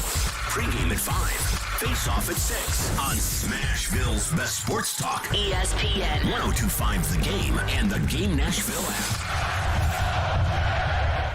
Hey Nashville, we think you deserve the very best driving experience, and now is the time for our Season of Change CPO event at Mercedes-Benz of Music City. When you purchase a certified pre-owned Mercedes-Benz, you're backed by the remaining new vehicle limited warranty. Once that expires, the certified pre-owned limited warranty goes into effect, providing an additional 12 months of coverage with unlimited miles. See all the perks and exceptional offers for your certified pre-owned vehicle from Mercedes-Benz of Music City, mbofmc.com. Men, what if I told you that now you're able to get testosterone replacement therapy in the comfort of your own home? No more weekly trips to the doctor's office. We come to you 7 days a week, 12 hours a day. Be seen by a licensed medical professional in the privacy and comfort of your own home or office. You decide. Schedule your appointment today at CoolSpringsMDformen.com. The fans are back and Bridgestone Arena is full. 17,159 Preds fans in gold. Watch your Nashville Predators take on the San Jose Sharks and New York Islanders live from Smashville. Join us October 26th and 30th. NashvillePredators.com/tickets to secure your seat now. We need you there, loud and proud. It's the Preds against the Sharks and Islanders. NashvillePredators.com/tickets. Let's go Preds. Two of the biggest names in comedy are coming. Motherfucker threw a banana peel at me. It was premeditated. You can tell. Dave Chappelle and Joe Rogan together. We are weird, because what we are really is we're some weird superorganism. This Sunday, Bridgestone Arena. Dave Chappelle and Joe Rogan. Like, you didn't eat that banana recently, motherfucker. You had that shit waiting on me. Tickets are on sale now at livenation.com. Listen to the MLB postseason on ESPN 102.5 The Game and ESPN 94.9. Brought to you by 312 Pizza Company. 312 Pizza Company is your authentic Chicago-style pizzeria. Head to theGameNashville.com for up-to-date game times. Hey Nashville, Vanderbilt football coach Clark Lee here, inviting you to tune in on ESPN 94.9 every Monday at 6 p.m. for the Commodore Hour, providing you with exclusive insights on Vanderbilt athletics. Hey Nashville, this is Rick Stockstill, and you're listening to Nashville's best sports talk, ESPN 102.5 The Game. Getting the guys ready, specifically in the secondary at cornerback, what's your comfort level there? What's their comfort level heading into this weekend? Well, I mean, I think comfort level is always high. You know, I mean, the confidence is high. That's why everybody's here. I mean, certainly it's going to be a huge challenge, and but those guys will compete and they'll do their best to execute the game plan. And hopefully we can, get some help from the guys up front. There you go. That was Vrabel talking about it. Very confident in the secondary. I'm not.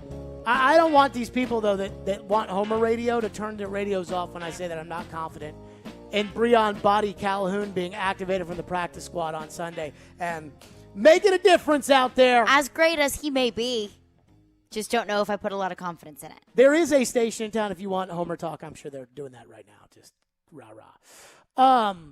Let's go to your phones as promised, 615-737-1025. Let me ask this. Phone line driven by WilsonCountyHunting.com. How mad is the text line at me for being worried about all the injuries at wide receiver? I would say it's like 80% mad, 20% understands. Okay, do you have the maddest of the mad? Let's see. That is a tough ask on the spot. There are a lot of texts in here, but there was one text that I wanted to get to. Keith from Bowling Green texted in and said it's football. People get hurt. It's not stupid when we're talking about Julio Jones and Bud Dupree, so on and so forth. I'd like to clarify that I understand that injuries happen in football. That's why I'm not mad at the Titans for picking Christian Fulton for currently being injured, because injuries happen. It's the fact that the Titans sign, draft, and trade for injured players already. It's not like they come to the Titans and they get injured. It's that they draft players that are already injured and continue to have injury problems when they play for the Titans. They trade for injured players, and those injured players continue to have injury problems with the Titans. You said Keith and Bowling Green sent that? Yes. Ian, who did Keith and Bowling Green absolutely adore? I'm struggling off the top of my head on that one. Keith in Bowling Green was a regular to Ask the GM, and he absolutely adored Floyd. Yes. And, I mean, the truth is, if you listen to this show for the last 5 years, you know Floyd hates injured players. If a guy was an injury concern in the draft, then they would put a shield, and I don't know, I think it was like a green shield, and they'd put it on his card on the draft board, and they wouldn't draft him until it got to a point yeah, we got an injury shield on this guy, but it's the 5th round and we've got him as a 2nd-round player. Then they would take the injured guy. That, he hated injured players. And I remember the day of the draft. And we were sitting there. It was weird because the day of the draft in 2019, we were down by the draft stage doing the show from 2 to 6. And then we went to Bridgestone Arena where they had our own draft stage set up for 7 to midnight or whatever. And somehow the topic came up about Jeffrey Simmons. And he was like, no. And I was like, but it's just an ACL tear. There's no way. No. So if he was your GM, you would have missed out on Jeffrey Simmons. But you wouldn't have all the headaches that you have now. So there are some guys. He told Bill Belichick not to draft Rob Gronkowski. He was in the draft room, and he said, don't draft Rob Gronkowski. Or at least he told me that he shared with Bill his concerns about Rob Gronkowski. Now, that ended up being a great pick for the Patriots, but what is one thing that Gronk has always had a problem his entire career with? Staying on the field. By the way, you know who was a proponent of drafting Rob Gronkowski within the New England Patriots at that time? Who? Guess. Floyd was against it. He was against it because of the back injury. You were for it? No, I wasn't. I'm not with the Patriots. Well, I didn't know, just, third party. Ian, who do you think was for it in New England? For the signing? Or for the draft? Oh, Vrabel. No, Vrabel's a player. Oh, well, I would think Belichick would be okay with it. John Robinson was the one that was like, hey, I'm for it. That John Robinson was pro Gronk. I don't know if I remember that specific example. It ended up in The Athletic somewhere, where the only person that talked on the record about the signing of Gronk or the drafting of Gronk was J-Rob and somebody else. People that aren't there anymore. There was nobody who was there that talked in on it. Because they don't talk. And it goes back to that Seth Wickersham book with all the inside scoop on the Patriots and Floyd saying, deleting the email from Wickersham and saying, yeah, no, not interested because Bill doesn't want me talking and I don't want to be talking. What else we got in the text? Well, this is, I wouldn't say the most angry, but I would say in the angrier category. This text says, come on, man, 10 lead changes down to the wire. As beat up as the Titans are, it was their choice on 4th and 1, and we matched their energy.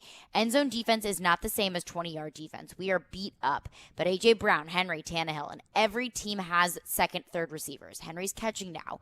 Pruitt can catch. Ferkser hasn't been as good as we'd like, but hey, he's doing his job. No, he's not. Borders actually looked better than Farley. He actually looked like he had the ingredients to be a good corner. Jackrabbit took a pick from him. It's an injury bug we've been due for a long time. Nick Westbrook-Akina is the third best receiver. So that is the most apologetic text I have ever been read. Like, hey, I know Ferkser hasn't lived it, but he's doing his job. No, he's not. Anthony Ferkser is not doing his job this year. His job is to catch the football. He's not catching it. So he's not doing his job. I will say this. Borders did look okay the other day. I mean, here's the thing about Borders. Borders is going to play hard. Borders is going to fight for the football. And Borders is going to get beaten by more talented players. And I don't hold that against Borders. Like, I just know what he is. And so I know when he's out on an island by himself against Donovan Peoples-Jones in the Browns game last year, he's got no shot. And I like Borders. But you got to understand, like, he's a practice squad level guy. And that's what you're going to get out of him. That's why when I talk about the injuries in the secondary, I mean, yes, the Fulton one's a big blow, but he's been hurt. So I'm not going to get too worked up over like one whole injury. But swapping out Chris Jackson and bringing on Breon Body Calhoun, that's not a big deal to me. Not having Chester Rogers and Cam Batson and those guys, and not even having practice squad guys good enough to come in there, that's like you're going to put Des Fitzpatrick in the game on Sunday? How many times have you complained about Chester Rogers and Cam Batson? I mean, they're just guys. But now you're going to be lost without them? If I have Des Fitzpatrick out there, I don't have anybody. Like, I don't have anybody to catch the ball. I don't have Julio Jones. I don't have a tight end. I don't have – who's catching the ball other than A.J.? You have A.J., you have Josh Reynolds, who we don't necessarily – They don't like – I mean, I have no problem with Josh Reynolds. They don't like Josh Reynolds. They don't want to play Josh Reynolds. And that's who I have to bank on now? Like, the thing that gets me is the whole, like, how everything is positive in that tweet. Like, hey, Derek's catching the ball now. How many catches did Derek have against Buffalo? One? You just said Derek was the third best pass catcher on this team right now, which isn't necessarily a good thing. That's the problem. I say that in a bad way. You know what I mean? Yeah, I hear you. Like, he's saying it in a good way. I'm saying it in a bad way. Well, it's not necessarily a bad thing. Derek catches the ball now. And it's Is that bad? Derek catches the ball. Derek catches the ball now. Do you want him to not catch the ball? He caught one ball. Did he catch a ball on Monday night? Yeah. What did he do with it? I don't know. Do you remember the ball he caught? I think it was a short little screen. I think I remember, a little swing pass or two. I mean, I can't remember. But it just, like, we're talking about the Kansas City Chiefs. Like, we're talking about, you're going to have to score. We're talking about 3-3 Kansas City Chiefs You're going to team. have to score 38 points to win this game. Is it going to have to look like the game in the regular season in order for the Titans to pull out the victory? Something just crazy happened, whether it's the one 2 years ago? Yeah. Yes. Is it going to be like they're going to have to screw up some field goals or, someone's going to have to return a random fumble? Is it going to have to be something like that again? So the way you won that 2019 game, Derrick Henry busted an 80-yard touchdown run. You hit a bomb down the field to Khalif Raymond, which you're going to have to hit a bomb. Like Mason Kinsey probably plays this week if I had to guess. You're going to have to hit a bomb to Mason Kinsey or somebody like that. They fumbled the ball. Rashaan Evans picked up and ran 70 yards in for a touchdown. They screwed up 2 field goals, and it was just barely enough. That's a lot of stuff buckle that has up. to go wrong. It's going to be a wild one. I mean, yeah. That's a lot of stuff that has to go wrong for you to win that game. But you know what? Hey, it's football. 615-737-1025. I told you if you were a Braves fan, do not get cocky. Do not. Will they get it done tomorrow? Carolines, plus some college games because the college slate stinks this week. Plus some college games. We'll pick UT Alabama as well. That's next. Stillman and Company right here on ESPN 1025 The Game. Let me tell all the fine folks out there right now here on this glorious Fireball Hot Take Friday. Let me tell everybody out there to join us in partnering with the Leukemia and Lymphoma Society for Light the Night. Nashville's Light the Night will be virtual and take place on November 4th. Learn more at lightthenight.org/TN. Also, join Joe Rexroad from Saturday from 11 to 1 at Pella Windows and Doors of Nashville, located at 277 Mallory Station Road in Cool Springs. The game will have your chance to win tickets to an upcoming Preds game and giving away some great prizes. It's Pella's open house with huge savings and a last chance to take advantage of 2021 pricing. Bring your window and door measurements to the Pella showroom and receive additional 10% off advertised promos. Pella will be open from 9 to 3 p.m. for this event. Stillman and Company, it's ESPN 102.5 The Game. From the Fox 17 News Code Red Weather Center. I'm Fox 17 meteorologist Greg Bobus. Our forecast starting off cool for your Friday and staying cool into the afternoon. High temperatures will be in the mid to upper 60s. Loaded with sunshine. Will stay dry coasting into the weekend. This weather report brought to you by Hiller Plumbing, Heating, Cooling, and Electrical. Call the Happy Face Truck today. You may have heard that Allstate has new low auto rates, but isn't it time to see for yourself? Visit allstate.com or call an agent for a quote today. Announcing a rare opportunity for huge savings if you're in the market for replacement windows or doors. Saturday, October 23rd, Pella Windows and Doors of Nashville is having an open house, offering 10% off all merchandise. That even includes 10% off their current special offers. Mark your calendar and stop by the Pella Windows and Doors in Cool Springs, October 23rd from 10 a.m. to 3 p.m. for these great deals. Bring your measurements or snap a picture of your replacement needs and come to Pella Windows and Doors of Nashville.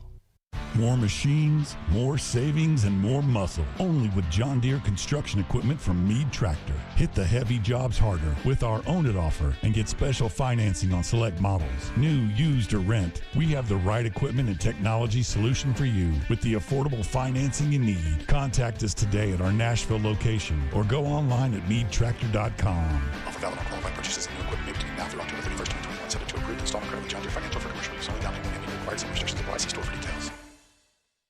Are you tired of living with chronic pain, knee pain, joint pain? Listen carefully, because now there are new treatments available here. Not talking surgery or steroids. These are regenerative treatments from the medical professionals at QC Kinetics. Willie Donick here. QC Kinetics is the leader in these exciting biologic therapies that help restore and repair damaged tissue in your joints with lasting results. So if you've got pain in your knees, shoulders, hip, or back, joint pain that won't go away, you need to check out these new treatments with astonishing patient satisfaction reports. They can actually help your body restore and repair itself with no downtime, no drugs, and no surgery. So call now to schedule your free consultation at QC Kinetics.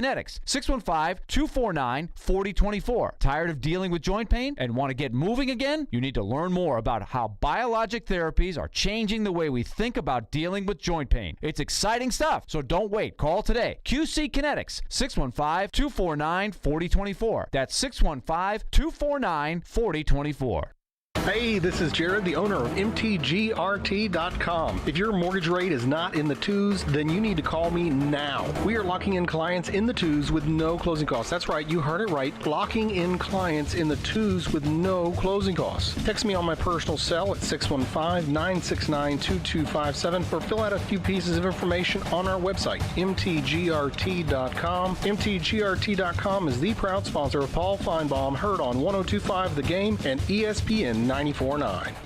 It's the event of the year if you're in the market for windows or doors. This Saturday, stop by Pella Windows and Doors in Cool Springs from 10 till 3 for an extra 10% off, even on their current specials. 102.5 The Game will be giving away Preds tickets each hour we're there.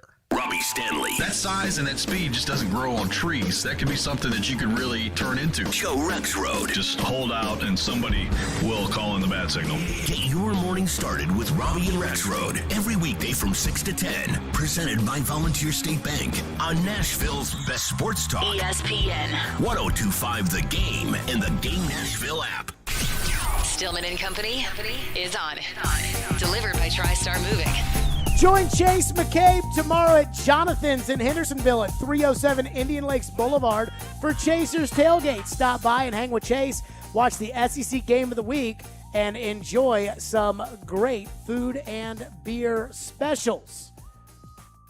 By the way, you know it's a bad college football week when the Game of the Week is LSU, who just fired their coach, and Ole Miss, who may not have their quarterback. Hey, don't hate on LSU Ole Miss. It's a very fun, heated rivalry.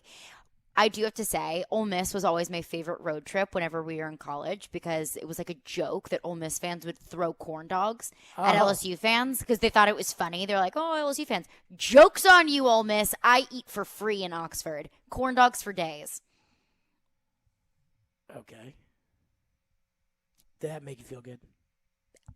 I mean, sure.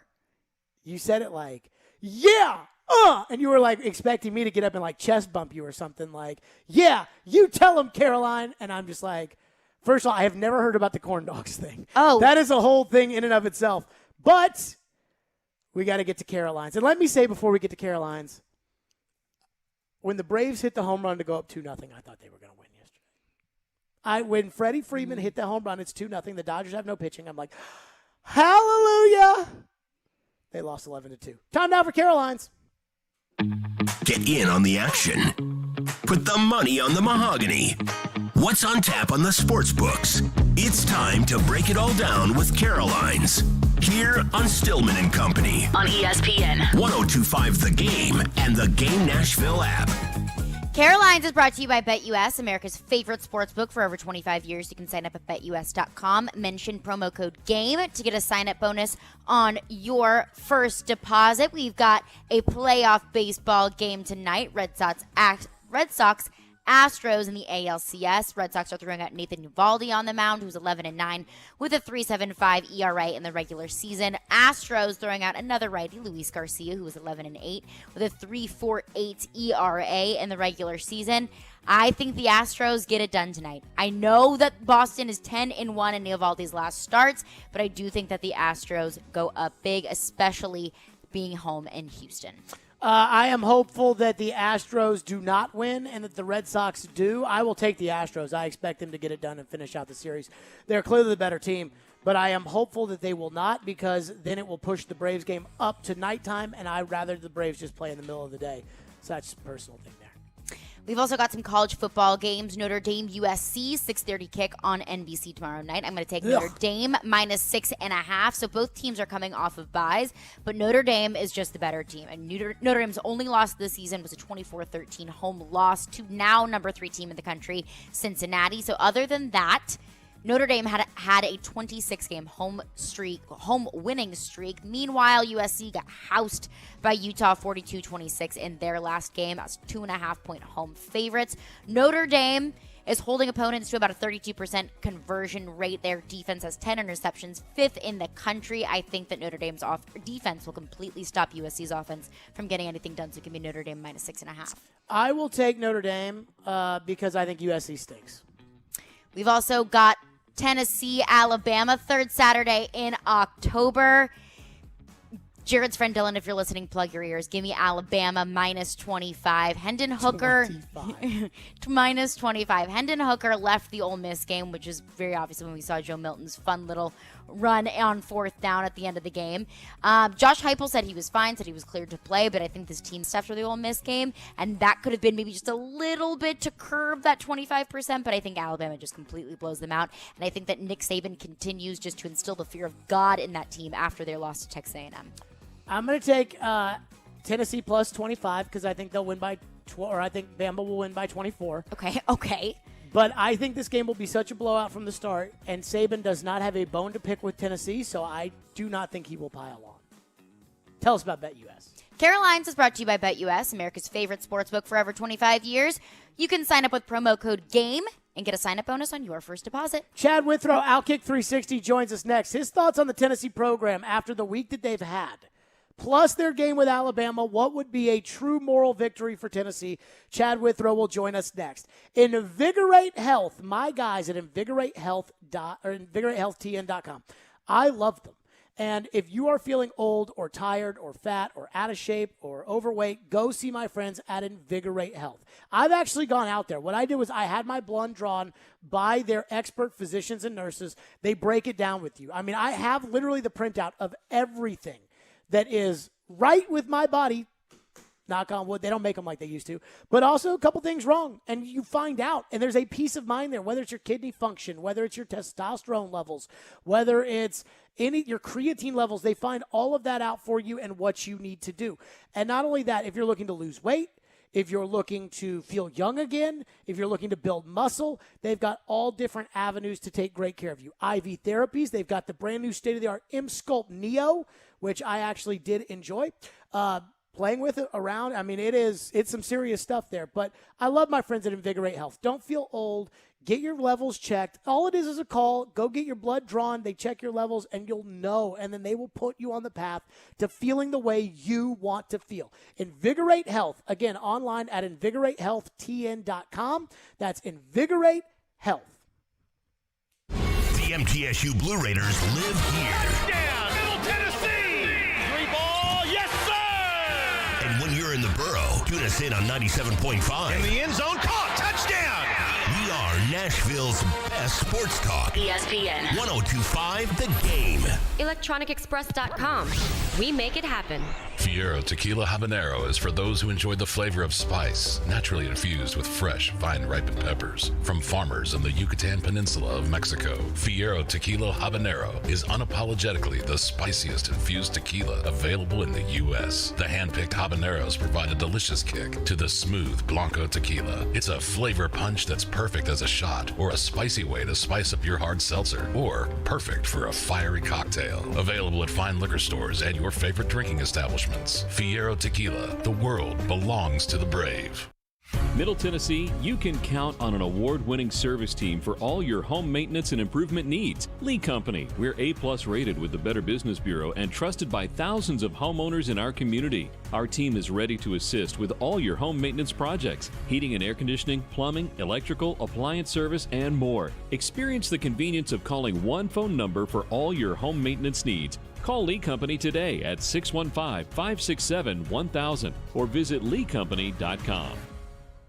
Blood Assurance, the area's only nonprofit community blood center, announces the opening of their new blood center at 600A Fraser Drive in Cool Springs. Now Williamson County has a new, convenient, comfortable, state-of-the-art blood center for donors to give the gift of life. Blood Assurance centers are the only facilities in Middle Tennessee where all blood donated goes to help many of our area local hospitals. To view the center's hours and to make an appointment, visit bloodassurance.org/schedule. Give life, give blood, give local. Since their doors opened in 1898 in England, Arkansas, Bank of England Mortgage has been providing down-home exceptional service. Bank of England's success is due to the talent of their loan officers and their access to hundreds of mortgage products at the industry's best pricing. Bank of England Mortgage has 3 Middle Tennessee locations ready to serve you. Go to BOE1214.com or call 615-823-1215. Bank of England Mortgage is a division of Bank of England Mortgage. Equal housing lender, member FDIC, NMLS 418-481. Nashville's best sports talk, locally owned, home of our Nashville Predators. WPRT-FM Pegram, 97.5 Murfreesboro, WBUZ HD2 Laverne, online at thegamenashville.com. We are ESPN 102.5 The Game. Live from the Game Nashville studios, it's Stillman and Company. Delivered by TriStar Moving. TriStar Movers with 5-star service. With Jared Stillman. On Nashville's best sports talk, ESPN 102.5 The Game and the Game Nashville app. Stillman & Company is delivered by TriStar Moving, ESPN 102.5 The Game, streaming live on Twitter, Twitch, and YouTube, thanks to the law offices of Amanda Gentry. It's a Fireball Hot Take Friday, and it has been a wild week. You know, sometimes the Wednesday shows, the Thursday shows, you're trying to you got one football game on Sunday and a game on Saturday. You're trying to get all the way to the next Sunday, Saturday, but not this week, because we had a wild week with the Titans with Monday Night Football, but a wild week of Tennessee Volunteer Athletics. Saturday night, great game against Ole Miss. I thought Ole Miss was faking injuries, but I thought Tennessee played well. Then they throw stuff on the field. Bad look for Tennessee, mustard and everything else. Then Jeremy Pruitt's lawyer threatens to sue him, and I'm not sure that it's not extortion what ended up happening over there, but that's all right. And now they got Alabama, and Chad Withrow joins us now, Outkick 360, here on the program. So, Chad, I want to start with this. What was your thought on the week that was for Tennessee football? And does it ultimately matter? Does all of the negative, the words that were said about Tennessee fans and the Tennessee football program and the threats from Pruitt's lawyer, and Does any of that actually big picture matter? No, because the recruits that were there loved it, quite frankly. And I've talked to recruits' family. They loved the scene in Knoxville for that. And the atmosphere was great. Here's what Tennessee fans did. The fans that threw stuff on the field, they took what was Tennessee was going to be the victim in an awfully officiated game where, let's face it, they got hosed on the reverse fumble recovery. I still think the spot was terrible. The original spot, I mean, it's probably 60-40 a first down. It was very close, but the original spot was a yard and a half short on that 4th and 26 play to Jacob Warren. So Tennessee fans took what was going to be a sympathetic story about how, this plucky upstart team that doesn't have enough, scholarship players played great. Their offense looks good. They played Ole Miss right down to the wire and should have won. And they turned it into, a national punchline where national media makes fun of Tennessee fans as these awful fans. And look, the fans who did that were awful. I mean, it was a bad scene. It shouldn't go on that long. Stuff gets thrown on the field all the time. It's not often there's a 22-minute delay for it. It was less about the volume of things thrown to me and more about the duration of time. That was the bad look for Tennessee fans. So, I mean, but that's where Tennessee fans live now. It's time to just embrace being the villain at this point. It started with Shiano Sunday. It's going to continue with that. Now, how does the negativity affect this team? I don't really think that it does. We can get into the Pruitt, his lawyer's email and all that. I think that could be a huge story. It could also be Jeremy Pruitt being very desperate right now. And it kind of looked like a desperate move to me.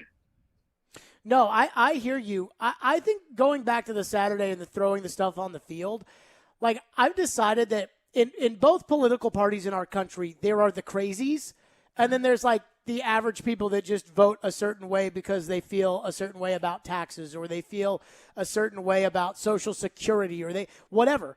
But the crazies are kind of what everybody else kind of points to of like, oh, yeah, these people are so crazy, look at this or whatever. And I feel like the Tennessee fan base is almost like a political party, which is there's a lot of Tennessee fans that just went to the game and root for the Vols and want the Vols to win and thought that Ole Miss was faking injuries. And then there's the crazies that threw all the stuff on the field. I just wonder if everybody outside of the state of Tennessee thinks that the Vol fan base is defined by the crazies, if that actually is a bad thing. I think it will hurt, getting certain coaches to come coach here, things like that. But maybe there's like a level of Miami in the 80s or like the Raiders, and like maybe there's something to this that Tennessee fans have just made themselves out to be a wrestling heel. What do you make of that? It's a fair point. I think also the counterpoint to that, Jared, is that you go show them the Checker Nealon look. You go show them the running through the tee and the energy in that. I heard from a lot of fans who were at that game that said it's unfortunate because it was the best atmosphere at a Tennessee game since 2016 Florida. And then before that, 2015 Oklahoma. The Tennessee fans can rally like none other when they want to get excited about something. And this team shockingly gave Tennessee something to be excited about with a 4-2 matchup against a 1-loss Ole Miss team and Lane Kiffin coming back. It was the worst possible boiling pot of a game, starting with the boos for Lane Kiffin, him waving at the crowd, him delaying the game to talk to the officials during that scoop and score, the boos that happened then, that play not counting, the fake injuries. It just was one thing after the other. And I'm watching the game on TV and thinking, if they don't reverse this spot and give Tennessee the first down, it could be ugly. And I knew there was a chance stuff was going to be thrown on the field. I would say that about a lot of fan bases. There's the possibility for that. There's been a lot of games played inside of Neyland Stadium that haven't had a delay for trash being thrown on the field. It was certainly, at least for now, unique for a Tennessee game to see something like that. And again, I think the fans that did it are idiots. I think they're also probably drunk as they did it. And it was just a lot of anger that boiled over. But I do think that the counterpoint to all of that, if you're Josh Heupel, if you're Danny White, if you're a Tennessee fan, is to say, yeah, that was awful for 22 minutes. But look at the other 4 hours of that night in that game and look at the intensity of that crowd. This is still a program you want to come play for and play in atmospheres like that. Now, Tennessee needs to keep winning, needs to keep scoring points and give the fans some excitement so you don't have 85,000 there and empty seats up top. You continue to have nights like that against Ole Miss where it's packed and you have that level of atmosphere. Chad Withrow with us, Outkick 360. The Pruitt letter, the lawyer letter to Tennessee, I mean, I don't know how it's not extortion, that it's like, hey, if you don't settle with us and we go to court, we will expose all these other things about you.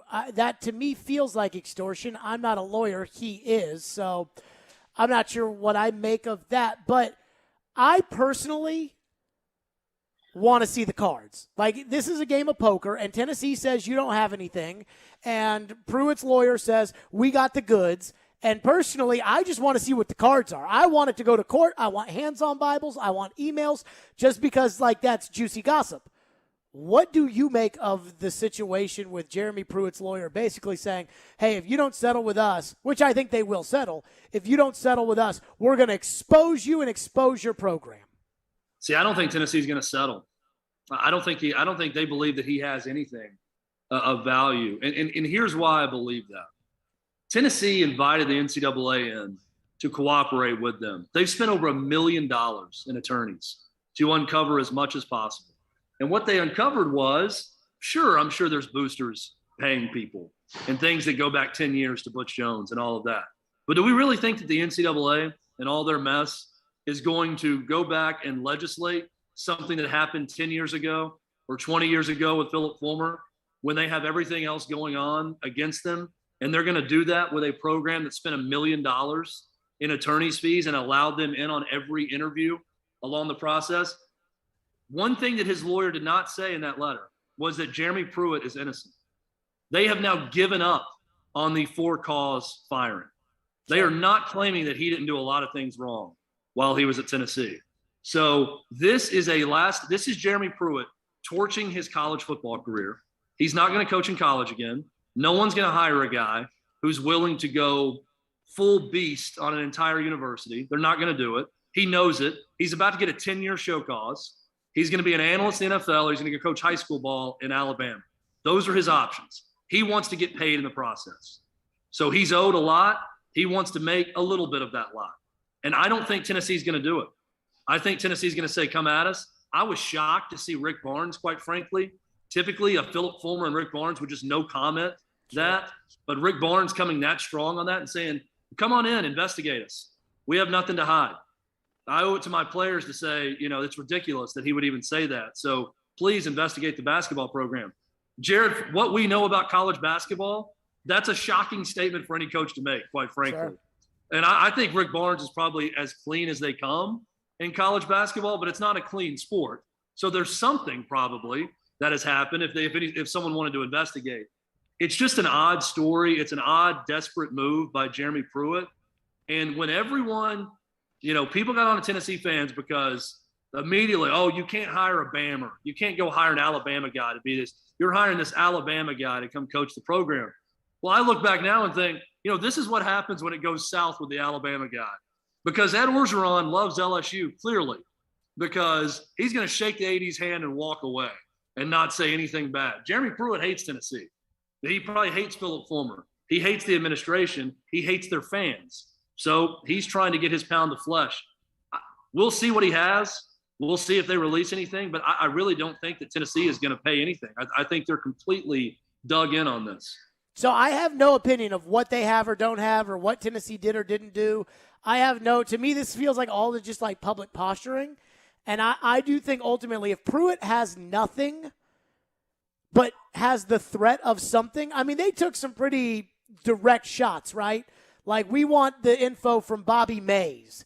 That's kind of a hint of, hey, we've got something on Bobby Mays. They may not have anything on Bobby Mays, but if I'm Tennessee and there's a chance that Pruitt's got something that will expose us and make this a problem, I probably give him $1 million to go away.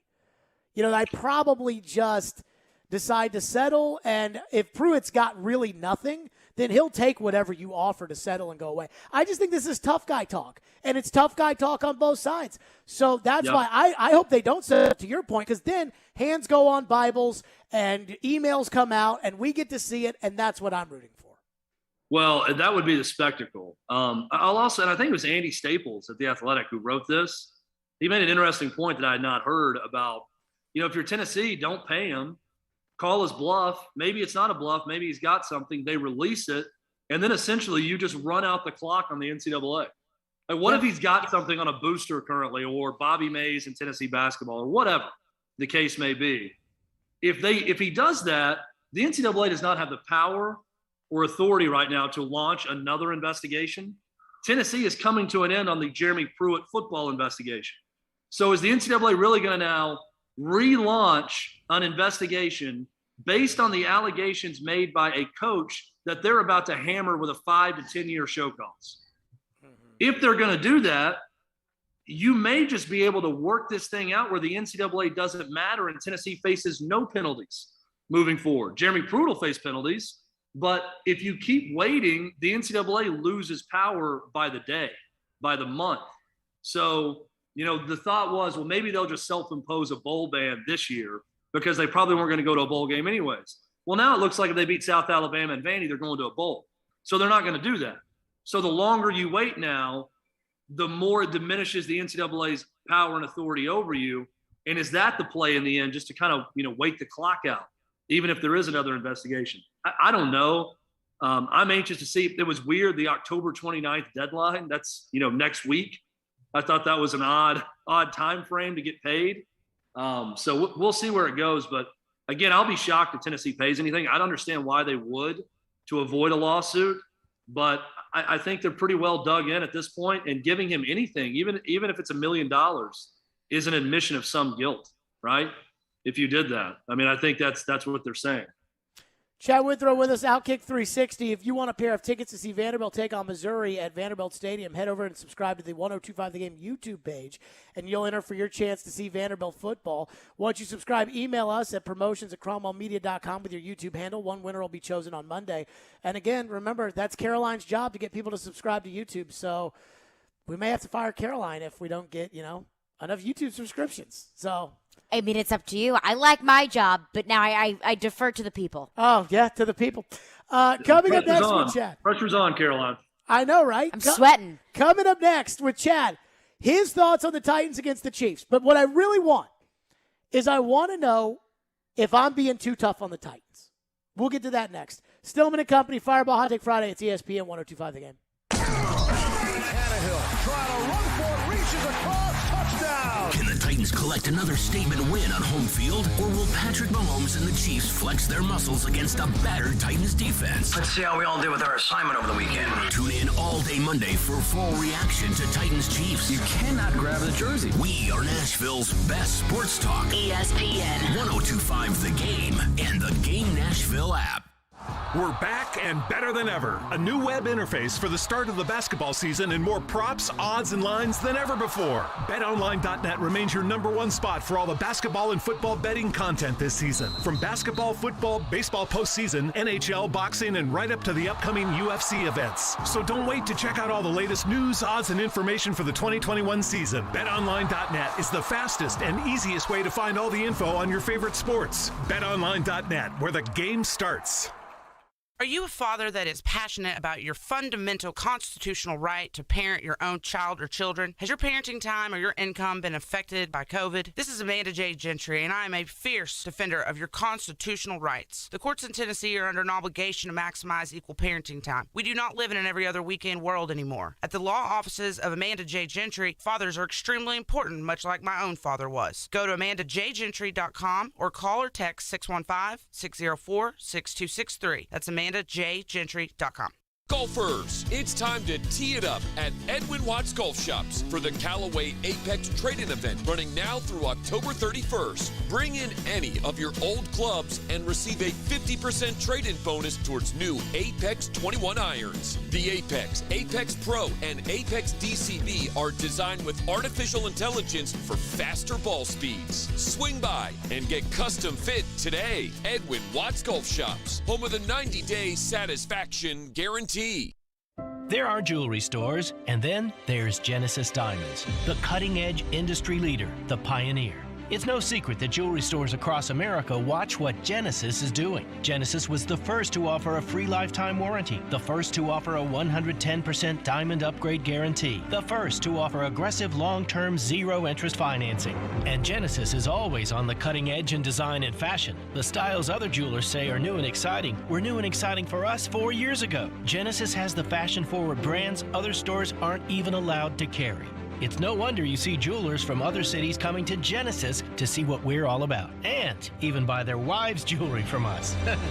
For selection, quality, service, warranties, and guarantees, Genesis leads. Others follow. So for diamonds, engagement rings, exclusive designer jewelry for any occasion, don't compromise. Come to the jeweler that sets the industry standards year after year. Genesis Diamonds, Green Hills and Cool Springs. Interact with Stillman and Company. Call or text the show at 615-737-1025. Driven by WilsonCountyHyundai.com. Stillman and Company on a Fireball Hot Take Friday. Let me tell all the fine folks out there, while I have the opportunity to do so, 1025 The Game has your chance to win Preds tickets during the month of October. Just post a picture of your radio dial set to 1025 The Game on social media and use the hashtag TicketDash to be instantly qualified to win. Show us your dash, brought to you by Social Furniture. Support local, support social. Chad Withrow, Outkick 360, is with us. So the Titans beat Buffalo on Monday Night Football, which I didn't see coming, but Derrick Henry gave like the performance of a lifetime for most running backs, which just happened to be your typical Week 7 performance for Derrick. And I look at a Titan team that is incredibly flawed, and I'm not sure good anywhere else outside of Derrick Henry and maybe the middle linebacker position. And I see a lot of big mistakes the Titans have made, and I get worried about whether or not this team is a legit contender. We get a lot of texts, a lot of calls, a lot of social media that says I'm being too negative when I highlight things like the Titans have invested too much in injured guys, or the Titans, haven't drafted well lately, or I'm not sure that you can win that kind of game every single week. And I do wonder, Chad Withrow, if I'm being too over the top. How do you feel about the Titans in wake of their Buffalo win, given maybe some of their problems? I mean, all the issues that you raised, Jared, are legit. I mean, all the issues that existed before the Buffalo game still exist after the Buffalo game. And now the fact that, they basically got a AAA call-up version of a secondary with all the injuries, with Caleb Farley now out for the season also. There goes your first-round pick. Not going to see anything from him this year. Yeah, I mean, there's a lot of issues. It was a great win. It doesn't take anything away from it. It was a great win. And they showed that they're capable of beating some of the best teams in the NFL with that game. And they're capable of doing it with Derrick Henry, which is incredible. But, I mean, he's a one-man show at times. But, no, I don't think you're being too negative. I think you're being a realist. If the ultimate goal is to win the Super Bowl, you view everything through the lens of Super Bowl champion. And if you're looking at the Titans and you're looking at them from a sober standpoint, you are seeing a team that is terribly flawed right now, outside of Derrick Henry, who is utter perfection. And he is unlike anything else in the NFL, and he is the baddest man in the NFL. But there are issues. Ryan Tannehill has not been as good as a year ago. I think he bailed him out of the Colts game with his legs. At times he played well and made some plays in that game, but he's not been the Ryan Tannehill of the last 2 years or year and a half. Defensively, there are big-time issues. Offensive line is really banged up. You've got your Pro Bowl left tackle that's now going to miss another game this week with a concussion, who's got the injury problems. I mean, there's a lot of issues, but the saving grace is they're in great shape in the division. I don't see the division getting that much better. I think we probably buried the Colts a little bit too early. I think that they could become a factor later.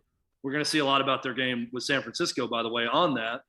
But ultimately, I think the Titans are a pretty good team in the NFL that are in a really bad division that's going to get at least one playoff game. And right now, I don't have a lot of faith in what they have at this moment, unless that all changes, that they're going to win a playoff game this year. I look at, the Titans. I look at Derrick Henry as Michael Jordan, and I'm just not sure. And everybody could say, well, Jordan couldn't do it without Pippen or Horace Grant or Rodman or – And I'm like, they're not getting enough from the Rodmans of the Titans, and they're not getting enough from everybody else. Because I think Derrick Henry's the best running back of my lifetime. Yeah, I agree with you. I mean, he's a Hall of Famer. There's no doubt about it, what he's doing. And it's so I think he has more MVP credential or cred simply because there's no one else that's leading with a running back like this in the NFL. It's so different from today's league where everything's about the quarterback. Everything's about playmakers or receiver. And yet the Titans are doing it with a 6'4", 255, 260-pound running back. It really is incredible to watch. But, yeah, I mean, who is the Rodman, right? If we're going with the Bulls analogy, who is the Ron Harper? It's probably A.J. Brown, Julio Jones. Julio Jones can't stay healthy. A.J. Brown gets a little bit healthy even though he's got the stomach issue. And he has a great second half. That was huge. That was big in the Titans win. We got to see a little bit more of that. I'm with you in that if we're going with the 90s Bulls, we need to see more Pippen. We need to see more Rodman. If we need to go early 90s Bulls, we need to see more Bill Cartwright.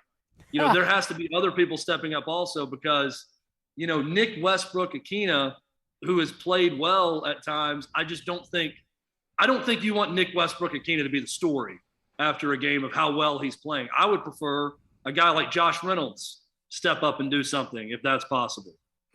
That's what the Titans need is that level of player stepping up. And they need stars to be stars. And that's A.J. Brown, Julio Jones, whenever he gets healthy. What do you think of their chances against the Chiefs this Sunday? The Chiefs are not, the Chiefs that they've been the last 3 years, but they do get Chris Jones back on defense. And the Titans did just beat the Bills, who spanked the Chiefs. Not that the transitive property works in the NFL. But what do you think about their chances on Sunday? I'll start by saying this. It's already a win that they've at least split these two games. Yes. So beating the Bills, right? If you look at the schedule, I went into this, especially after the loss of the Jets, saying, got to find a way to split these home games. So they're playing with house money in this game, first off. I don't see it. I mean, I didn't see it against the Bills either when I talked to you last week, but I think the Chiefs come in here and get it done because they're just going to outgun the Titans in this game. I think it's going to be a good game, but I think the Chiefs win. But I also will say the win has already been had because they at least split this. If they win both and they go 2-0 against the Bills and the Chiefs, something we've been talking about is name a better two-pack of wins in the NFL. You're not going to find many better than that. Even though both are at home, that would be huge for the Titans at this point.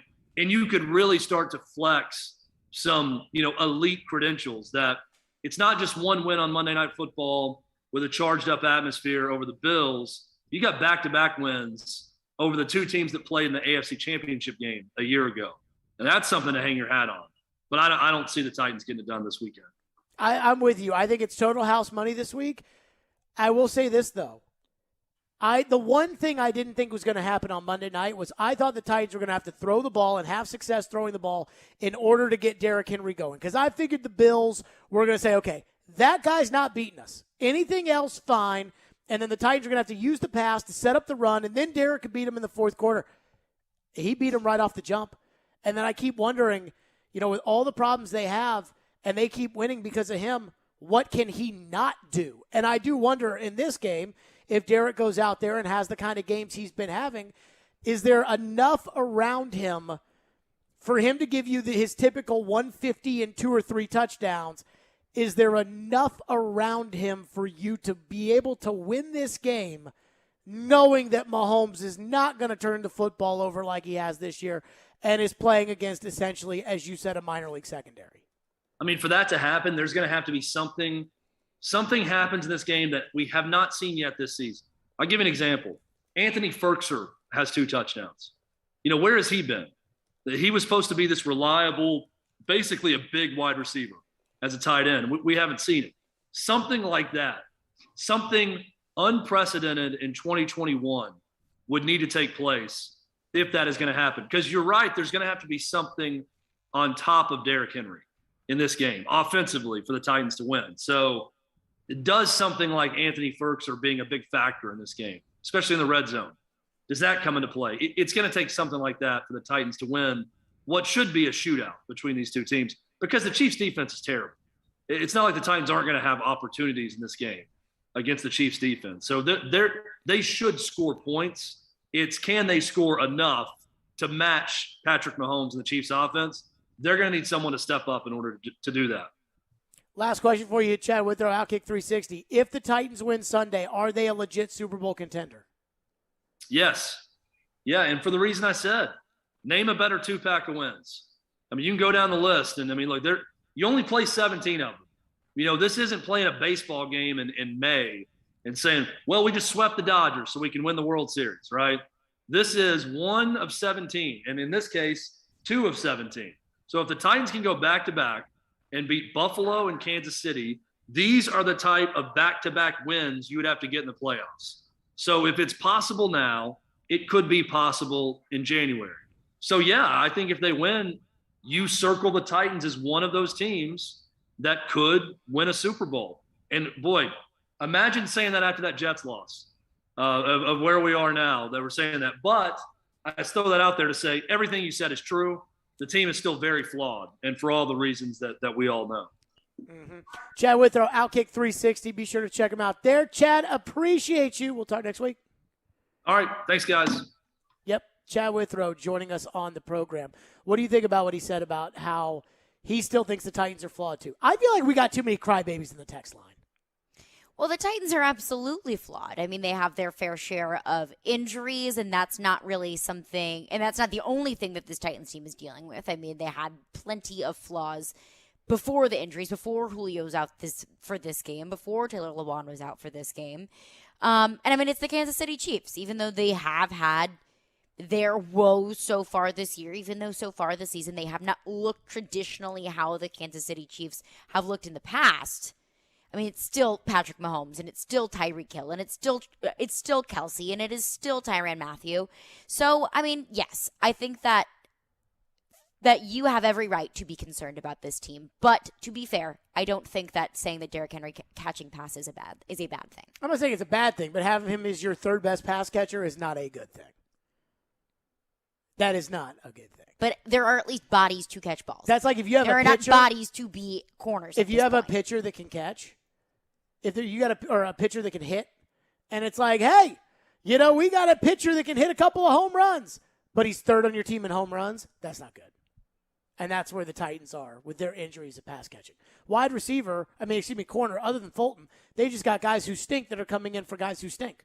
So you still stink. It's all the same to me. Breon Borders and Breon Body Calhoun, there's not a huge difference between them. I don't think Christian Fulton stinks. I said outside of him, it's just all guys who stink that are coming in for guys. Farley stinks. And I know that he's young and developmental and they want him to be good down the road. But right now, he can't play corner in the NFL before he got hurt. He could not go up against a top receiver and do his thing. That's stinking. And so you lose him, Molden, Chris Jackson, those guys that were exiting the game the other day, they're not any good right now. And, you replace him with Breon Body Calhoun and you replace him with Chris Jones, and fine by me. I mean, I went to training camp. I saw these guys one-on-one against the Buccaneers. Breon Body Calhoun will be the same as all the other guys that aren't Fulton. That's all you got. And so I don't get too caught up in that. There was something else I was going to say. Should we go back to the text line, or should we just cut it out for the day? Because we've had a lot of crying on the text line. We can go back to the text line. Ian, do we cut him off today, or do we go back to him? I said we might try to sprinkle in a couple more. Okay, we'll go back to you next. 615-737-1025 is our phone number. Plus, the number one reason for hope that I have in the Kansas City game. We'll get to that coming up. Boll and Branch sheets. That's right. Everyday essentials are worth giving a little extra attention to because you don't want to sleep on bad sheets. That's right. When my Boll and Branch sheets are in the wash, I almost wake up in the morning and I'm like, I didn't sleep on my Boll and Branch sheets. I absolutely love Boll and Branch sheets. No one wants to cut corners on what's important, and few things matter like a good night's sleep. I absolutely love the look and feel of the sheets, and I just love how soft they are. I'm not a big guy on like thread counts or things like that, but I am big when it comes to, did you enjoy sleeping last night? The signature hem sheets from Boll & Branch are a bestseller for a reason. They are buttery soft, lightweight organic cotton, and a classic satin weave for sheets that get softer over time. Boll & Branch signature sheets come in 7 beautiful colors in all sizes from twin up to California King. Experience the best sheets you've ever felt at bollandbranch.com. Get 15% off your first set of sheets when you use the promo code JARED, J-A-R-E-D, at checkout. That's Boll & Branch, B-O-L-L-A-N-D, branch.com, promo code JARED. Again, Boll & Branch, my sheets. Hey, this is Philip Forsberg, and this is Smashville. Forsberg in the circle. He scores! Philip Forsberg! What a rocket! You're listening to the flagship of the Nashville Predators radio network, ESPN 1025 The Game. Hi guys, it's Andrew with Hillside Medical Clinic. Are you struggling with erectile dysfunction and sick of the pills? Well, we have a major medical breakthrough. The Wave technology at Hillside Medical Clinic was tested by Cambridge University and the Cleveland Clinic, and the results are in. It's proven to increase blood flow by repairing blood vessels. No pills and no side effects. If you're ready to put a stop to your ED by treating the root cause, call us now. And not only will the assessment and blood flow ultrasound be free, we'll also include something unique that produces powerful results in the bedroom. I don't think I've ever seen it fail. This is a $600 value, free to those that call in the next 2 minutes. 615-576-5000. That's 615-576-5000. Guys, put a stop to your erectile dysfunction and get your love life back. Call Hillside Medical Clinic now to qualify. 615-576-5000. The International Brotherhood of Electrical Workers, Local 429, has a path to a dignified career. Are you a skilled electrician or lineman? Tired of dead-end, low-paying jobs? Local 429 is accepting applications for highly skilled electricians and linemen and is providing the best training in Middle Tennessee. They are the International Brotherhood of Electrical Workers, Local 429. Call them at 615-889-4429 or go online to IBEW429.org. IBEW Local 429, the best training and training the best. Mortgage rates are on the move. Don't miss the chance to lock in the best rate of your lifetime with my friends at Loan Pronto. Hey, Willie Donick here. Call Loan Pronto today and take advantage of their super popular zero-cost refi program. So many people are doing this. You can get a rate with an APR in the low 2s with no junk fees, no closing costs. Yes, they pay your closing costs, even if you refinanced 6 months ago. Loan Pronto's all-digital process is fast and easy. Virtually no paperwork required. And most loans get closed in 14 days. And if you act now, you can even skip your next 2 house payments. Call Loan Pronto now and start the process. Don't wait on rates to spike again. If your current APR is over 2.75, call now for a free 30-second quote. 615-499-5780 or loanpronto.com. That's 615-499-5780 or loanpronto.com. 615-499-5780. Equal Housing Lender. NMLS 1661781. Subject to lender approval. Not all loans eligible for zero-cost option. This is Stan Harrison, CEO of Apple Collision Centers. We understand that no one likes to deal with auto body repair and the inconvenience it becomes in your day-to-day life. I want to personally invite you to stop by and let our experienced staff see how we can help you make your vehicle look good as new. Apple Collision Center has 3 convenient locations, Old Hickory, Hendersonville, and Gallatin, ready to serve you. Come by and see us or visit us online at applecollisioncenters.com. Boys and Girls Clubs of Middle Tennessee ensures children and teens, especially those who need us most, are ready to read, ready for class, ready to graduate, ready for their career, and ready to serve the community. You can support local youth and their great futures by donating at bgcmt.org.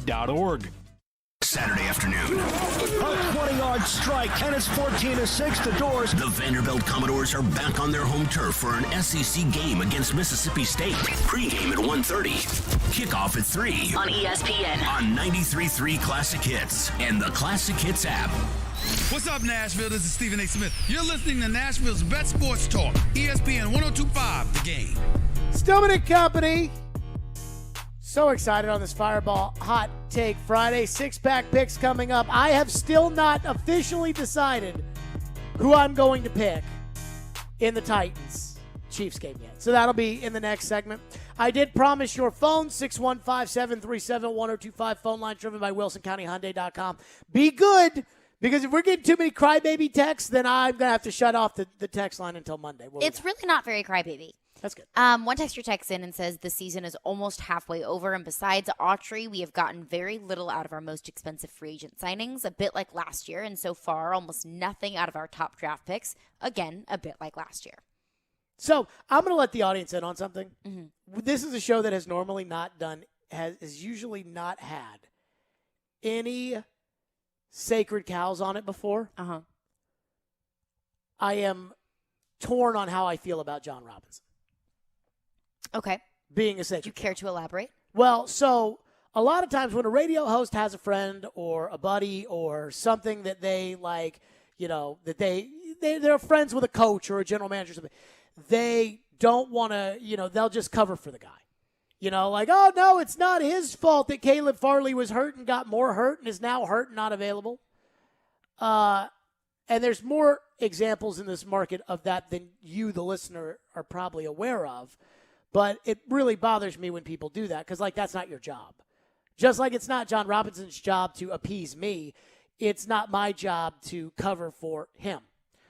But at the same time, I would say that he was Floyd's handpicked guy.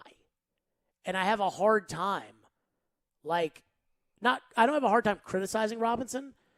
I have a hard time of not wanting to see Floyd's handpicked guy be the general manager of the Titans. Mm-hmm. I think Robinson's really screwed up this offseason. I really like Robinson. And I will say this. He's been the general manager for 6 years.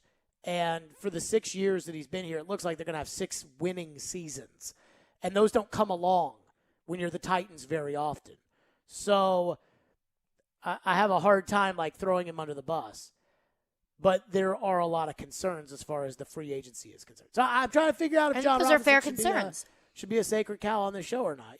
It's something that I've definitely been wrestling with for a little bit now. Yeah. Because every move that we first guessed has blown up. We said, don't take Farley. Mm-hmm. They took him. We said, don't trade for Julio. He's going to get hurt. He's hurt. So that's at least been bothering me a little bit. Yeah, I understand. Ben texts in and says, Derek Colts Ben? No, non-Colts Ben. Okay. I believe it's non-Colts Ben. We need to get that differentiated in the text. I know. Colts Ben. Ben, parentheses, Colts. Yes. Ben texts in and says, Derrick Henry could get 130 yards and 2 touchdowns and then 30 more yards through the air, and the Chiefs still win comfortably. This may be Indy Ben. We have seen him get a ton of yards on just a couple drives and still get shut down on early downs and throw in a timely pass breakup. Henry can be Henry, but only effective 30% of the time. So this leads into this really important moment in the Stillman and Company / Jared and the GM program, which is how I feel about this game. Chad Withrow said he didn't really see much of a path. And we talked to Corey Curtis today, and he's not sure he saw much of a path. And I'm not sure I see much of a path either for the Titans to win this game, given, the injuries at receiver and the injuries in the secondary and the fact that Tannehill hasn't played great and they got offensive line issues and the Chiefs have to win this game and the Chiefs are getting Chris Jones back, and it's a lot. But never forget 2 years ago when one of us on this show did not see a path to victory.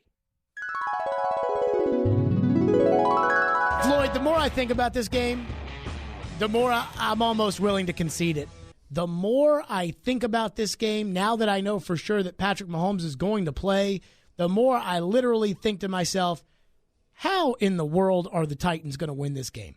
I just don't know how they're going to do it. And because of that, it's more like I feel like the Titans really don't have much of a shot Sunday against Kansas City. I'm with the caller. I don't see it.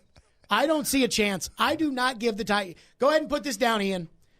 I do not see any way possible for the Tennessee Titans to win this football game. They're getting their quarterback back, and so he's going to be fired up to play, and he's going to fire up the whole rest of that team. The more I think about it, the more I don't see a path. I do not see a path for the Titans to win this game.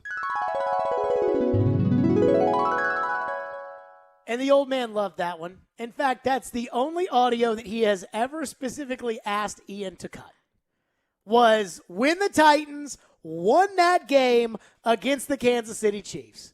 And I'm sure he cackled and, Floyd laughed and hit the table as hard as possible.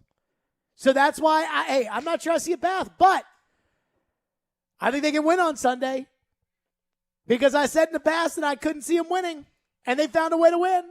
And I couldn't see them beat Buffalo, but I said I'm not going to rule it out. I mean, with Buffalo, for me, it was like everything on paper tells me that the Titans should lose this game, except the fact that I know that the Titans do things like this. They lose to the Jets, and then they beat the number 1 ranked Bills. It's kind of like in the movie Waterboy, where slap hands. The coach is pumping the team up about, hey, now you guys have your first win, and now the confidence goes forward. Mm-hmm. And the one guy goes, yeah, that and the Waterboy getting 20 sacks a game.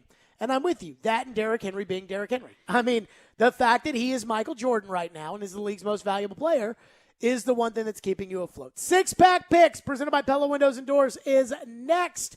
Fireball Cinema Whiskey goes down so smooth, and it tastes so great. Hey, Best Buddies, Tin Roof on Demumbrian, is raising money for Best Buddies from 7 to 10 today. So what I'm telling you all is to go out there, 10% going to Best Buddies of Middle Tennessee. So go out there. Fireball Cinema Whiskey shots for everybody. Not on my dime. I was about to say on your tab? Nope. But that for Best Buddies. That's right. You can do that again. That's from 7 to 10, Tin Roof on Demumbrian. And Fireball Cinema Whiskey shots, they go great when you're raising money for a great cause, which Best Buddies is a great cause. Mm-hmm. So Fireball Cinema Whiskey, 99. Please do responsibly. 21 years or older to enjoy. From the Fox 17 News Code Red Weather Center. I'm Fox 17 Chief Meteorologist Katie Morgan. Mostly cloudy skies continues into the evening hours for tonight. Temperatures drop back into the upper 40s. Saturday, look for partly cloudy skies, a stray shower north. Highs top off in the low 70s.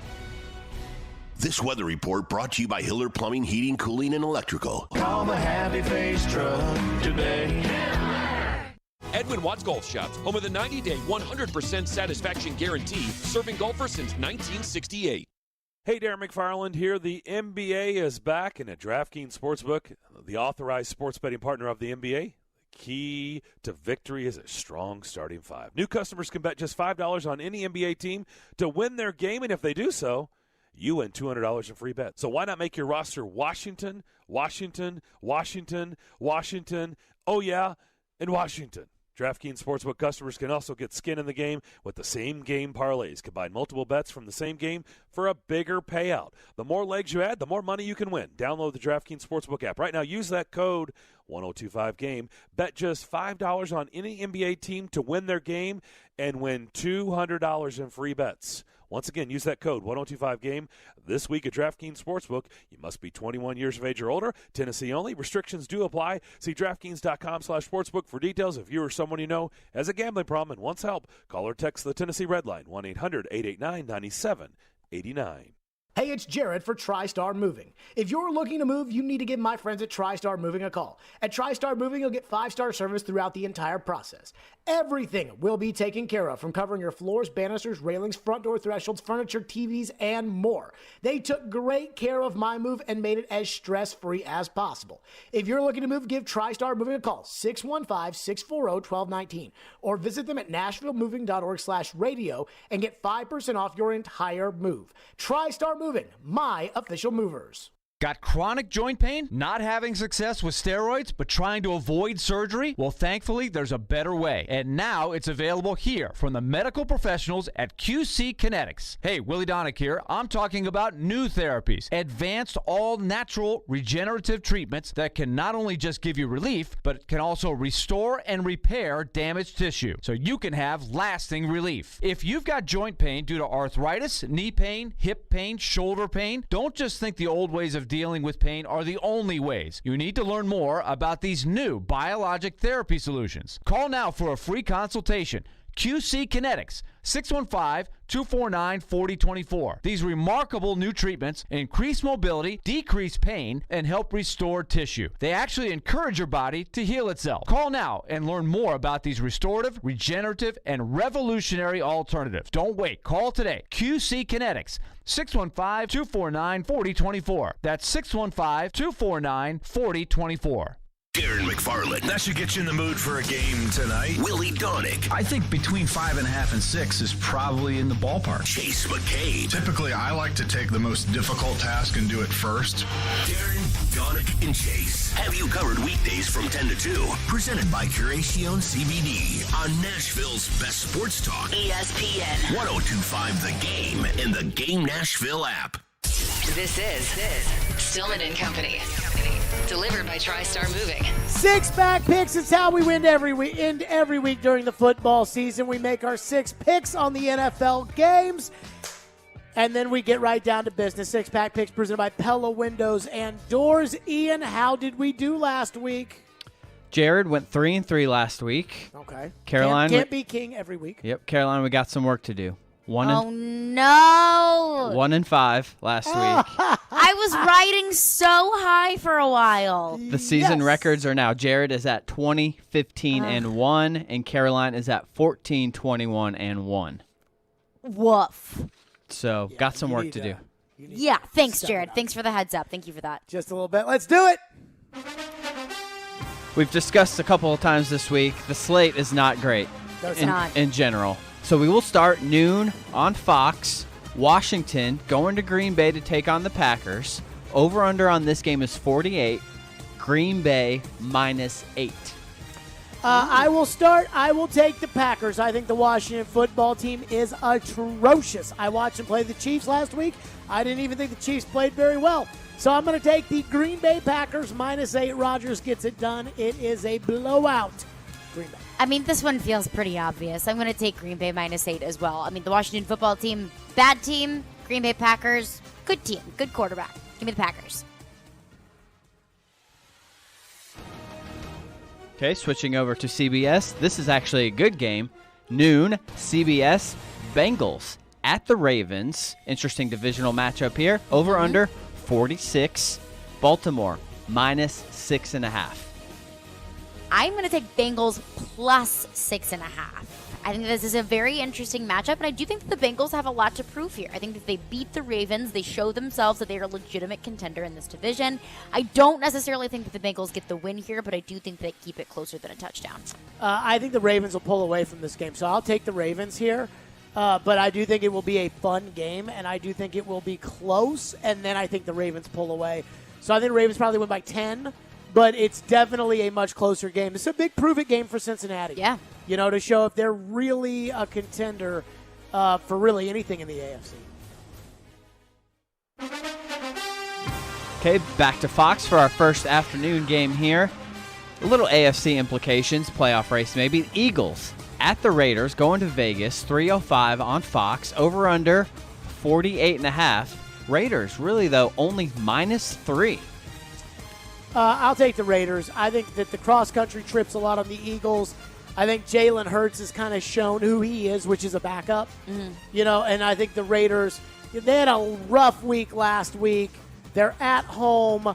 I think the Raiders get it done. Yeah, I'm going to take the Raiders -3 as well. I really kind of expected this to be more like -6.5. So I think that's pretty easy money there. I think the Eagles have shown that they are just an incredibly average to below average team. Plus, Derek Carr is my fantasy quarterback, so I'm kind of speaking this into existence, hopefully, that he is going to light it up on Sunday. I'm getting worried. I'm picking a lot of the same picks with Caroline, and we've seen Caroline's record. These are obvious games. So I'm getting a little worried. I mean, it's the NFL. Washington, Nothing Green is Bay, obvious in really? the NFL. I'm not just tailing you to tail you. Okay, back to CBS for our afternoon game. Chicago Bears going to Tampa Bay to take on the Bucks. 3:25 CBS. Over-under on this game, 47. Big number here. Tampa Bay -11.5. Ooh, that's an interesting spread. That's tricky here because I do think that Tampa Bay could totally cover that, but I might take Chicago +11 because that is a pretty wide spread. Not crazy high in Chicago, but I do think that they could surprise you. I'll take Tampa Bay. I think that there's a lot. This is a veteran defense with a veteran defensive coach against a young quarterback. Long week for Tampa Bay. They got to really dissect what Green Bay and Rodgers and LaFleur did to them. I think this is going to be pretty simple.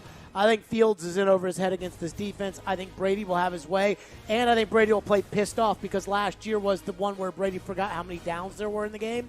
And so I think he's got some payback to give to the Chicago Bears. This game stinks, by the way, for Sunday Night Football. Sunday Night Football, 7:20, NBC. Colts going to San Francisco to take on the 49ers.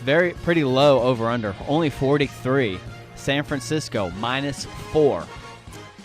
I'll go first. San Francisco, -4. They get it done. Is that a heart pick?